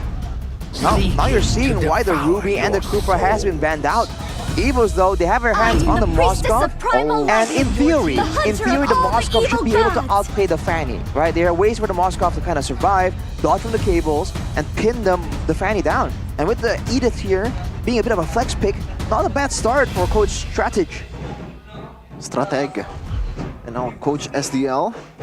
That Fanny, though, I feel like you want to complement that with a good pick-off hero, especially in the roaming area, maybe along the lines of like a Kaja or something, but we have a fact here. Oh, it's gone. But now it's going to be the horse picked up by the cavalry, but it's topical, but it's going to be the Jushin. How do you pronounce it? But yeah, it's a perfect combination with the horse, right? It kind of really is, honestly. The fact that the front line is just so durable, and you're in the back, just kind of illuminating the way, literally. It's like a horse carriage type of combo. With the Sushin let go, though, the Evos can still go for the Zask if they really want to. But boy, when it comes to the pickup potential, when it comes to the skirmishes, Team Liquid is looking absolutely crazy right here. If Evos want to try and match it, they have to find something with good survivability, good tankiness. Something like the Alpha, maybe? But I don't know if that's within the hero pool coming in for the side of Evos. I mean, they have Alpha Bell. Basically, you can really play Alpha too. Just to avoid the engages coming in, but the Zask. Interesting matchup here in that mid lane against the Zuxin. I feel like the Zuxin has the spacing. You know, she's always able to play that range advantage with the Lantern Flare. So yeah, for Zask, I don't think he will be able to dominate this lane like how he did, like how he is used to against other mages in that mid lane. Gotta be honest with you, Zask is not really the perfect mid laner to pick against a Fanny. I feel like if the Fanny just fly-bys a Zask without even investing a cutthroat towards the Zask will just use the Dominator's Descent because like it's just way too risky for you to gamble on it. There's really no CC, there's no dashes that you can use to be able to get away from the danger. And it feels like Fabian, he has his eyes on his prize. His eyes on the prize. We'll have to see. Team Liquid, though, recognize the need to limit that damage that's sustained. They ban it with the Alpha, as predicted. For Evos, they're thinking that there's going to be something like a Roger, something to really supplement this close-range, divey composition. If you want to try and do this, I think it's very realistic. And I feel like crowd control becomes something of a prio.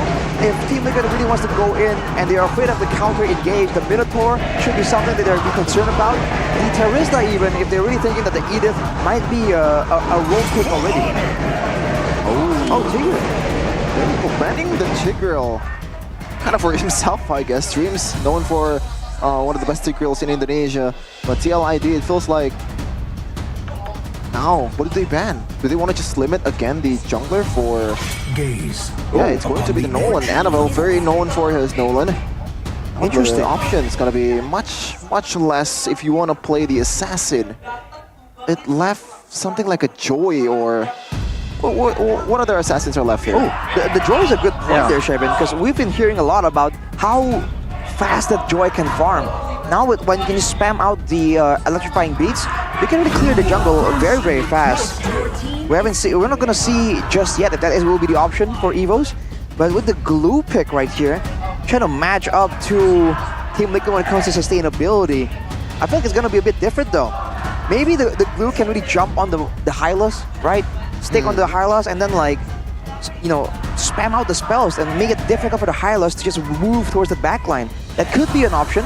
That means that the whole stopping effect is only reliant on the Edith. Edith, of course, still able to be flexed, as well as the glue. And for Team Liquid ID, they're able to cone down the choices of Annabelle in the jungle. No more assassins that might look viable to fare off against the Fanny, and now Team Liquid ID, they will pick up the Herald and the Cho. Cho roam? Yeah, for sure, but well, I think there's a small chance for it going into the SP lane, but really picking up a hero that's known for Yaoi? Yeah, he's gonna be the apprentice. That's a lot of burden, man. That's a huge shoes to fill for Willy, the mutant in this game. And now Coach Strateg. What's the answer here? They haven't picked up a jungler yet. Against a Fanny, against a Chal, a whole lot of CC. I feel like in like season 10 or something, they would pick a Martis, but I don't think it's really viable anymore in this kind of situation. X-Borg again, maybe? Could be an option. Maybe that's what Team Liquid is trying to do. Oh, Lancelot! Oh, wow! Here we go! Annabelle! The Lancelot that Rex kicked them to the ground in the last playoff. I know that for sure. Yeah, Annabelle. A lot of show point, I guess, in that Lancelot. With you already like up like 8k gold lead. Let's see though, against a Fanny, against this kind of composition. Against a Cho. Yeah. And against a Hylas, a targeted point and click stun. It's gonna be dangerous for the Lancelot to come in and try and find the targets, especially because the backline is a Sushin that's kind of tanky, kind of maneuverable, and it's a Herald with built-in sustain as well. I think the Lancelot is gonna find it quite difficult as Aran comes in with the vengeance here, a different look compared to the revitalized Hyla strategy. Also take a look at the late game potential from EVOS. It's not and the 1.5 difference. It's Herald and Fanny. It's an early game composition from TLID. They're gonna try their luck on how to close this match. Is it gonna be the Cavalry, Team Liquid Indonesia, or is it gonna be the White Tigers and EVOS Glory? Into the land of Dawn we go! Back again in game number 2 this time around. It will be very, very spicy. That Fanny faring up against the Lancelot. How do you vision this matchup to be, Arashi? I think the Lancelot will have a bit of advantage when it comes to clear. The Fanny though, man, the fact that it's on Fabian here makes things a bit more interesting. There's not a way to set up though, as you can see here in the mid lane. That's a lot of damage. Oh, Clocken, we've lifted up. Oh, he flickers away. Dreams, the next one on the menu. He flickers and shatters the earth. But my goodness, Yehaskiel will get the first blood with that fluttering grace, or rather that lantern flare. Sometimes you just gotta stay away from the ballsy play, man. You just gotta flicker out, not in, and try to make an outplay. But this is the matchup that we've seen before in game number 1. Grants now on the Moskov. Meanwhile, Aaron Chiki on the Herald. Can somehow Aaron Chiki wins out once again on the 1v1? Out of turntables in that gold lane. But Dreams, he tries to make those outplays, man. That's just the way he is.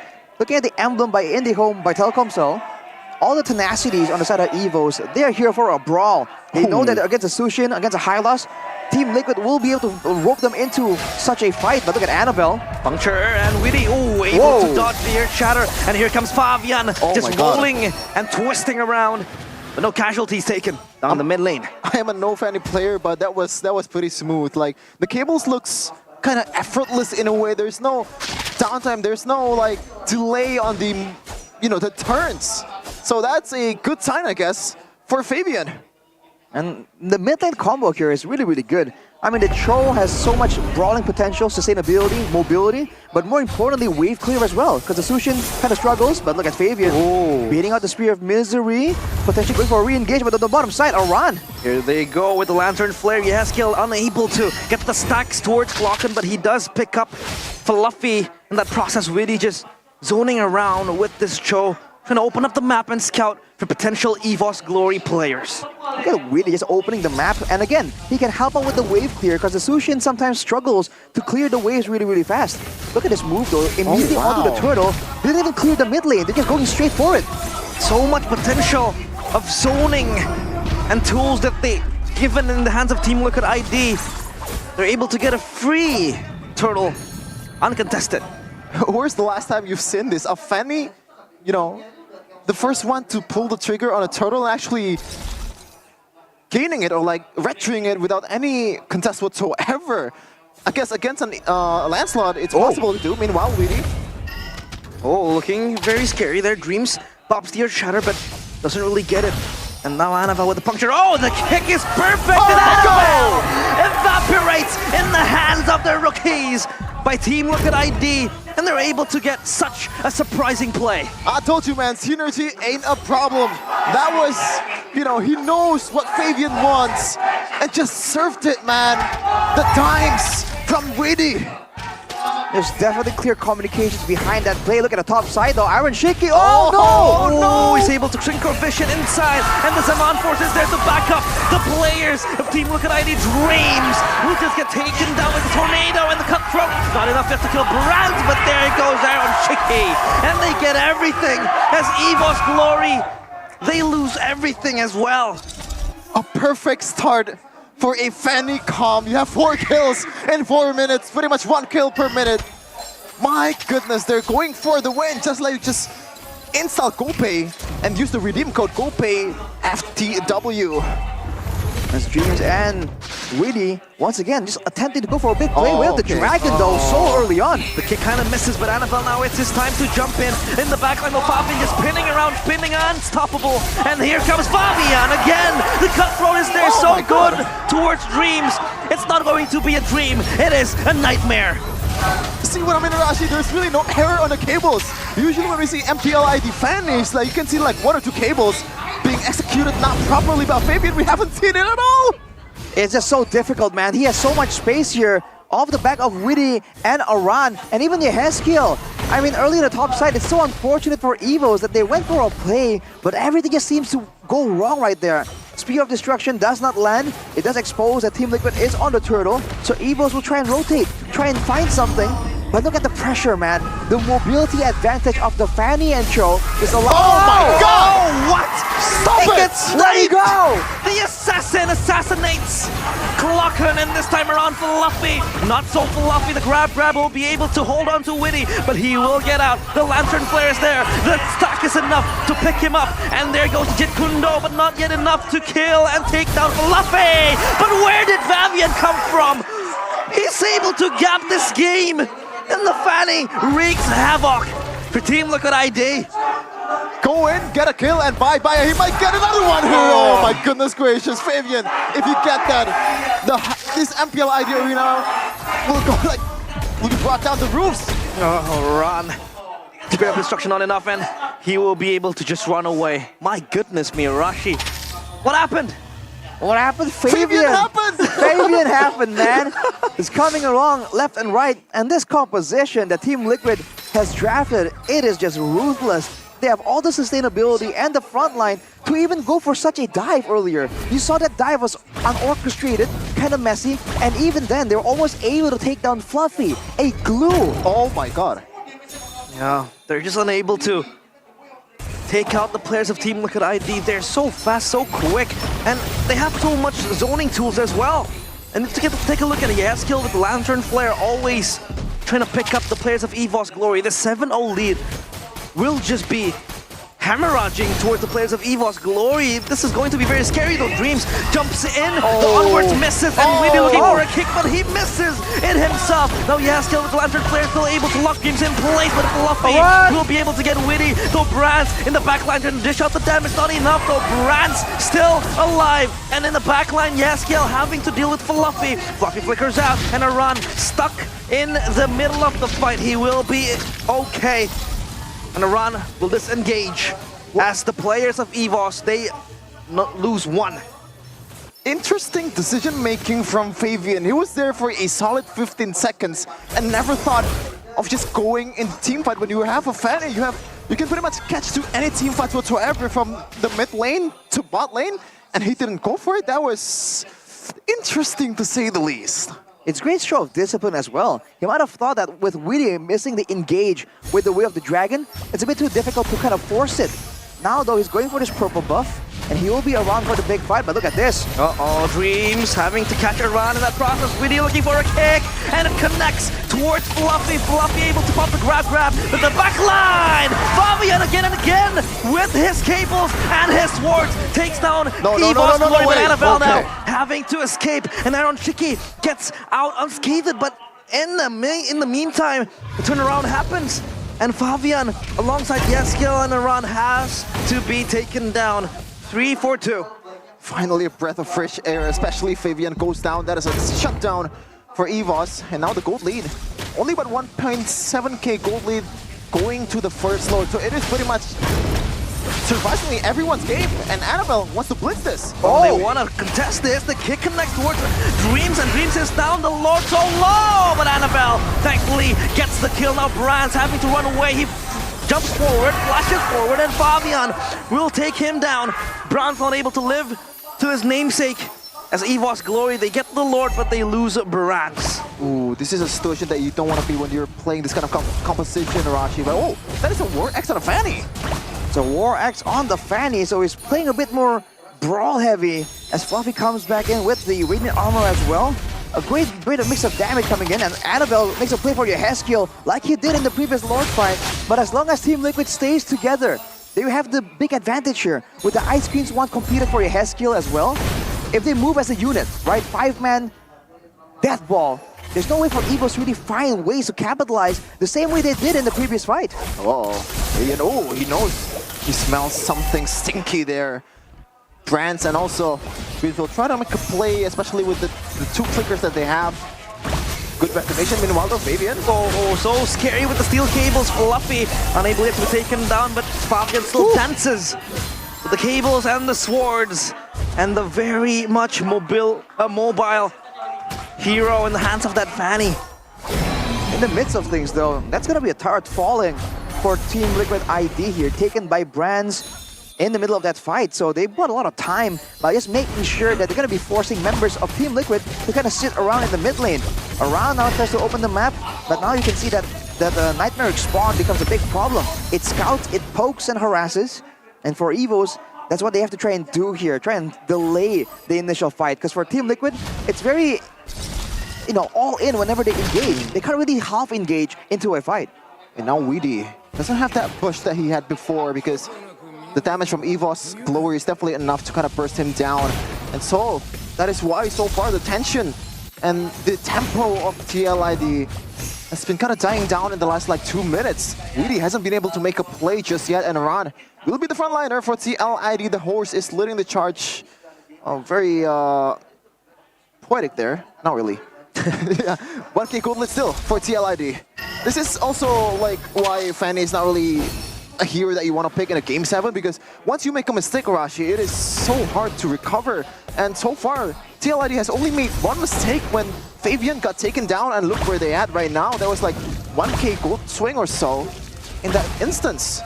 But look at the adjustment from Team Liquid. They're not going for a lot of these big brawls anymore. They're just sitting up together in case a fight does happen, and they send Fabian to the bottom side. Look at the concealed play though. They smell Dreams and Brands. Concealed play, and Dreams able to kite back and peel for his carry, but Brands, he is gone, eliminated. As Fabian again just dancing around with the cables, and now Fluffy having to tank the damage given. And TLID, they will try to disengage, charge back, retreat, as Dreams and Brands no longer able to stand tall.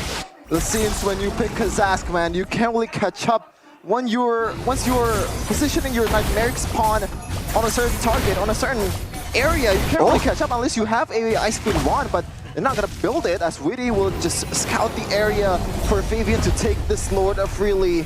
TLID up 10 kills and 2.5k gold lead. Great calls from Team Liquid, man. Taking out the gold lane and the roam right before the Lord, and even then, making sure that the Cho stays in the front on the off chance that the Lancelot, that Annabelle wants to make a play. Now with the Lord at their backs, they are the ones that can kind of decide where to go for a fight. and you have to keep your eyes open on Widdy.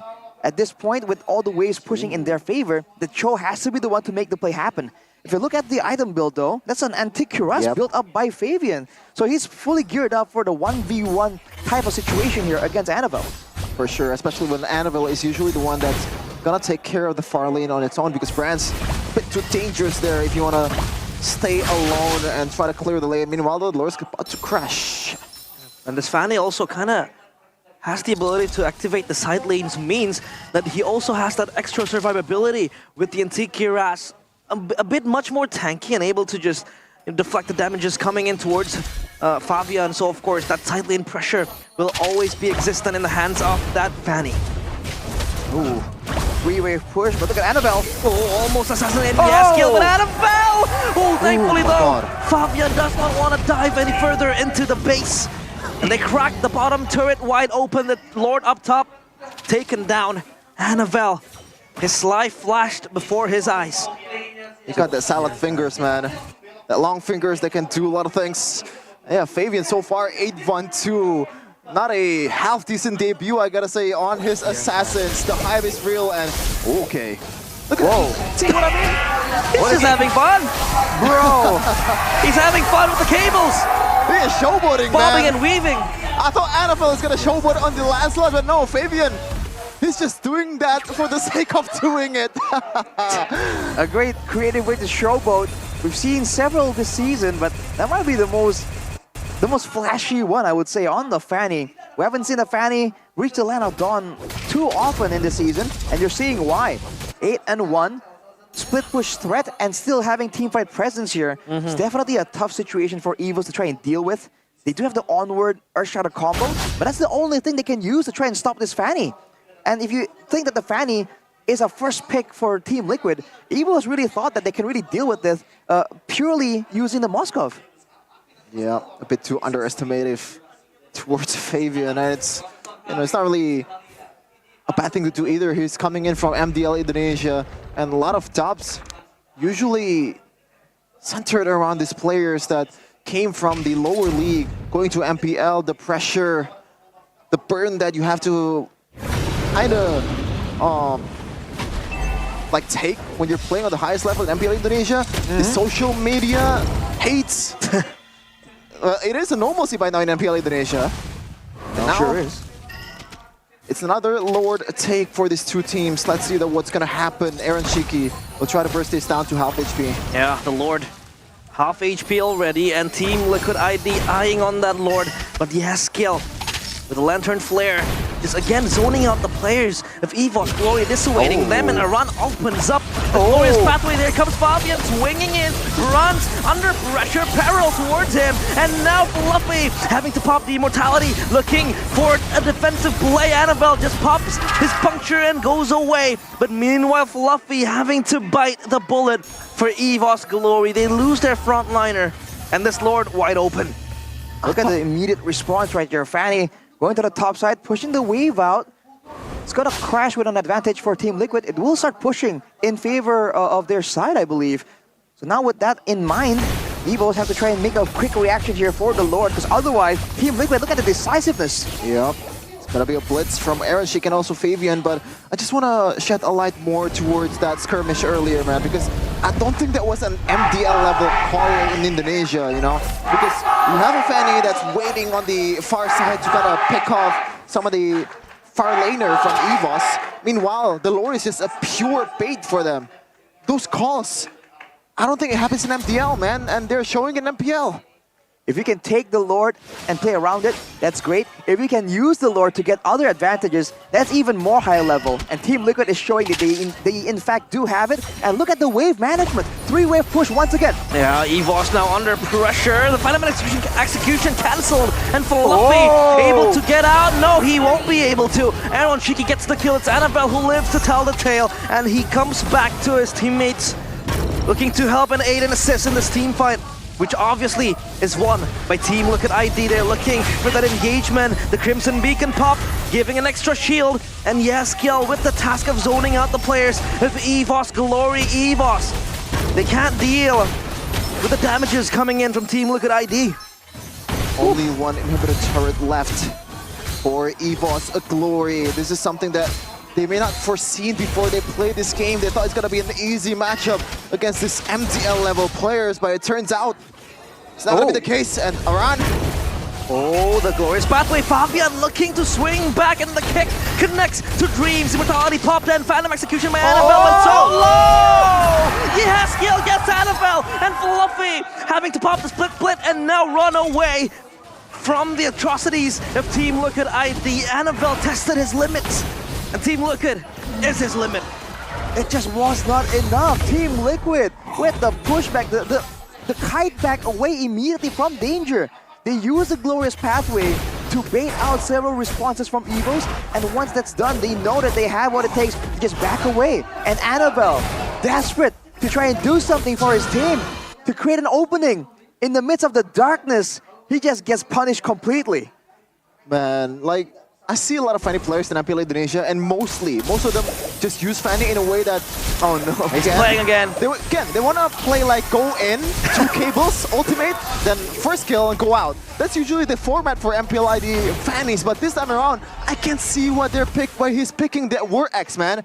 He's there to stay. He knows the limits of Fanny. He knows how to manage his cables to be able to use his energy efficiently. So that's why a lot of times in this kind of situation, he was able to stay in team fight longer than a lot of Fanny in Indonesia would. Looking at the items, by the way, it's a 4K gold lead for Team Liquid, but both teams are approaching their final items. Annabelle picking up the Malefic Roar as his final item right here, on top of a BOD, an Endless Battle, and a Hunter Strike, and the War X too. Damage is available for both teams. It all comes down to execution. And with Team Liquid already securing 2 base turrets with their early game, mid game efforts, they're gonna have a lot of better time doing so as Brands tries to set up for something right here. But look at Aran immediately zoning Fluffy out. Yeah, the zoning potential is there, and Fabian looking for an assassination again, but pops the immortality of Fluffy. He's back online. No, he won't be for that long. Now in the backline, Dreams having to pop his Primal Wrath, run away. Phantom execution from Annabelle, not able to catch someone. The spear is there. Will Brands jump now? It's the time. But Gaskiel with the Lantern Flare, just again zoning. Brands so low, and Gaskiel gets Brands.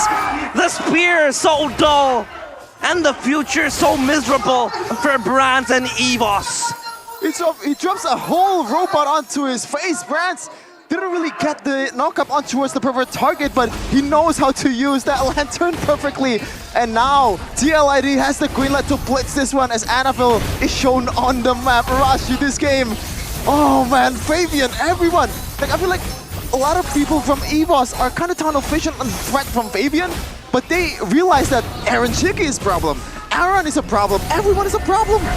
It's crazy, man. The shot call from Team Liquid is unreal right now. I would love to hear the communications to see who's actually making all these calls, because it's coming out so neatly, and even how they actually play out the fights. You saw in that fight Annabelle trying to flank around, trying to find an angle of entry, but Witty was just on him the whole time, just zoning him out, preventing him from going in until it's way, way too late. Now with the Lord, Team Liquid ID, can they finally close out this game against the DPS coming in from EVOS, against all the defensive tools they have? It's a dire do moment, man. Yeah, that's a concern, right? Because it has been 21 minutes, but Team Liquid ID still can't close out the game. This might be it. This might be the moment where they close it out. The glorious pathway is there, and Aaron Chicky gets the turret, and there goes Fluffy up in the airs, and Annabelle looking for a duel himself, but he's unable to access that backline. Where is Fabian? No energy with the cables now, and look at EVOS Glory they hold. This is the concern, Arashi. This is the biggest concern. Will Team Liquid ID be able to close it out? Without a big engage tool for Team Liquid to start off a fight, only relying on the Cho for pickoff, it's so difficult. No real way to go for pickoffs or engages. All they're relying on is being able to back away and shut down EVOS when EVOS goes for a fight. They have to wait for even stronger, even more improved Lords before they can even crack the base open. EVOS playing this desperately, man. They are not willing to go down to the cavalry. They're not willing to go out from their home base here. Just gonna stick around my crystal because Fabian is there. A lot of threats coming in from TLID, and Aran actually bought that winter crown just for safety. the direst of moments, he needs that. He's trying to make sure that he has something to bait out some spells from Evos. You look at the late game, it's Brands, right? The king of the marksman back then on the Moskov. It's Dreams on an Edith with a Starlium. That's insane DPS output. And of course, Clockun being on the Zask with the damage output and with the survivability of the Double D, the Dominator's Descent. There's so many ways for Evos to defend this. Team Liquid, I wonder if they're gonna go for a Lord, or are they gonna try and maybe opt for something different, right? They have the tools available. If they want to try and attempt something of a split push, that is something they can still very much do. I feel like they're just waiting for an overextension from Evos. Otherwise, they're just gonna wait for the Lord. Now the question is that Fabian can't keep on sniping and assassinating the players of EVOS Glory. They're becoming more tanky. Fluffy is tanky.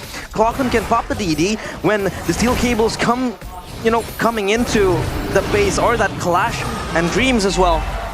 With the Primal Wrath form, is able to just be much more of a threat towards Team Liquid ID now. Then you start being concerned for Team Liquid ID.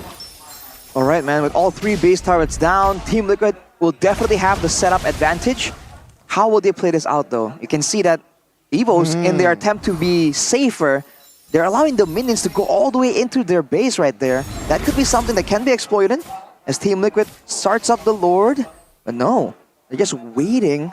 I think they want to try and find a huge moment first. Instead of going for a Lord that's guaranteed, they want to bait Evos into a fight, get some of the death timers rolling. At 24 minutes, this should come down to about 50 seconds out of the Land of Dawn if you get taken out. Or maybe do what Dreams cannot do in the first game. Take on the Moskov on the far side, because so far Brands is not showing himself. But meanwhile, Fluffy pulls the trigger. Here comes the fight. Fluffy jumping in with a split, and Yaskill will pop him back to the pit. But here comes your Shatter. The Spear is well connecting, and Dreams so low, stunned down, and Witty will catch him with Fabian there, looking for the assassination and the killing spree. Aaron Chicky though so low, popping the immortality. Will he be able to get out the Winter Crown swap? So quick, so agile, and Fluffy next to the chopping block, able to pop the immortality as well. Just blows out to pieces by Aaron Shiki. 1 minute death timers. Is it going to be enough for Team Liquid ID to push their agenda to the crystal? I thought Team Liquid were going to go for a fight and try and find more plays when there's still 2 members out of the map for 40 seconds, but they still go for the Lord right here. Annabelle trying to make the play to win the game. Annabelle, so scary. He's puncturing away, but the immortality is there. Phantom Execution no longer ready. Thorn Rose not enough. Annabelle pulling the trigger alone, and this time it won't shoot. The spear is there, and the teleport yet to be pressed as Aran looking to tag the Lord, and Clockun also waiting by the wings. Will this be the end for EVOS Glory? DD popped up by the Zask in the hands of Clockun. Aran looking to just tank it out. Fabian cabling around. Brands unable to just get the kill, but there goes down. Aran having to tank that, and Brands now steps forward. Yes, Gil so low. Witty jumps with the kick. Brands still able to flip the coin and come out as Mr. Fantastic. No, he won't. But there goes Clockun. And the Fabian with the cable. Will he be able to catch Brands? No, he won't be able to. And Team Liquid ID, still they falter. EVOS Glory pulled it into the line. A whole lot of sacrifice for that single Lord. And I feel like it's going to be no problem for EVOS to take care of this one, especially when they have Brands. But that was the Lantern. I feel like if he didn't pull that one, or maybe just disposition Brands, Witty would have been able to kick Brands and save the last kill. A game of inches, Hirashi. A lack of synergy in the last fatal moment. Despite getting the Lord, now they're the ones stuck with an uneven death timer. Evos were the ones with 3 members down. One at 40 seconds, one at 16 seconds. There were moments where Team Liquid can try and get something, but now they're going to be forced to give up the mid turret. And it's back to the slow grind, and they're still waiting for Aran to respawn. Oh my goodness. Tier 2 turrets up in the menu. Fabian again just bobbing and weaving, creating that fake pressure, trying to dissuade the players of EVOS Glory to further extend their reach towards that base. Still too close to call it a comeback, but EVOS Glory, they're up in the hills now. We said it earlier, it's a early game composition that somehow still holds on until minute number 27 for TLID. But right now, The only advantage that TLID has is the map. They have 3 or 4 turrets still intact, still healthy, so they have to use that advantage to their favor somehow, some way, because if you're just gonna go 5v5, it's not looking very good against France. With that damage output, it definitely is a bit too difficult. You saw that in the fight though, Yehescu is doing a great job making sure that Brands can't really walk forward. It's a Flicker Moskov with no Purify, so he is just so susceptible to getting stunned up, to getting tossed around by the Wave of the Dragon, by the Lantern Flare as well. So Team Liquid, they definitely have more control, but right there, the call to go for the Lord and risk it even though they are low, to not even recall, by the way, to get back to full HP, I think really costed them. That allowed EVOs that small window of opportunity, and now they are the ones 1,006, 1.7k gold ahead, and there is no death timers, there's no real advantage here that Team Liquid can kind of use. In 20 seconds, it's back to the waiting game, where technically I think it comes down to Fabian and Brands, right? Can they make the moments happen? Can they find something? Something of a split push, something to control the map in favor of their team. And you would be forgiven for thinking that this is a one-sided game when you take a look at the scoreboard, 22-7. But in the Land of Dawn, it isn't really a one-sided game. I mean, sure, for the first 10 minutes it was, but EVO's Glory now, even with their soldiers and their tigers falling apart, they're still able to at least bite back into the backs of Team Liquid ID. The fact that right now TLID doesn't have that traditional marksman that has the Hash Claws, has that a lot of lifesteal on their hands. Aaron Shiki is the only real DPS that they have, and taking this Lord, it's gonna be a tough test, even though he's just alone there. He has to somehow maybe build a concentrated energy, but he doesn't have that. Let's see though, what's gonna be the gameplay here from TLID? He's dancing for the Lord once more. Fluffy looking for a chance to try and get in, make a play happen. They don't see Fabian. Now they spot Orlando, but it's a high loss, right? Way too tanky, way too strong. And if you're looking at the items though, this is a high loss without a Thunderbelt. It's a full tank high loss with a Vengeance. So he won't have the benefit of stacking up that hybrid defense. You know, and Brand's just in the base, clearing out the waves. He knows he can join the fight with the Spear of Destruction contingent to how he will hit it. No. And there comes Fluffy in the back line, popping the split, having to run away. The kick is there, connecting towards him. The grab towards Witty is there. Dreams with the good can knock up. Banana Bell gets Arrow Chicky, and now they lose their main damage dealer. However, Yaskill wants to fight back with the Lantern Flare, flickers forward. Annabelle having that immortality, and now Fabian will be able to get the snipe. He won't. He's stuck in the back line, and Dreams just tanking for his team. EVO's Glory again. They force the issue, and they're able to prolong their lives in this game. 60 seconds without Aaron Shiki. This is the window for EVO's Legends to capitalize on. But they don't have the map. They have to be careful of the far lane also, because you also have Fabian on the other side. You're finally seeing adjustments from Fabian as well. He's done with playing the system as well. Fabian again. An orchestra of cheers created by one man with his cables and his swords, unable to assassinate Brands. He went for the BOD there, immediately had his sights onto Brands. But look at this, Fluffy trying to be an annoyance, but Aran will have his number. They grab towards Yaskiel. Crimson Beacon will be Fabian. popped up. Fabian. Fabian, looking for the 1v1, is stuck! Brands catches the assassinated, and now the Lord taken down by Annabelle. Team Liquid ID, they have to run for the hills as EVO's Glory. The White Tigers, their claws unearthed, and their fangs biting back the cavalry. Brad said, it ain't over till it's over. A simple mistake getting pinned to the wall by Fabian. Most possibly the only mistake he made in this game. And it cost him so much. This might be the ending of the game number 2. It's gonna be hard for them to defend from this one. It's a Fanny, it's a Chow, the wave clear. I don't think it's enough.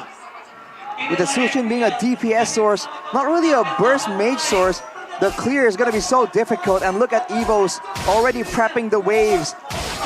with the empowered waves already pushing towards their side instead. It's gonna be a bit difficult, but several turrets are definitely gonna fall. And look at the top side, man. That's the one that Evos are eyeing. They want that base turret, man. Evos glory, their fangs now showing. The Lord crashes into the top side turret, but this time around, Dreams looking for the knockup. Aaron Shiki unable to be stuck in. The Zaman forces out. Winnie taken down to such low HP. Aaron Shiki, he's burning down. The winner crown is there, and now the Glorious Pathway unable to give them way towards the backline of Team Liquid ID. They hold, but not for longer. As the crystal falls, Evos glory, they roar. How the hell did that happen? The composure, the patience this team has. Trust in teammates. They know what they excel at and capitalize on it. Evos Glory equalizes the match after the atrocious early game. Courtesy of Fabian, they somehow bounce back and toss the cavalry to the ground. You can say whatever you want about Evos, but never say that they can't hold their own in the late game. They were once known to be one of the best late game teams in a long, long time, and now you're seeing flashbacks to that era. Even with the disadvantage, with the base turrets down. What a solid performance by Evos. They're no strangers to this scenario. They have been finding themselves in the same position back in that MPL ID Season 13 playoffs against GeekFam. And look what they did. They turned the tides around. They waited for their moment to shine. And now they pounce Team Liquid ID. That is a tilting loss to experience. Once again, the same story of TLID cannot close out games. Against PTR, they had a game when they were up in the air against the Indian from SuperCAD, and somehow were able to lose that game against Onyx, Fnatic Onyx. The first game of the season, they were able to be in this position as well. And now the same question remains. This time around, it's much more dreadful. It hurts much more when you're dominating that far in early game. You're getting all the kills. It was 7-0 at one place. At one moment. How? I am out of words, man. Mr. What Fantastic. That's how. Yeah, he like in that 1v1, he was flipping a coin. Mr. Bombastic or Mr. Fantastic? And it was Mr. Fantastic. Fantastic. In the nick of time as well. Yeah, man. It's crazy because if you look at it, it's just Team Liquid being a bit too impatient, right? You can play 1,000 scrims, but that late game, the 30-minute Lord dances, that's a whole different situation, man. We haven't experienced such an era in so long with the current patches. The fact that Evos were able to play it so well and play it so patient, they're the ones who were supposedly desperate for a play, but even so, they actually got the better of Team Liquid. Starts with here with the assassination on Aaron Shiki and Lavelle, man. We saw him do it once, he does it again. And the whole thing kind of cascades down. And this was that was a fatal moment for sure. But in the grand scheme of things, the way they took the Lord, the way they all got so low in the late game and still tried to force the Lord, that's some discipline. Those are some late game habits that you need to develop over time, man. It does not come naturally. The claws of Evos Glory with that Zask. I question the pick. How do you deal with the Fanny with the Zask? You're just gonna be a walking food, a walking ATM for Fabian. And somehow he's the guy that only died a single time against this much pressure against you. Wow, what a performance. It's crazy amount of damage he's able to output. He even went with the fleeting time. He knows the fights are just gonna keep on coming and they keep on coming and they don't stop coming. So he just goes for the fleeting time to ensure that he can always have the ultimate available. And he was outputting an insane amount of damage. Earlier on, the Sushin Cho combo, it is just absolutely disgusting, man. But somehow, some way, you saw that Dreams tries to go for the outplay, but it was just a bit too ambitious. And fortunately, there's some moments here where it just seems like Evos were kind of forced, were kind of baited into fights they don't really want to take. Afterwards, they were able to just withstand it. And the early game, like we said, was just very one-sidedly towards the side of Team Liquid. Although, if you look at it, Evos were still able to try and find something though. They were still able to go for the turrets and get something out of it, right? That comes down to the trading that they're able to get.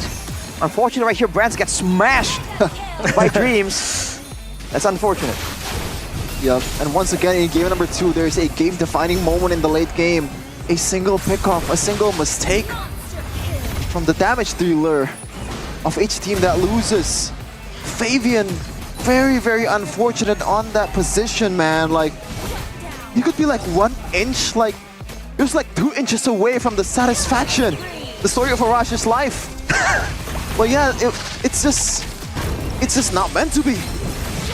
What did you say? He's 2 inches away from not dying. What I'm trying to say. Right.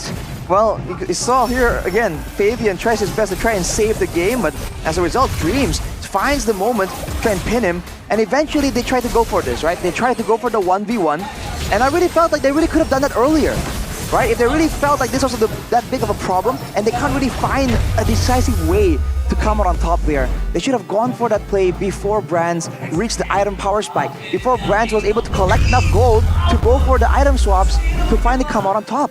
But Fabian waited until the late game, until 30 minutes more or less, before he swapped out his items, gets the BOD, and tries to go for the 1v1 play. And I gotta say, for a lot of these fights, it was looking really, really close. And because it has been that close, you're seeing the tenacities from the side of Evo's Glory. Those definitely paid off. It was such a shame the fact that Fabian had a very good debut with this Fanny as well. I mean, in the first few minutes of the game, the 10-minute mark, he was the king of that jungle, and possibly in Land of Dawn, because he was such a menace, such a threat. When you see him flying into the cables, just getting there, trying to assassinate the players of EVOS Glory. But again, the way they held on, I mean, for Brands, it was such a hard game to play. He wasn't able to maneuver that much, and then Yaskill just zoning away with the Lantern Flare. But finally, for Brands, it felt like that last play he did with the pin down towards Fabian, he atoned for his sins in that early game.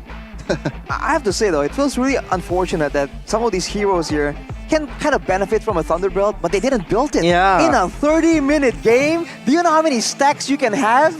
like, I don't know, what, 35, 40? Depends on how aggressive the game goes, but that's a lot of potential there, and especially for Aran on the Hylas. I really wish that we could see it happen, you know? What about Fabian replacing the Antique Cuirass with Thunderbolt? Wait, when? Depends, when? No, he was building into the Antique Cuirass, right? He had but then he yes. sold it and he went for the Understrike. I'm not on board with that. Eventually he went with a BOD as well. Yeah. I don't know about the Thunderbelt Fanny though. I feel like back then we saw a bit of it from Taz, I believe. Yeah. But we haven't seen that recurring for a long, long time, man. Maybe you're onto something there. Someone might be taking notes like, hey, scout this guy, bro. It's interesting. It is to be a player. He likes to play Moskov. Probably not very good at it, but bro, he can play it. My Moskov passion. is almost like Brands' Moskov. So bad all in the time game. until one single moment in that early game. Yeah. I go like 0-4, 0-5, and then I have one moment which wins us the game. Well, okay. Same like Brands. That one friend that just flashes the same moment for like years. Like, bro, I did that. Sure. I did that. Sure. But right away, man, like, oh man, if that was game 2, I'm looking forward to game 3, man. It's gonna be a high octane game once again. Let's see though, if you know, the Fanny, I think is still gonna be banned. Even if EVOS won that game, it's that much of a threat. I think so. What do you think? I agree. Or at least they have to make sure that they do have solutions, right? But earlier we saw that the Ruby and Kufra were banned away. So unless there's a different solution, I think a ban is gonna roll out for sure. But high octane, I don't know, Shevin. It depends, right?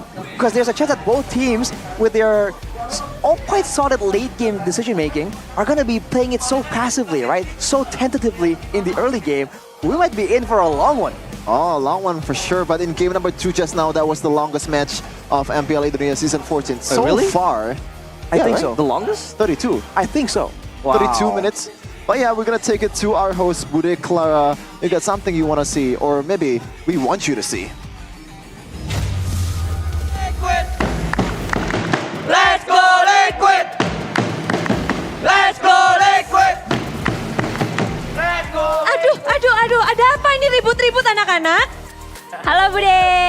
lagi mau dukung Liquid. Oh gitu, oke. Sebagai guru BP di sini, Bude izinkan kalian untuk ribut. Aduh, ini kenapa ini? The Cavalries menjadi ini siswa-siswi, Bapak apa ini Pak? Pilot? Sekolah juga. Sekolah juga? Iya. Ini apa ini? Lagi temanya apa The Cavalries? Tema kita pelajar karena supaya tim Liquid ini juga bisa belajar dari week sebelumnya. Widih, terus belajar berarti ya. Udah cukup belum belajarnya nih? Ya bagus lah, sedikit ada peningkatan. Ada peningkatan. Tapi seru banget ya, ini sekaligus mau menyambut keseruan 17-an kah? Benar. Kita mau merayakan juga nih, besok kan 17-an. Biasanya identik dengan lomba kan, pelajar-pelajar lomba. Kita di sini lomba. Lomba apa nih? Dukung Liquid. Yang paling keras dapat hadiah ya? Iya benar. Seru. Tapi ngomong-ngomong ya, tentang banyak hal, ini kan banyak sekali perubahan juga ya. Selain kalian pakai kostum baru juga nih, tim Liquid mereka merubah nih, ada trio MDL naik ke MPL. Gimana kalian ngelihatnya? Ya saya yakin sih ini udah keputusan terbaik dari coach kita. Semoga di week ini ada pembaruan dan bisa mengumpulkan chemistry baru buat tim Liquid supaya bisa menangkan week ini. Widih, keren. Tapi kan The Cavalries juga Bude lihatnya ini wow, solid banget, erat banget. Mungkin kalian bisa kasih tips gak sih gimana sih biar bisa solid, mungkin bisa diimplementasiin juga nih kepada tim-tim. Ya, khususnya tim Liquid. Ya paling kita saling percaya proses sih. Jadi kita selalu mendukung tim. Kita abaikan hujatan orang-orang. Kita tetap dukung apapun playernya, siapapun yang main kita tetap dukung. Terus mendukung pastinya untuk tim-tim yang beradu, apalagi tim Liquid sekarang lagi merombak dari sisi pondasinya. Dan gimana sih menurut kalian biar pondasi itu juga kuat? Ada nggak mungkin masukan dari The Cavalries? Kalian pasti discuss dong tentang pemainnya, tentang timnya. Gimana tuh? Ya paling kita membahas ya kita tetap dukung walaupun kan player kita kan baru-baru sekarang. Apalagi jungler kita Fabian baru. Jadi kita percaya Fabian bisa menunjukkan hal yang terbaik di MPL season ini. Asik, anak baru tidak bisa untuk dipandang sebelah mata ya. Benar Bude. Coba semangatin, kasih tunjuk Fabian. Ada salam-salam mungkin buat Fabian? Fabian kasih yang terbaik. Jangan percaya hujatan orang-orang, percaya proses. Kita yakin Fabian bisa melakukan yang terbaik. Yay, jaya. Wow. Kamu murid atau kepala sekolah nih di sini? Saya sekolah juga. Oh, kepala sekolah. Tapi ramai banget pasti ya The Cavalries. Apa yang kalian harapkan? Ini kan mungkin minggu pertama bukan minggu yang baik. Respon kalian gimana pada saat hal tidak baik terjadi? Ya sedih sih ada ya, tapi kita percaya dari tim Liquid pasti bakal ngasih yang terbaik buat The Cavalry. Baru minggu pertama ya, juga week masih ya. panjang. Terus ngelihat tadi di match ini, pembukaan week kedua gimana? Sangat bikin deg-degan sih. Apalagi match kedua tadi ya. Match kedua tadi. Iya. Lalu ini kan udah rame-rame di sini. Boleh dong kalian kasih dukungan juga. Ada yang mau disampaikan mungkin JJ? Apalagi ya selain kita percaya sama roster yang sekarang, apapun yang terjadi, intinya berusaha terus. Kita percaya kalian, kita selalu ada di belakang kalian. Menang nggak nih kira-kira? Harus menang. Fabian menang ya. Fabian dong, yang lainnya gimana? Nggak ya, Widi, Iron juga baru debut kan. Let's go guys, kalian pasti bisa. Semuanya coba dong satu suara lagi, Bude kepengen denger Let's Go Liquid. Ayo let's go guys, 1, 2, 3. Let's go Liquid! Let's go Liquid! Let's go Liquid! Let's go Liquid! Wah, emang rame banget di sini di MPL Arena. Coba dong mana nih tepuk tangannya untuk MPL Arena. Begitu ramai, begitu seru pastinya untuk kali ini. Dari semuanya, kita akan sambut bersama-sama. Inilah dia game yang ketiga. Game penentuan siapa yang akan mendapatkan kemenangan pertama match mereka. Apakah tim Liquid ID atau EVOS Glory? Langsung saja.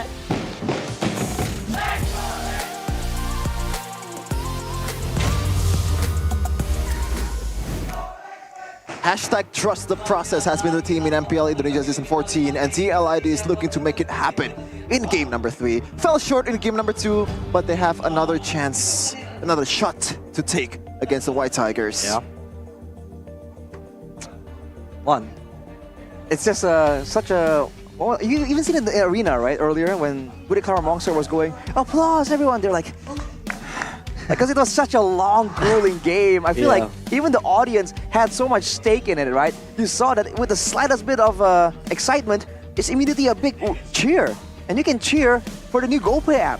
And also, a lot more exciting, download the new GoPay app, the Gamers' Wallet. That packs a punch. With GoPay, you can vote for the winner of each MPL Season 14 match and guaranteed to get GoPay coins on your first vote. And 1 token with every vote. Collect these tokens to exchange for free skins, GoPay coins, gaming smartphones, and even electric motorcycles. Do you want to have an electric motorcycle, Realize? Sure. So I can ride my way to work here in MPL Arena. And it's also eco-friendly as well. It's eco-friendly. For sure. And it would basically bang so hard. I mean, like, you know, it'll probably outclass Arashi's car. Oh, what do you have to say about that? That's a bold statement, man. I beg to differ. At least I don't pollute the earth. Well, I'm eco-friendly. When your battery expires, come back and talk to me about sustainability. You're gonna talk to me about the environment.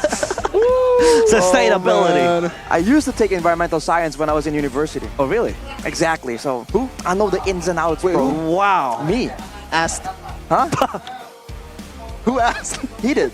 I asked. Realize asked. You can in the GoPay app, you can buy phone credit at lowest prices, make 100 transfers per month. Yes, 100 transfers per month. You didn't hear that wrong. To anywhere without any admin fees. Splitting the bill with the friends is easier and faster because it's all in the GoPay app. It's as easy as that, man. It's the do-it-all application. Yeah, the split bill, I think I use that the most, man, at this point. Because, you know, I hang out with the boys a lot, right? With Mirko, with Mirko is not paying you? What? It's not, Mirko's not paying you for your food? Huh? Oh, the man's like rich as hell. Yeah, how do you think he stays rich? Oh. He lives poor so he can stay rich. That's a W, man. Shout out Mirko. That's why. And broke mindset to get rich, right? Broke mindset to get rich. I also never used to split the bill. Because people pay for my food. Yeah. That's what I do. What a leech. Yo, what? I usually cook my food as well. Yeah, so let's go back to the game number 3. What a leech, he says. No, is it not wrong? Game number 3 of EVOS, the White Tigers is looking to once again unearth his claws, as Realize would say a lot of times, against the Cavalry this time around, though. I don't think there's going to be much like changes in the lineup, or at least if they not want to surprise us, but you can see my twin, Mr. Jabran. No, he's my twin. Why? Because our Moskov share the same similarities. So you're twin in real life, Shevin, and you're twin in game. Yes. Realize. There's always something for everyone when brands is involved. Also something for everyone to like with Erigo merchandise, as you see earlier. For our officials, our staffs, they got Erigos, man. Dripping. I hope I have one, man. There we go. There we go. There we go. What's the tagline? There we go. Wherever you go. Okay. Exactly. Wherever you go, I go, champ. You guys don't know the reference. Let's go, champ. No, I don't know. I do know. Oh. Good. Meta culture. I'm missing out. Get with the program, Shevin. I'm sorry, I'm not the most cultured person out there, man. I don't watch a lot of things. The only thing that I watch is MPL Indonesia Season 14. Powered by Moonson. Man, what a show so far. And also, what a merchandise. Look at that. Look at that. Solid. You know, not too, whatchamacallit? What? Flashy? Go merchandise. Not too flashy? Officials. Yeah, not too flashy. You know, it's comfy, and it's usually what you want to go for. The comfy and the simple ones, man. You can also combine it with other, maybe, clothing you have. It is very flexible. It looks simple as well. For sure. But now, yeah, Arashi, continue. Well, I was about to say, the simpler it is, the easier it is to match up around. I wonder if the same thing applies for the drafting phase, though. I was about to say that, Arashi. I was like, hey, if we're talking about simplicity, does simplicity win out in this drafting phase? Seems like I don't have a lot of chemistry with you guys, but we're gonna go in draft number 3 of this match. And Fanny is banned. Who would have thought? St. Lucas still one ban in his hand. What is it gonna be? Well, unlike on the desk right here, synergy is something that they require quite critically here for both teams. You know, Shepard was never my friend, but looking at this situation, the Moskov was never the friend of Evo's either, banning either way. What could they possibly want here that is more valuable than the Moskov that was getting them so much advantage? They go back to the Hayabusa. Wow, that win rate, was it like 26% on Hayabusa? Is that, did I read that wrong? Because in ranked games, this is a hero that you usually want to first pick or even ban a lot of times. It's kind of surprising to see that you have this low of a win rate in the pro scene. Although you can look at the screen right now for what happened in game number 2, particularly in the draft. It's going to be that Zask and also Edith. Seems like Zask didn't miss out on one game at all so far in day number 4 of MPL, man. Always first pick for any team out there. Well, they go for the Zask, but now they also leave open the Zushin. And we've seen how that kind of played out earlier, but Evos, they want that Aurora, man. They're trying to keep it chill. And on top of being chill, they want to keep it fast with the Hylas as well. Oh, the ninja on the horse meta. Hayalos.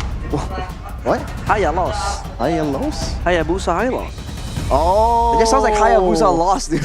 Man, I don't know if that's... I'm starting to realize that I'm kind of slow, man. Well, yeah. Yes. Well, it's because Aurora's in the game, bro. Yeah. You're slowing everyone with the hailstorm. For sure, but this draft, this first phase is pretty much the exact same of the first game of EVO's Glory as much as I remember. But St. Lucas, it is going to be carry very early in this game. You probably, you'd expect an export before in the first game, but this time around, they still want to hide that flexibility and eat it possibly. They're going for a carry against a Hayabusa and against an Aurora as well. The zoning potential for Evos is quite massive here. There's a chance that Iron Shiki, by all means, could be just some kind of player that performs well on the marksman, but not so well on a mage type hero. That could be why there's an adjustment right here, and they ban away the Herald immediately to ensure that it won't be taken advantage of by Evos. To be honest, I'm not a huge fan of the carry against the Hayabusa, Aurora, and Hylos because you have to step forward and carry's range is very limited. So you kind of have to brawl it out in front of the faces, and of course EVOS, they have, again, like what Arashi said, the zoning potential, the control with the Frigid Glacier, with the Glorious Pathway, and then the Hayabusa can just jump back towards the carry. So at least if the carry really wants to be of a menace, be an effective tool to deal the damage, they need maybe an extra peeler. I mean, sure, the Edith can do that, but the Edith, again, you expect the Edith to also engage. So this carry is going to be very susceptible in most of the fights. Spoken like a true marksman that can keep himself alive. But yeah, I do kind of agree with you, to be honest, because there's not much of a range from carry, as St. Lucas actually opted to go for 2 gold lane ban here, limiting the option for Mr. Jabrans. No more Moskov too, so it's gonna be a new hero pulled off here in the last game of EVOS versus TLAD for Mr. Fantastic. I feel like I feel an alpha coming somehow, somewhere, man. I feel like it just fits so well with how both these teams have been playing in game number 1 and 2. Final ban though is gonna be the glue from EVOS. They saw how effective it was at zoning the backline, not willing to deal with it themselves. All right, first pick for Team Liquid here. I'm guessing they jungle first? Oh, Minotaur first to protect the carry, provide the damage reduction, and kind of stop out the Hayabusa and the Hyla, so not a bad idea. Once again, the win rate is looking abysmal, man. 17% on 6 matches, only 1 match secured out of 6 played for this cow.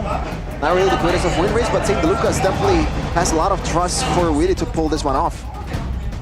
To see, man, on the show he was doing great, but it doesn't seem like he's very flexible. And the thing is, with Team Liquid having a Minotaur and an Edith, they are severely lacking in the engage situation, and that is one of the reasons why they were struggling to end the game in game number 2. They couldn't engage well enough. Now with 2 short engages, Evo said, we are gonna try the Jawhead again with a Claude. What? Interesting. Jawhead and a Claude. What year is it? It's like a Finn and a Skylar combo 2020? 2019? 2021? Maybe not quite that far back, maybe? I'm not quite sure about the exact year. Okay, jungle pick though, presumably here for Team Liquid. I think the Alpha fits right here, but maybe they have something else cooked up, right? They can go for the double true damage play here to try and deal with the Hylas, with the Jawhead as well. But otherwise, I feel like an Assassin would make sense for Fabian with that performance on the Fanny. I feel like there's no good option here for Coach St. Lucas. Speaks on how well Coach Strateg drives this lineup. The next board, maybe. And they're really taking a long time to process this one. And it's going to be Joy. Joy! Called it! There you go. Wow. This is a bit risky, I gotta say, against this much CCs from the other side of the floor. But you know, once again, beggars can be choosers, and Fabian is known for his assassins. So why not just put him on one of his favorite heroes to play? Alright, so the Joy. Great farming speed, great damage potential, and more importantly, AoE damage potential. But with all the crowd control, with all the mobility on the side of Evos, I feel like he's gonna struggle to find some of those picks. Maybe later on when they're grouped up together, that's where he'll start struggling. But maybe early on, it's about out-farming the Hayabusa, going for maybe a 1v1 or a turret dive. Look at that early to mid-game potential, 3.6 to 7.2. The draft index really doesn't like Evo's Glory in early game. But I gotta say, I have a different opinion. Annabelle has been playing very aggressive in this game, but let's see though, if he can keep this up and win it out for Evo's Glory. Now, the decider, who's gonna get the first W of the season of these blue teams? Is it TLID, Team Liquid Indonesia versus Evo's Glory? Here we go. Down to the final and last wire between what was a very, very close back and forth game. We hope this final game won't be anticlimactic. Let's wait and see for the whole roaming, the roamers activity right here, because both are just trying to get their junglers a bit more ahead when it comes to the clear, and they're going straight for the lethal.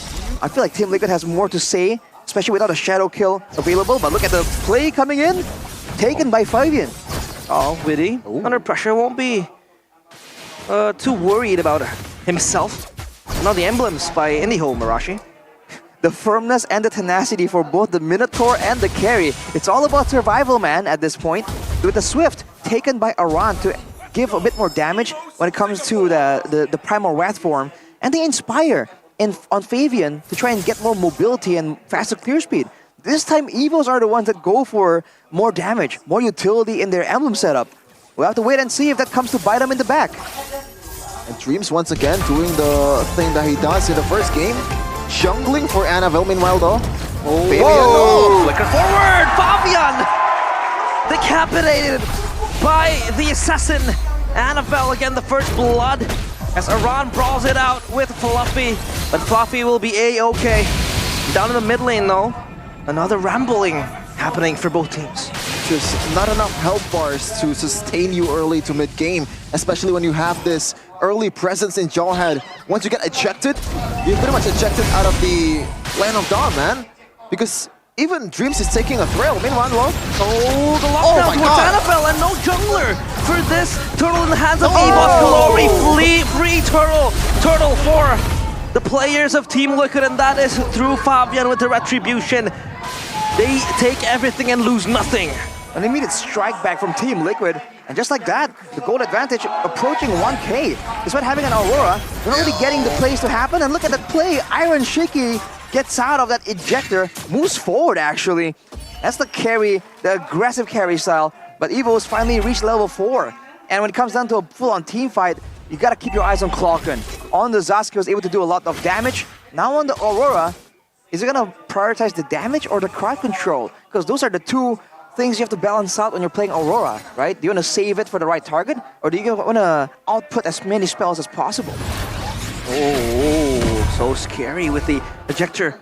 Can always throw away Iron Shiki back into Brands, but do they have enough damage to take him down in this early stage of the game? But Fluffy pops the glorious pathway as an escape mechanism.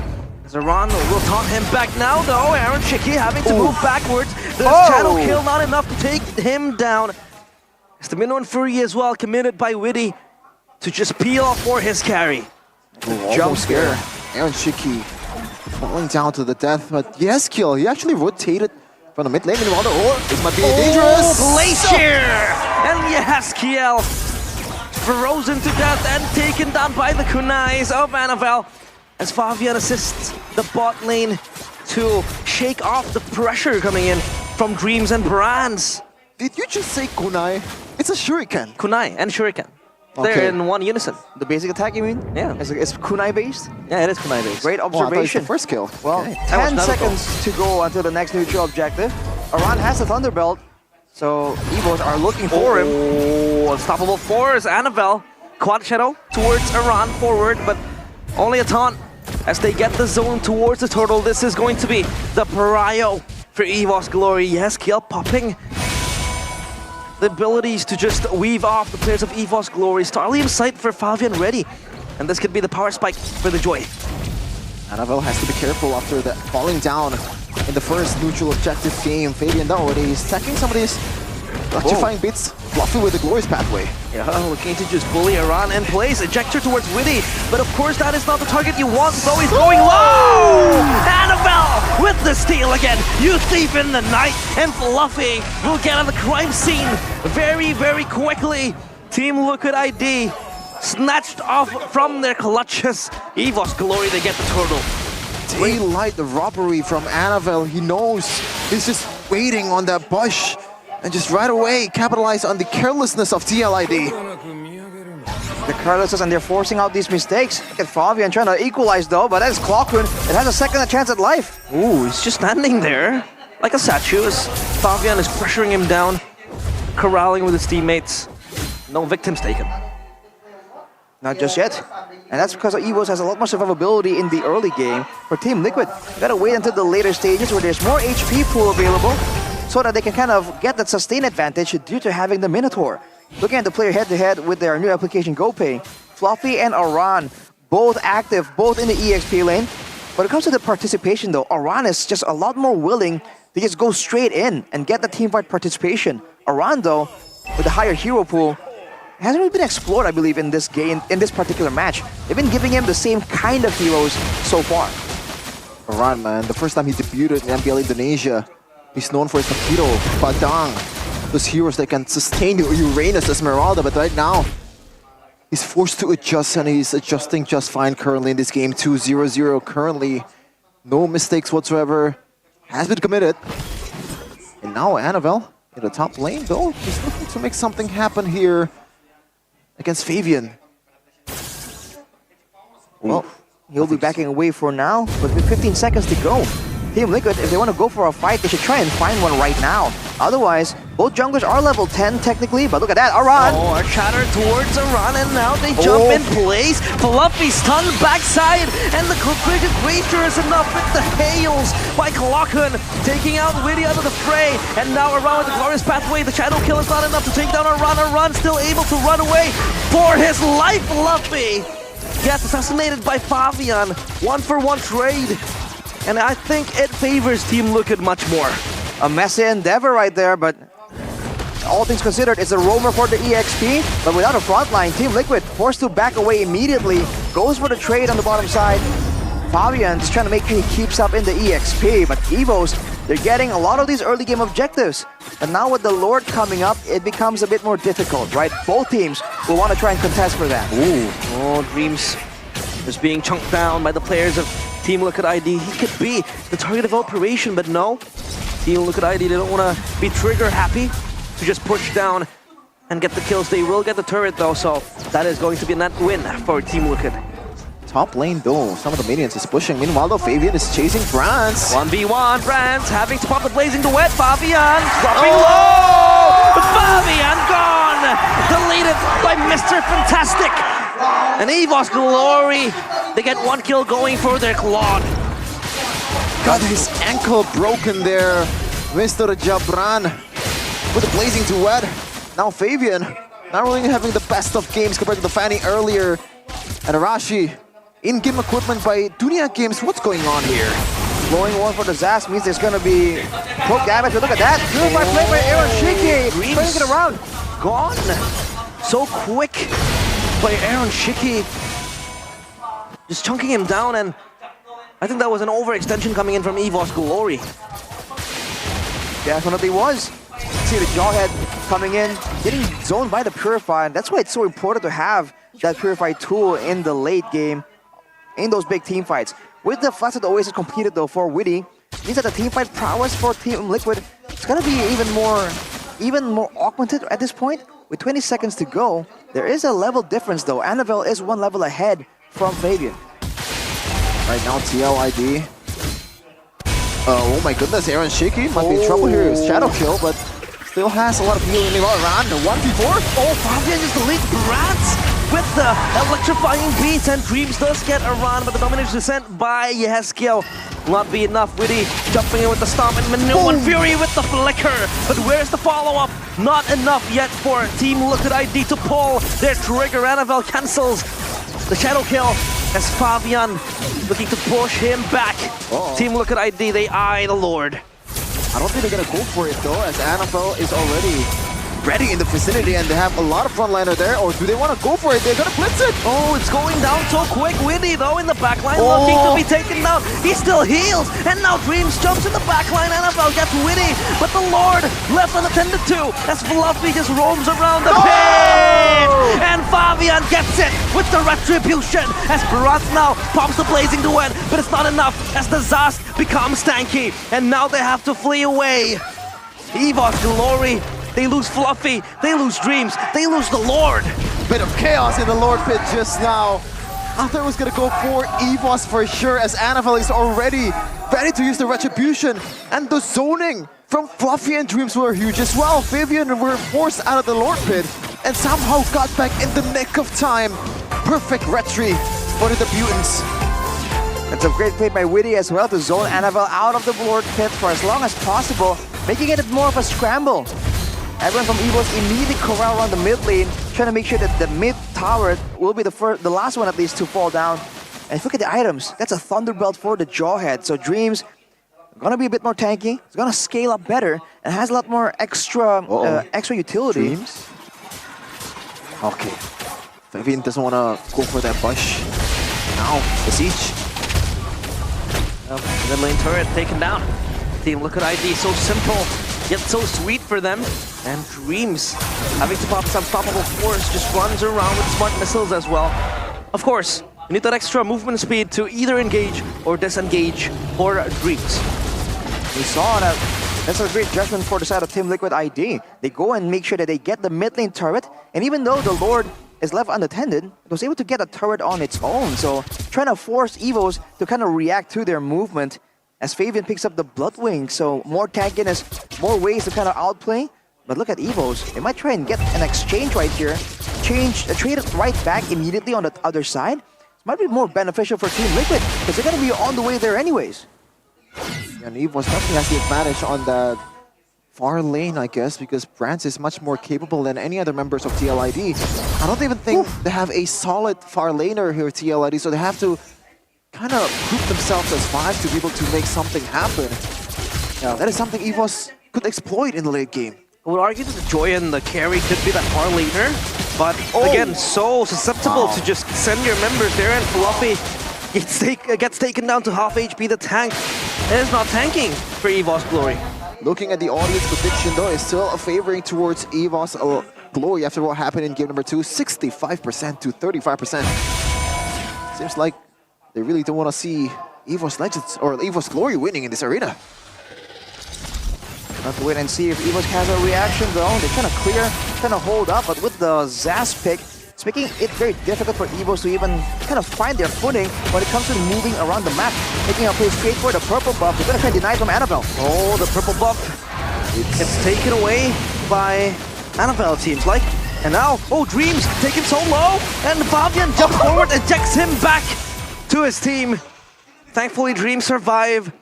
And Fabian having to step on his brakes. Yeah, it's just, you want to kill me? Not today, bro. Like, denied. The block from Dreams, and now it's gotta be another Lord take from both of this team. It was favoring towards TLID in the neutral objective before. Fabian still in the total from Annabelle now. Oh, Brance gonna happen. blazing the web. Oh, the glorious pathway now, popped by Fluffy, and Dreams gets taken down by Aran, and Annabelle will follow up the kill though. Aaron Shiki just dishing out the damage enough with the Wind of Nature. Tries to deflect the damages caused by Annabelle. Could Annabelle fish for a steal? He's too low to think about that even, and he will let this go.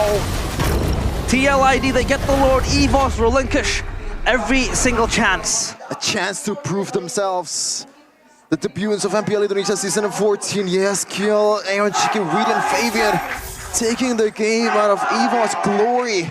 A season lineup versus these rookies. They're definitely proving their worth. The hopes for TLID fans. Trying their best to go for a decisive fight there, but EVOS just can't find it. They're getting poked down, they're getting forced to use this Jawhead. This is a problem here. They're forced to kind of show their cards so early on. Whereas our Team Liquid, it's about the waiting game. It's about being elusive, and now they get the first turret right here. With the amount of damage output that they have, there's a chance they can kind of go all the way and end the game if EVOS aren't careful. But we've seen them go for the defense before. 1v1 though. 1v1, Ninja versus... What is the Joy? Yeah, a quick creature.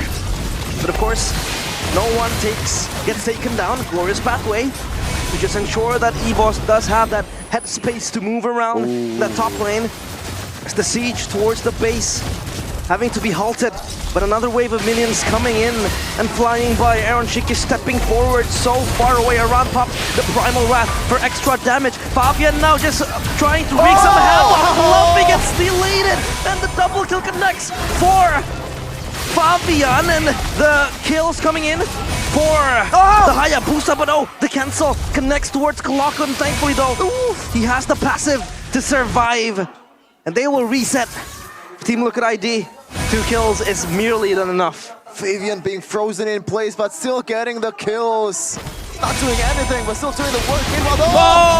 Witty with the Minion Fury, and they will get Kalakun. Annabelle jumps back, but it is not enough. And the Crystal now wide open for Team Liquid. EVOS Glory, will they hold? The Blazing Duet cancelled, and the Crystal falls. EVOS Glory, their fangs, their claws, their furs stripped down. The cavalry charge, and they charge hard. They get the first win in MPL ID Season 14. What a way to get your first W! A lot of questions too. Why is Gukun demoted? Why is there so much change in the lineup? You have to be able to have a trust towards your team. But Team Liquid ID did it anyway, getting the W against EVOS on its full power. Wow! Solid drafts, solid strategy around the map, and they've made improvements within the span of a single match. We talked about the lack of engage, the lack of versatility from Witty and how he was approaching those team fights. But right there he proves once and for all, you want engage, you want versatility, defensive and aggressive. It's time to go in, and go in he did for his team, for the victory for Team Liquid ID. Oh man, Fabian meowing, or mewing. Meanwhile, it was Glorious meowing against the Cavalry. With the new roster foundation, TLID achieves their first victory over EVOS. A sweet revenge in the regular season after they lost in the playoffs last season. With a new lineup, with their newfound hope and power.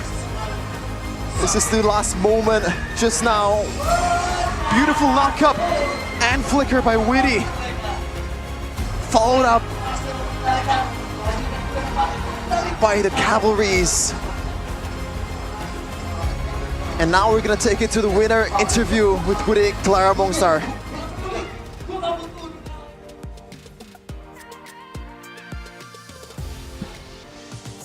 Kemenangan pertama, akhirnya inilah dia. Mari tepuk tangan untuk Tim Liquid ID. Rame banget, hore, menang pertama. Kok mukanya pada biasa-biasa wae, Bang? Halo? Halo, Bre. Halo, oke. Gimana nih? Halo. Main di MPL perdana? Enggak gimana-gimana. Nggak gimana, cool sekali sepertinya ya. Ya karena udah tahu pasti bakal MPL. Wuhui, Bentar, taunya dari mana? Dari skill sendiri. Ini pedes nih, keren nih. Tapi ini kan mungkin bisa dibilang kayak perjalanan yang cukup panjang buat kamu. Terus tiba-tiba dinaikin MPL. Ini dari coach kah atau gimana sih? Mungkin dari prosesnya itu? Enggak sih, gue bilang sendiri, Bang naikin gue biar gue juara. Atas permintaan ya. Tapi di minggu kedua, match pertama ini langsung dikasih. Apa responmu? Dikasih apa? Dikasih kesempatan hari ini, saat ini. Ya senang karena akhirnya dikasih kepercayaan. Wow, kepercayaan yang luar biasa pastinya. Tapi di sini bisa dibilang ada Aran juga loh. Aran, kamu ini melahirkan satu player yang cukup berani juga ya sepertinya ya. Ya udah. Pedes-pedes. Tapi gimana sih tim Liquid ini kalian merombak dari pondasi? Apakah ini pondasi yang kalian cari? Kayaknya sih udah. Kayaknya iya. Kayaknya iya. Yeah. Ini masih kayaknya? Kan minggu masih ada match jadi kayak kalau satu match doang kayaknya belum bisa buat buktiin sih. Belum bisa, namun Budi tuh penasaran kayak minggu pertama, minggu yang sangat buruk. Dan bagaimana kalian menghadapi minggu itu Aran? Kamu yang ada di minggu 1 juga. Lumayan apa ya, lumayan menguras energi sih udah. Soalnya latihannya udah lumayan keras tapi hasil week 1 belum memuaskan kan. Tapi akhirnya setelah week 2 kita bisa menang. Oh, akhirnya bisa menang. Namun ini juga menarik di mana ini banyak banget bocil Fabian. Mana bocil Fabian? Buset. Gimana rasanya? Oh ya tadi bocil Fabian. Fabian, halo, kamu bisa menggunakan Fannymu muncul. Ya, meskipun muncul cuma kalah. Jadi gak gimana-gimana lah. Gak gimana-gimana? Biasa aja kan kalah. Biasa aja kalah. Namun sebenarnya game kedua itu memang agak kepleset sedikit ya. Ya kepleset, ya blunder tipis-tipis. Tipis-tipis dan kalian bisa comeback ke game yang ketiga. Namun bagaimana kamu memainkan Fannymu tuh di panggung MPL loh? Sebenarnya biasa aja sih, kan kayak di scrim, kayak di ranked sama aja sebenarnya. Nggak ada pressure lah buat main Fanny. No pressure nggak main Fanny. Ini kamu madep belakang kenapa? Nyari siapa? Nggak ada. Ngapain? Kasih tahu dong. Mau cari Brans. Kenapa Bransnya kenapa Bransnya? 3 game kalah lane. Bentar, kamu adalah player yang bisa dibilang pengalamannya baru di sini. Gimana caramu mengalahkan Brans, satu player veteran di MPL? Ya suruh pegangin aja tanknya, soalnya kan berdua mulu. Kalau berdua mulu kamu panik nggak? Nggak seneng, biar bisa nunjukin kalau gue jago. Beda memang ya di sini ya. Tapi ngelihat dari Erosingi, kamu player yang menggantikan Kabuki. Kabuki juga tidak tergantikan dari season 7. Menempati posisi Kabuki di sini yang biasa diisi Kabuki. Apa yang kamu mungkin ada beban kah? Atau ada ingin malah kamu pengen nge-push dirimu untuk membuktikan dirimu? Nggak ada beban, main aja. Main aja. Benar, mentalmu tuh kuat banget. Dari mana datangnya? Siapa yang ngajarin mental kuat seperti ini? Udah pernah dibikin nangis sama Ran. Ran, kamu ngapain Ran? Emang kalau budaya di Liquid tuh dia harus hormat ke yang lebih tua budaya. Sekarang yang paling tua siapa? Wisman lebih tua. Kamu bikin nangis berarti, itu emang budayanya dibikin nangis dulu? Sebenarnya biar mentalnya jadi aja sih budaya. Wow, dan ini sudah terbentuk semua kah? Ya, kamu? jadi keren kan tuh? Mantap. Ternyata ajarannya Aran ya. Namun di sini juga ada Yeskiel. Halo Yeskiel. Halo Bre. Welcome back. Kabar baik. Kamu nyangka gak secepat ini bounce back ke MPL setelah win streak 3 kali di MDL? Iya Bre. Lalu kamu dipercaya lagi di MPL. Bagaimana kamu mendapatkan kabar itu dan mendapatkan kesempatan itu lagi? Waktu di MDL sih saya try hard lah supaya bisa naik ke MPL lagi. Cuman akhirnya dinaikin ya, jadi saya senang banget. Akhirnya seneng banget. Dan apakah kamu yang meminta, oke saya mau bawa ini nih bertiga, ada Widi juga, ada... Enggak Bre, itu keputusan coach sama manajemen. Keputusan coach dan manajemen? Iya Bre. Yaskiel singkat, padat, dan yes. Namun hasil hari ini memutuskan lustrik 2 kali di minggu pertama. Yaskiel udah cukup puas dengan hasil hari ini? Sebenarnya tadi kalau game 2 kita menang cukup puas, cuman karena game 2 ada blunder tipis-tipis jadi kurang puas. Jadi kurang puas, namun kita belum dengar dari Bidi ya. Bidi boleh dong kasih sepatah dua patah kata untuk, nah itu yang ada di sana, The Cavalries. Gak tahu sih, cuma ya makasih aja lah udah bantu ngeramein. Tadi kerasa banget hype-nya di dalam mid game. Berasa ya? Iya berasa banget. Dan mungkin itu yang di MDL belum ada dan di sini ada. Iya di MDL gak ada penontonnya.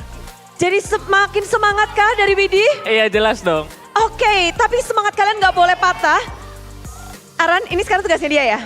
Untuk next match-nya, kalian akan bermain lagi melawan tim biru juga nih. Ada pasukan banteng di hari Minggu. Apakah kamu siap menghadapi sang banteng, pasukan kuda? Dari gue MDL udah kalah sih. Oh, MPL-nya? Maksudnya dari gue sama tim MDL gue lawan tim MPL itu udah kalah. Ya apalagi, ya gitu.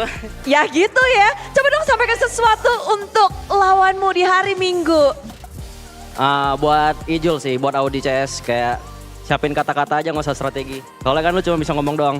Oh, begitu panas, begitu pedas. Tapi inilah dia, Budi Sukamasmat. Mari beri tepuk tangan yang keras untuk pasukan kuda kita. Tim Liquid ID Caster, break it down.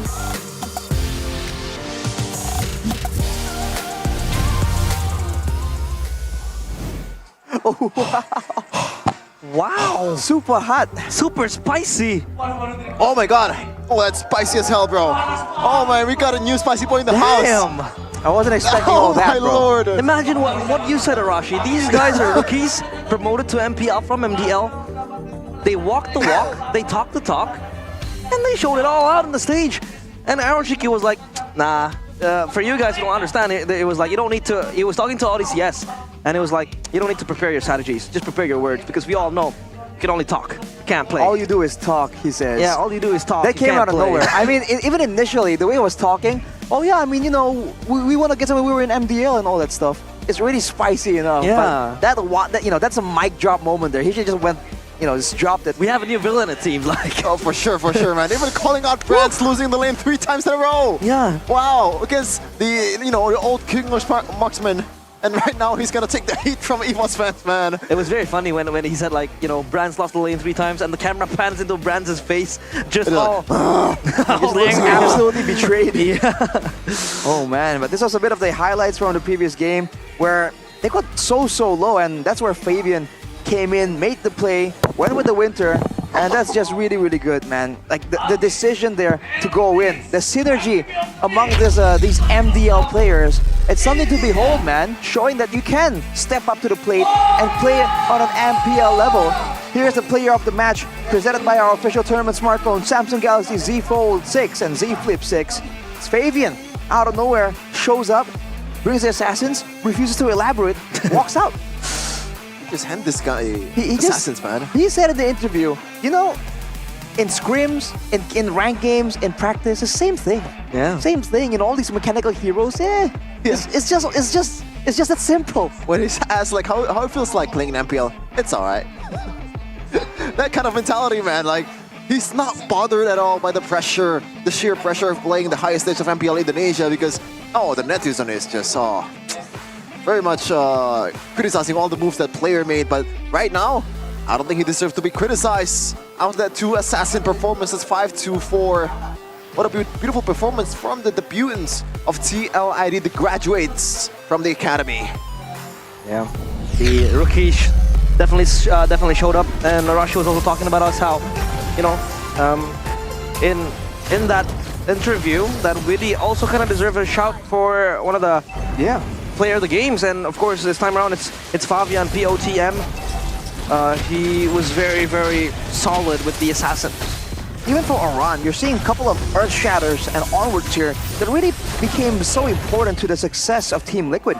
Here's a player of the match by our official gold partner, UBS Gold Highlights. This was a 1v1 attempt where Fabian did not come out on top, man. That's just unfortunate. But afterwards, right, in some of these fights, you can see that you're talking about the big engage tools, the big moment creators, and how can you say it's not witty, right? On the Minotaur, he's expected to do so, but he did so really, really well right here, flickering forward, kind of denying the rest of the members of EVOs from following up on the plane, allowing them to kind of like solo focus each member of EVOs individually. That allows them to get so much success. Afterwards though, Fabian comes in, deletes the whole backline. That's the electrifying beats. And here's Witty once more, making sure that we do not get to a long game once again. Yep, good way to close out a game. Finally, a good showing of a clutch moment that we're gonna see here. Let's see the golden moment of that match earlier.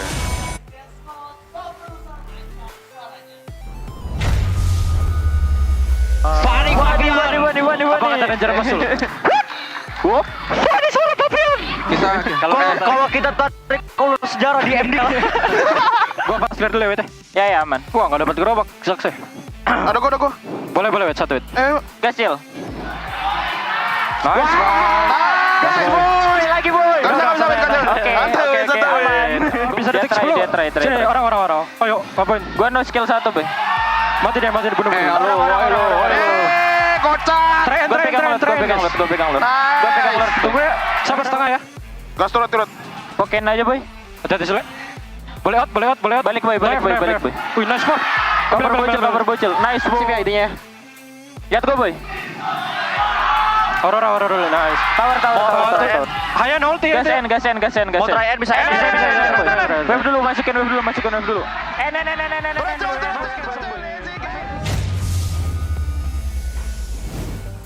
Wow. They're not trash talking in interviews, but also in the game also, man. Saying, oh, you're so funny, bro. I kind of like the energy though. I kind of like the attitude, because like they're kind of cocky with it, but I mean they proved it, right? Yeah. This is again an MDL combo lifted up to MPL against players with experience like Annabelle, like Fluffy. You know, these are players who kind of represented us, Indonesia, just a while back, and they were able to win while laughing. You know, they didn't look intense at all. They were kind of making jokes, confident that they're gonna win. Of course, EVOs were able to get Game 2 back, but in the grand scheme of things, that was a crazy performance by the new players here on the side of Team Liquid ID.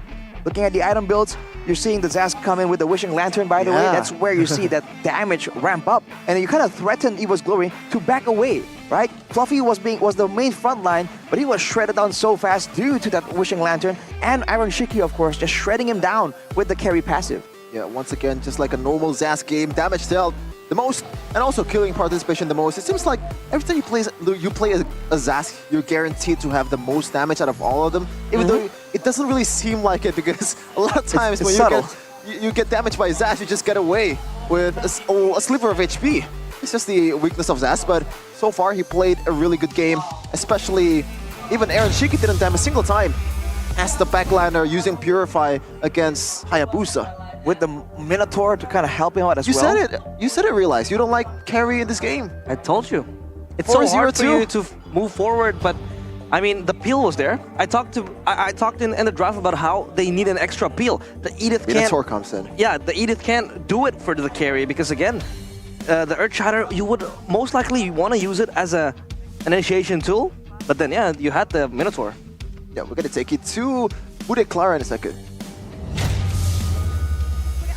Assassin jadi kan analis dari EVO's Glory. Gimana melihat hasil hari ini? Cukup kecewa. Tadi mainnya nggak maksimal. Nggak maksimal. Dan ini boleh didekatkan mic-nya biar semuanya bisa mendengar suara indahmu. Udah penasaran, apa yang tidak sesuai?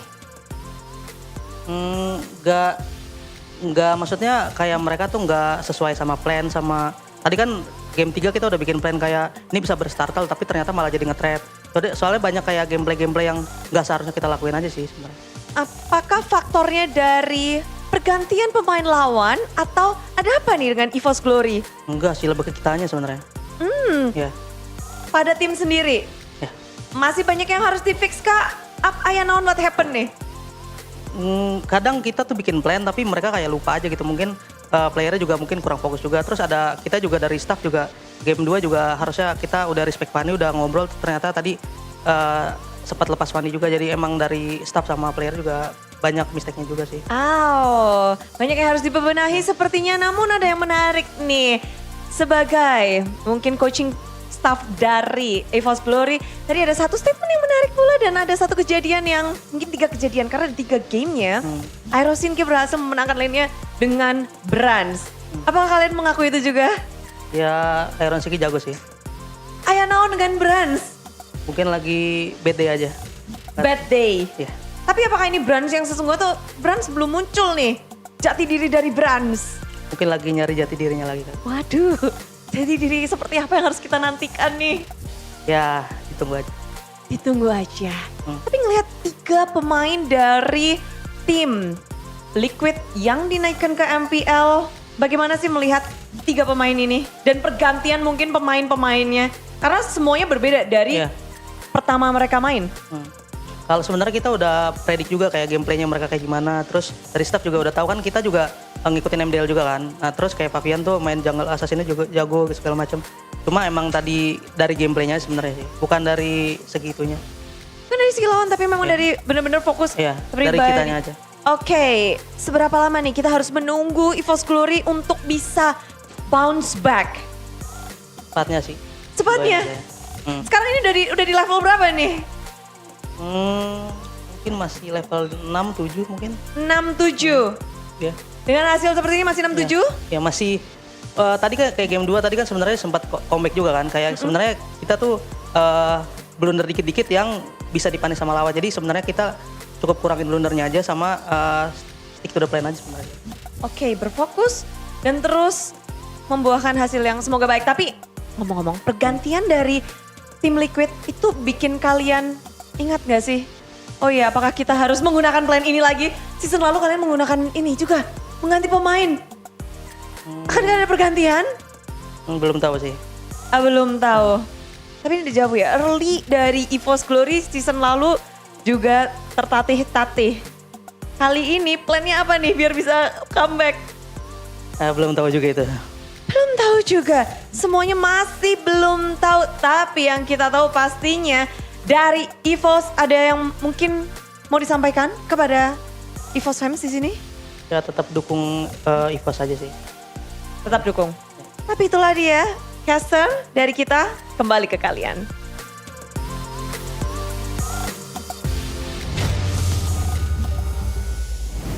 Thank you so much for the assassin of EVOS, a glory, as Bude Clara would say.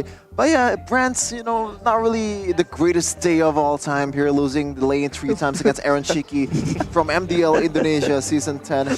And to be fair, Aaron Shiki was amazing in MPL. He's no slouch. He's not a pushover, you know. So it makes sense that he was able to kind of, you know, come out with fire, I guess. You want to prove something. You know, I belong here. Yeah, for sure. And I mean, credit to Naito Mea, right? He was taking full credit. He was saying that, you know, there's a mistake from the player, but there's also mistakes from the coaching staff, right? We share that responsibility, and I think it's great. But here's the Kedea play of the day here with Ilak from RRQ.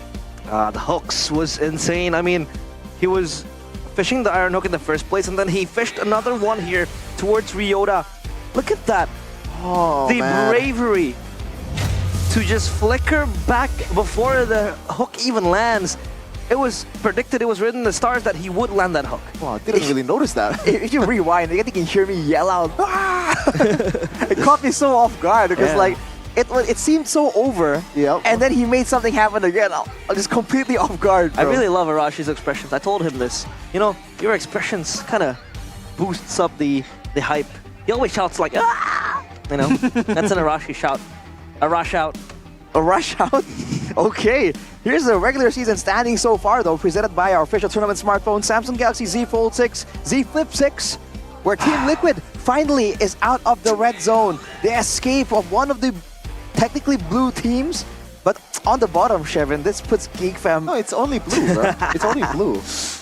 Look at that. 4 blues on the bottom. Bro, 4 blues? What about GeekFam? Geek Fam That Blue? Geek Fam Which of team is number yours? 7? I didn't notice Still that. in the red zone, no? Kevin's like, Geek Fam was never my friend. Bro, are you trying to Hey, cope? wait. No, Are you trying to cope? Let's be real here. Geek Fam, they always start slow, but you know, the Paloy power, the BBB, will be able to... Yeah. What? They're always gonna be... Okay, I get it. Again, I'm sorry. But yeah, let's just move on. Oh, The next, boy. oh my god. Oh, boy. Oh Lord. Have mercy. It's Oh, BTR no. versus Alter Ego, the always fun derby STM. Chaos Derby. Yep. RQ versus Fnatic Onyx. It's the Royal Derby, and also EVOS versus Geek Fam. Oh man. It's gonna be so sad for EVOS once they lose 4 matches in a row. Bro, really? Okay. That brain, Ladies that and short? gentlemen, you heard it here first. You heard it here man. first. If you want to go out, at CHEFFIN. There you go, just comment you on that. missed out an H. Really? I'm sorry. Yeah, this H, bro. This head and shoulders Wow. ready to boost you up and cool you down on your head. Don't let your match become a mess due to dandruff and itchiness. Move on to head and shoulders lemon fresh Gatot Kacha. This one is Tiger Girl.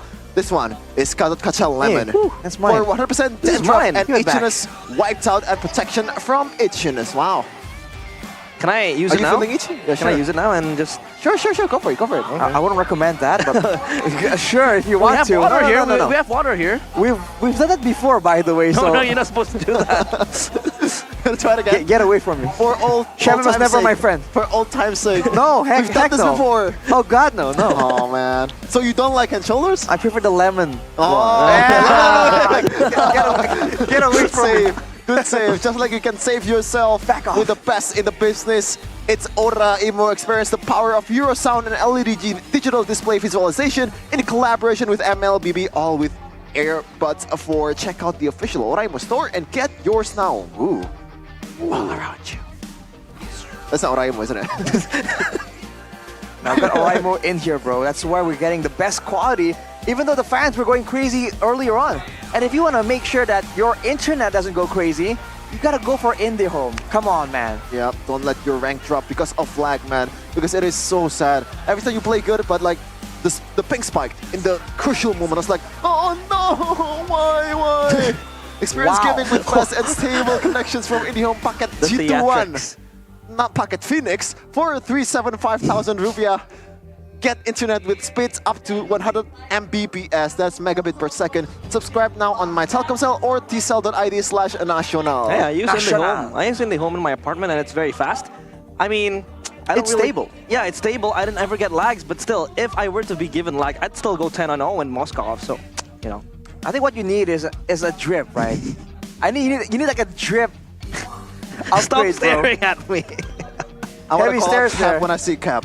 Exactly. So I mean, I feel like if he dresses better, that can translate to better performance I in don't game as think well. so, bro. I don't think so. With Erigo, You know, it's as possible. much as good as Erigo is, I don't think he's gonna be able to save this guy. This guy is, you know. Erigo will save me though. Nah, but yeah, you can This get is dripped personal, out. bro. You can get dripped out, but you're not gonna be able to get better at the game, bro. But Erigo, wherever you go, the best in the business, the best merchandise MPL has right now. You can check it out in the Erigo website, I believe. Yeah. And also, once you get dripped out here, you gotta also have to be dripped out here, man. With Saturdays, winning looks for winning gamers, brought to you by Saturdays and MPL ID. This eyewear is the secret weapon, and also sacred weapon for dominating in the battlefield. Available at www.saturdays.com and all Saturdays stores. Stay up to date by following at Saturdays Lifestyle. At Saturdays.lifestyle on Instagram and also TikTok, as we have something new coming in for season 14. Ooh. Let's go. I wonder what it is, dude. I'm not gonna repeat what I said with Miracle. With the, remember what I said earlier? Or like last week? Go on. The X-rays and stuff. Oh, Sherman But wants imagine if they have VR glasses. Oh, Sherman wants X-ray glasses, is what he was talking about. I want to see the bones. That's weird. He says he wants to see the hips. That's the hip bones, he says. I don't know why. That's what? But, you know, you can forget about that and celebrate Independence Day with MLBB and the Kadira Pantang Mundur battle emote. Make your competitive matches even more exciting by grabbing the hashtag Kadita Gustusan battle emote for free within 5 days. If you participate for 5 days, you get it for free. Yeah. How do you do it? Log in every day, play 5 matches in Classic, Rank, or Brawl, or Magic Chess, whatever you want to do. Team up with friends for 3 matches in Classic, Rank, and Brawl. That's as easy as that. Watch the hashtag Kadita Gustusan promotional video. Share the event, and also the event period is August 3rd to 17th of August, so you don't really have a lot of time, man. Yeah. But I believe you can finish it, because like, this emote is so cute, man. Yeah. Kadita with these teeth sticking out a bit, and also the pain. Why are you laughing? It's just a lot of detail. A lot of details. And because of course, it's so cute. It really is cute. You have to know, tomorrow is the Independence Day of Indonesia, so you can celebrate Independence Day with new skins for Kadita and Luo Yi. Who's excited? Wow. I am. Yeah, For sure, he's a mid laner that sucks at Kadita. Who's excited? Not Rashi. For all of you Kadita and Luo users out there, you can grab some special 17th of August surprises. Enjoy a 30% discount on Kadita's Heart of the Sea skin and get Luo's Tenko skin for free right now. The event is already started, man. Wow. I'm looking forward to get that Tenko skin. Just kidding, I already have it. Oh yeah, it's gonna convert to the fragments, right? Which I can buy for started skins. Right. You know, I said I was excited, and then you're like, yeah, not Arashi. Like, why? Why are you denying me, bro? Because you suck at Kadita, and I'm better than you at Louis also. Yeah, that's like your opinion, bro. But what is not an opinion is the new MPL skin Franco, man. The MPL exclusive skin, Quantum Vanguard Franco, available in the shop with a 30% discount in the first week. So don't miss out. The discount period is from the 9th of August to the 15th of August. So I hope you didn't miss it. It's done for sure. And the discounts are gone. Yeah, you can still It's still a great skin, though. I mean, it was in the game earlier. I mean, I'm gonna buy it up later on. Without the discount, it's still fine because I want to hook like Edok. But why miss out on the discount, though? I'm not a Franco player myself, but after looking at Edok, I think I would pick up the Franco. Well, you can get another skin here that might suit your taste here. Sylvana skin in Youth Fair, exciting events, a sneak peek. The Youth Fair is here with incredible bonuses and exciting events. Grab multiple permanent skins for free, July 17th to August 31st. So there's still a lot of time left. Youth Fair Exchange, redeem Sylvana's painted skin, classroom glam, and an animated avatar border, and also a battle emote, and more, all for free. Many more exciting events will be revealed in a video. Tap to check them out, and now just tap it in-game. As easy as that. You know, I like that event when you get the cards and all that stuff, even though I didn't really get the luck to actually get the epic skin on that 5-star card. I didn't do it, unfortunately. I did. Really? Yeah. You're lying. I'm not. That's a lie. Dude, I got really lucky with the cards, man. For real, 52, right? You get a full 52. gallery? I got 52, but the 5 stars, the special ones. Yeah, I got a few. If you collect 5 of them, you get new like free, I believe, Fanny or Cloud skin, the Heart of Flame. Guys, I'm still here. Interesting. Now you're irrelevant. Oh yeah, irrelevant. Yeah. Because you're not a Cloud player. You're not a marksman or gold laner, man. I am a gold laner. Doesn't look like it. But doesn't feel like it. Right now you can vote MLBB and Moonton on Esports Award, man. Support Mobile Legends for a better scene in MPL and also in the next international scene.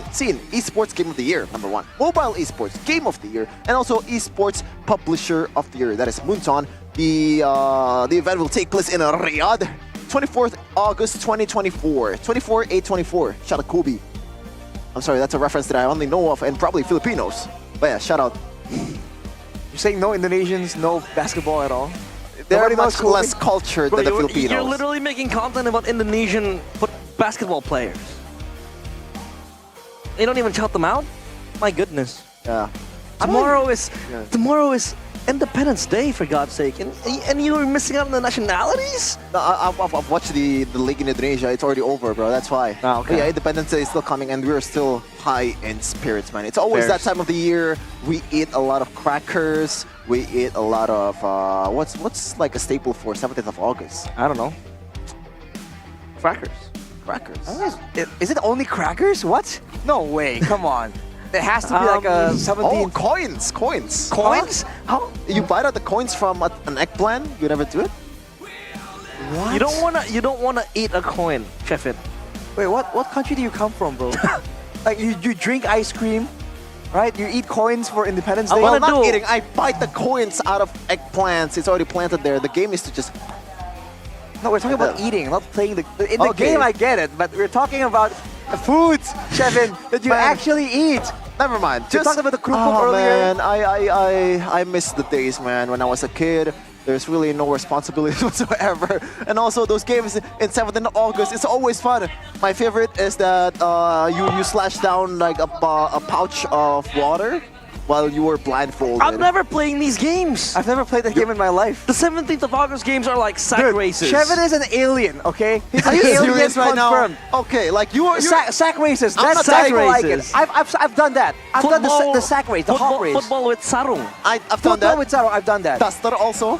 Pine tree climbs. Yeah, Panjat Pinang. I Pinang. didn't do that, You but climb I've up and grab witnessed like it. prizes You from like a pole. You never use like a, I don't know, like a... What? What are you talking It's about? not a Water steak. slices? It's not a stick, like from a banana's tree, like the thingy. Then you... A banana branch? Yeah, banana branch. banana trunk. Then you slash down some pouch water, and the goal is to make it pop. You never do that? You're missing out. What is going on? What? But yeah, there's gonna be a lot of events also in MPL Arena 17th of August, bro. You can get it. Ticketing Hygiene L3 banner. Don't forget to buy your MPL Indonesia Season 14 tickets so you can experience the thrill of MPL Indonesia live. You definitely don't want to miss out on this unforgettable experience, especially with some exciting matches or maybe some exciting people to watch with that I don't really have. Your CITV, you have a lot of people to watch it. I'm not gonna... don't tell anyone brand ambassadors. You know. What? Oh, Sharon, you gotta relax, buddy. You gotta. I think Chefin. You gotta take a chill pill. Chefin ate too you're much losing us here. sugar. Yes, that has to be it. Yeah, it's a that's- Campina. It's Campina, bro. Yeah. It's just too good. It's making our mood and adrenaline rush. It's like the only explanation I can come up with right now. Being an analyst, right? I have no idea what the heck this is. It's just weird. You good? I know. I just got. You okay? What happened? Just kidding. Just He'll be okay. He's okay. We do this all the time. Okay, It's I fine. gotta. What are you, narcoleptic? Wait, narcolepsy is not. It's no joke, bro. I got a friend that's narcoleptic, and it's like Narco what? narcoleptic. I don't know what narcolepsy is. It's a problem like that. It's You know, sleep cycle problem, right? When you spontaneously fall asleep. So No, you'll be like, it's not "Everyone, really- welcome back to It's not really. It's not really like that, to be honest. In reality, What are you it's not talking as about? often. That's exactly what it is. But it is what it is, but it's kind of a bit exaggerated. Don't It's mind like, me. Don't mind me It's the over here. most severe condition. Is that one? Like simultaneous sleep, falling asleep. So you're saying like there's a difference in like sleep pattern for Yeah. insomnia. Guys. How do I explain this, man? Guys, This is It's a been a weird while since I tangent we went discussed off on, dude. But, oh man, we should talk about Mobile Legends, should we? Yeah? About Yeah. time. You think? What a day! What a day! Day number 4, MPL Indonesia Season 14. You know, we've experienced it, and those games, man, it was so fun, and you don't want to miss out on the next matches in day number 5 because we got Alter Ego versus BTR, we got FNOC versus RQ, the World Derby, and also EFOS versus GeekFam. That's gonna be won by GeekFam for sure. So let's see in tomorrow's game. So don't go anywhere. Well, you can go anywhere to be honest, but yeah. We're gonna end this stream, this broadcast. Thank you so much for watching the English broadcast. MPL Indonesia Season 14. We own this! Hari ini hari pembukaan di minggu yang kedua membuahkan hasil yang tidak begitu baik untuk dua tim biru. Keduanya harus menderu karena mereka berada di pulung bawah. Klasemen posisi 8 dan 9 bukan hal yang baik tentunya untuk duo biru. Namun kesempatan masih terbuka lebar karena next match mereka. Beberapa masih di depan mata, minggu ini mereka juga masih akan bermain. Dan hari ini 2-0, 2-1 sudah terjadi untuk menemani kita di hari yang pertama. Hari yang kedua di 17 Agustusan pula kita akan bersama-sama berkumpul di MPL Arena dan juga tentu saja di semua platform MPL untuk melihat, menyaksikan ada dua derby yang muncul, Derby STM dan juga Royal Derby. Ditambah untuk penutupan match hari esok akan ada satu tim lagi yang bisa pecah telur. Hari ini tim Liquid ID berhasil memecahkan telur mereka, sementara EVOS akankah esok menjadi pemecahan telur untuk mereka atau GeekFam? Dan kita akan berkumpul bersama untuk merayakan 17-an dan juga menjadi saksi 3 match di hari Sabtu, malam Minggu, malam yang panjang. Dan tentu hari ini Bude mengucapkan terima kasih kepada kalian semua super fans yang sudah hadir di sini. Dan juga yang ada di rumah yang lagi nobar-nobar karena kalian meramaikan acara hari ini. Dan tentu saja untuk kepada para sponsor dan juga partner. Karena MPL Indonesia Season 14 powered by Moonton. Presented by Official Turnamen Smartphone Samsung Galaxy, Official e-wallet GoPay, Official Destination for Gaming and Esports Kidia, Official Gold Partner UBS Gold. Dan kita juga punya partner ini esports. Ada Campina, Head and Shoulder, Ora Imo, Telkomsel, Dunia Games dan juga Gamesmax. Bersama dengan supplier ada Erigo dan juga Saturday. Acara ini tentu saja supported by PBSI. Hari ini, hari yang begitu mengejutkan dengan performa tim-tim yang sudah meranjak naik dan juga mereka memberikan sesuatu yang baru. Akan seperti apa hari esok? Bude Clara Mongstar mengajak kalian tentu saja berkumpul untuk hari esok. Hari ini sekian dulu, selamat beristirahat dan sampai jumpa di hari yang kedua di MPL Indonesia Season 14 Beyond This.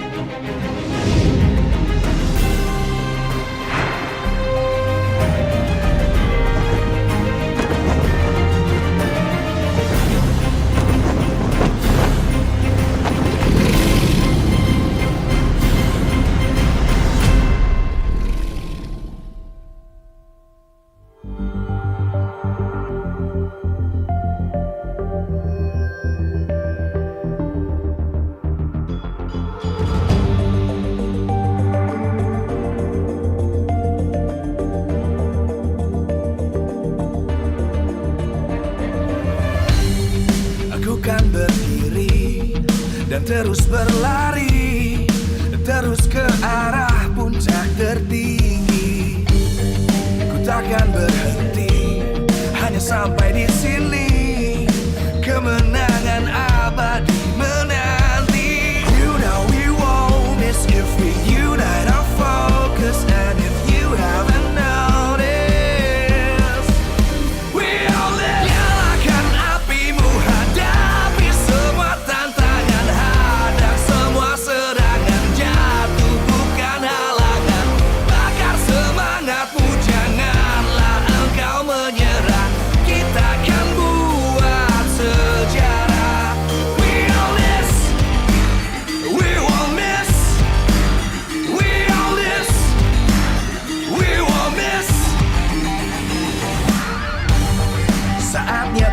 aksi, jalani amal